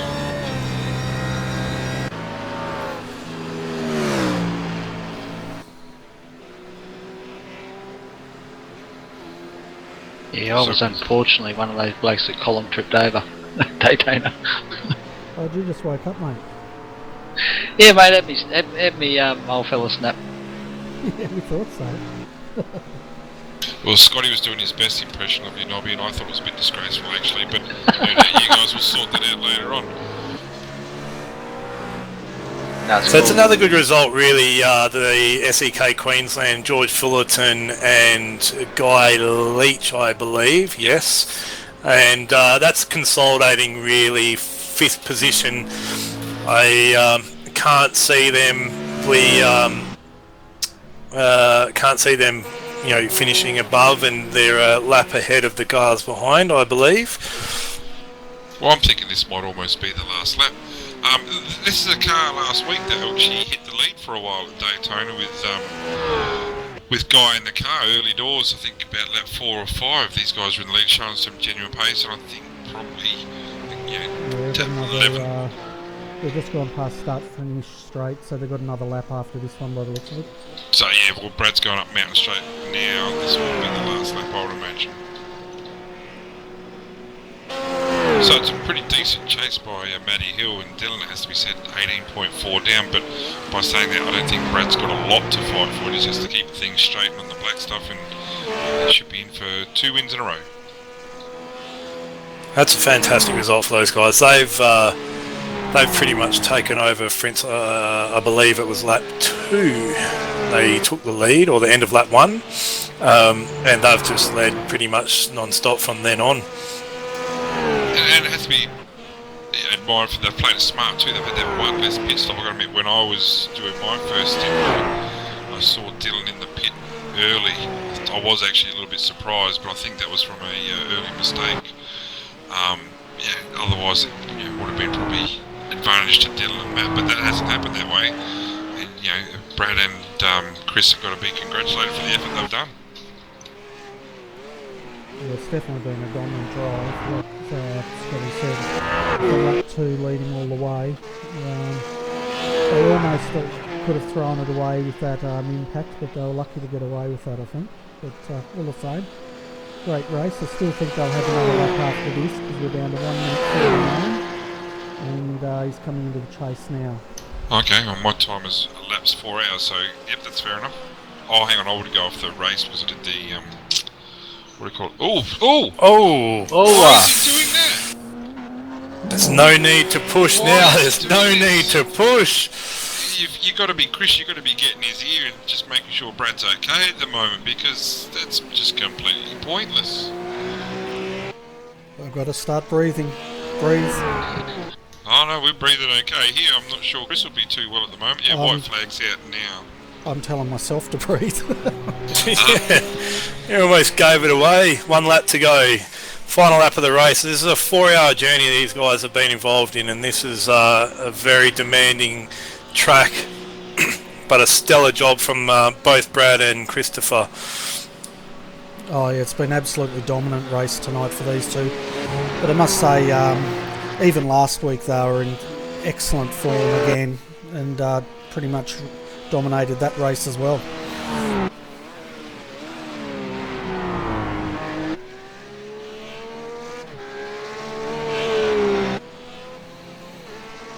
They've obviously got a good handle on the setup for these roughs, because the pace that they've shown throughout the race has just been very consistent lap time, lap after lap.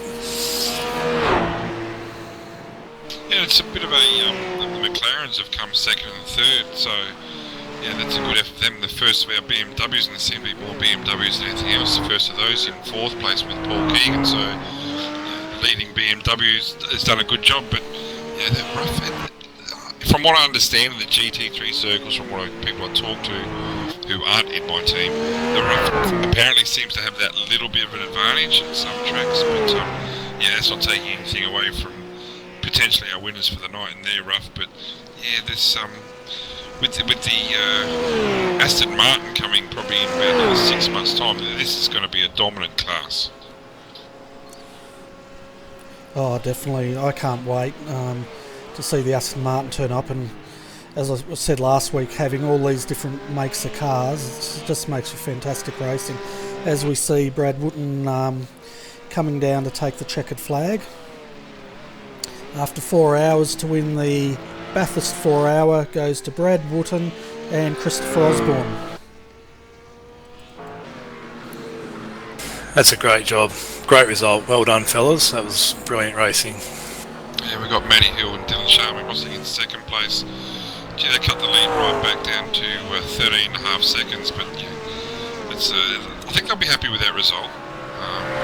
Maybe that mistake earlier may have cost them that one position, but yeah, any time you finish on the podium or top 4, top 5 on a race like this without too many dramas, you've got to be congratulated. Yeah, and it's amazing after 4 hours of racing to be separated by only 13 seconds. It's pretty close racing, really. We're just riding now with Timothy Schweck as he enters Conrod Straight to bring his Art McLaren home for third place. He's just got Caltex Chase and the last corner to negotiate. These guys have put in a really great drive as well.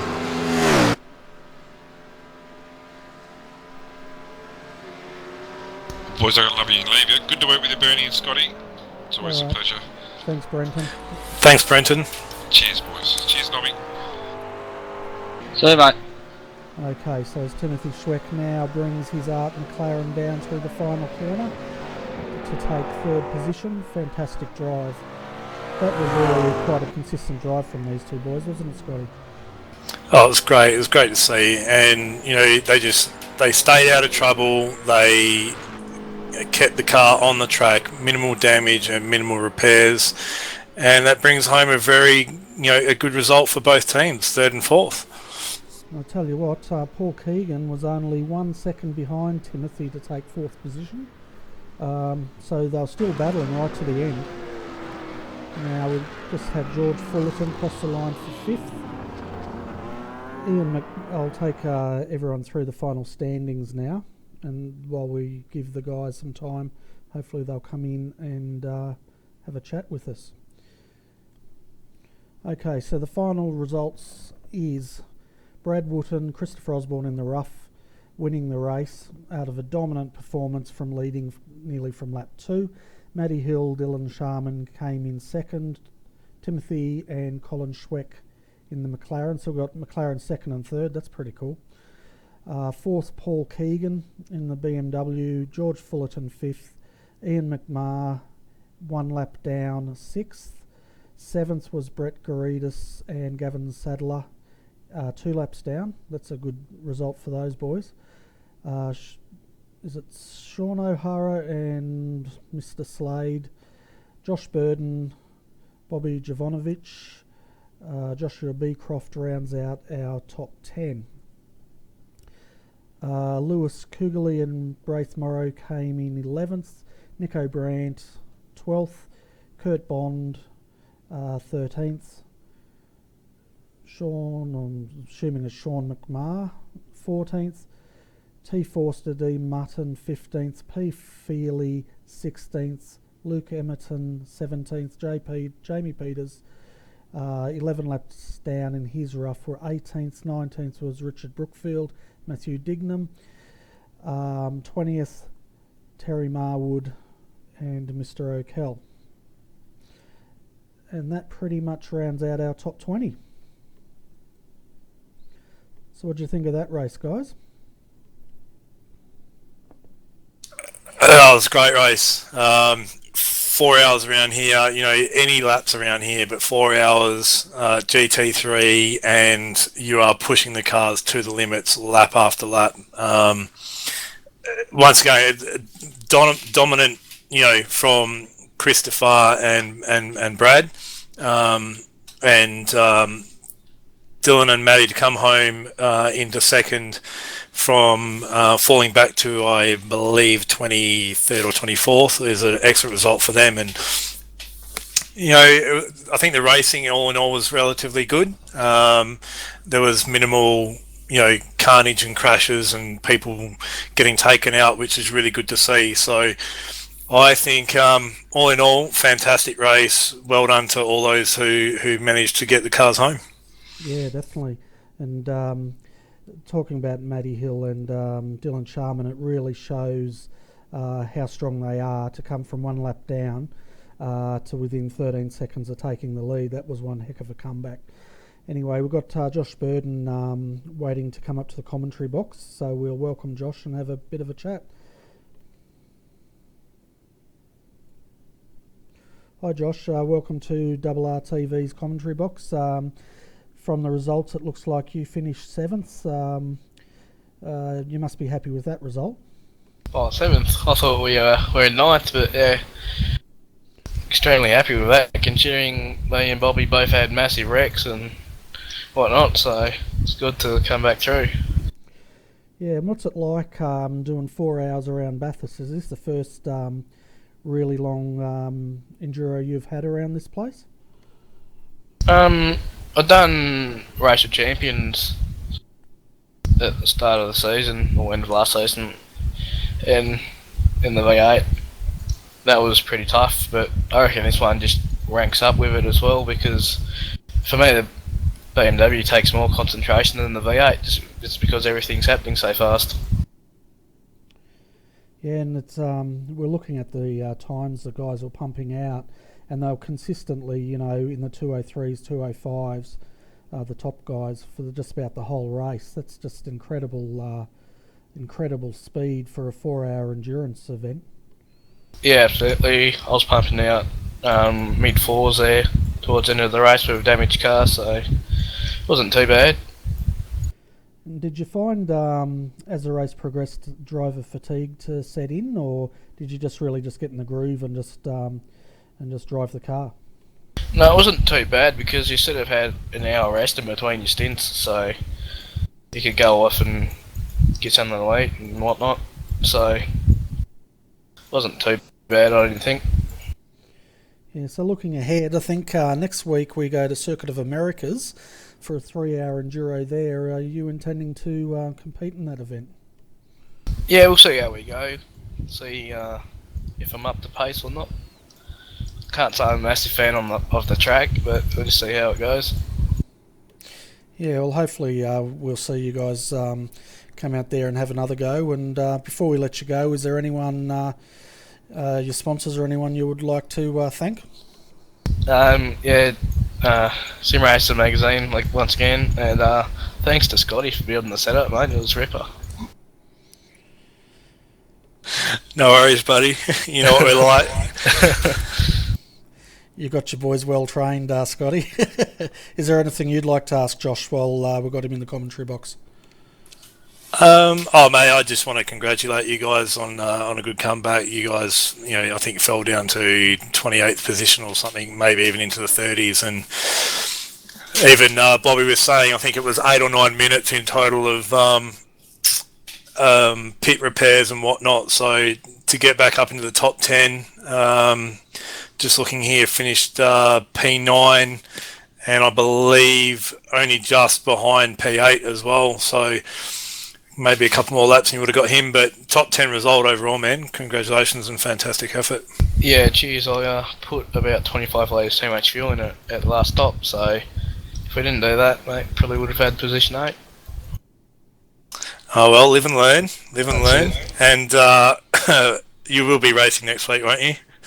Oh yeah, alright, if you want me to. Nah, man, you know what we're like, no pressure. Alright guys, well it looks like no one else is going to jump in for a chat. I was hoping Matty Hill or Christopher would jump up, but saying that, I think we might wrap this broadcast up. So I'd like to thank Scott Stevens and Mark Noble from KRF. Okay, I'll start that again. Scott Stevens from JFF Racing, Mark Noble from KRF Motorsports for joining me in the commentary box. My name's Bernie Weemers, and you've been watching RRTV.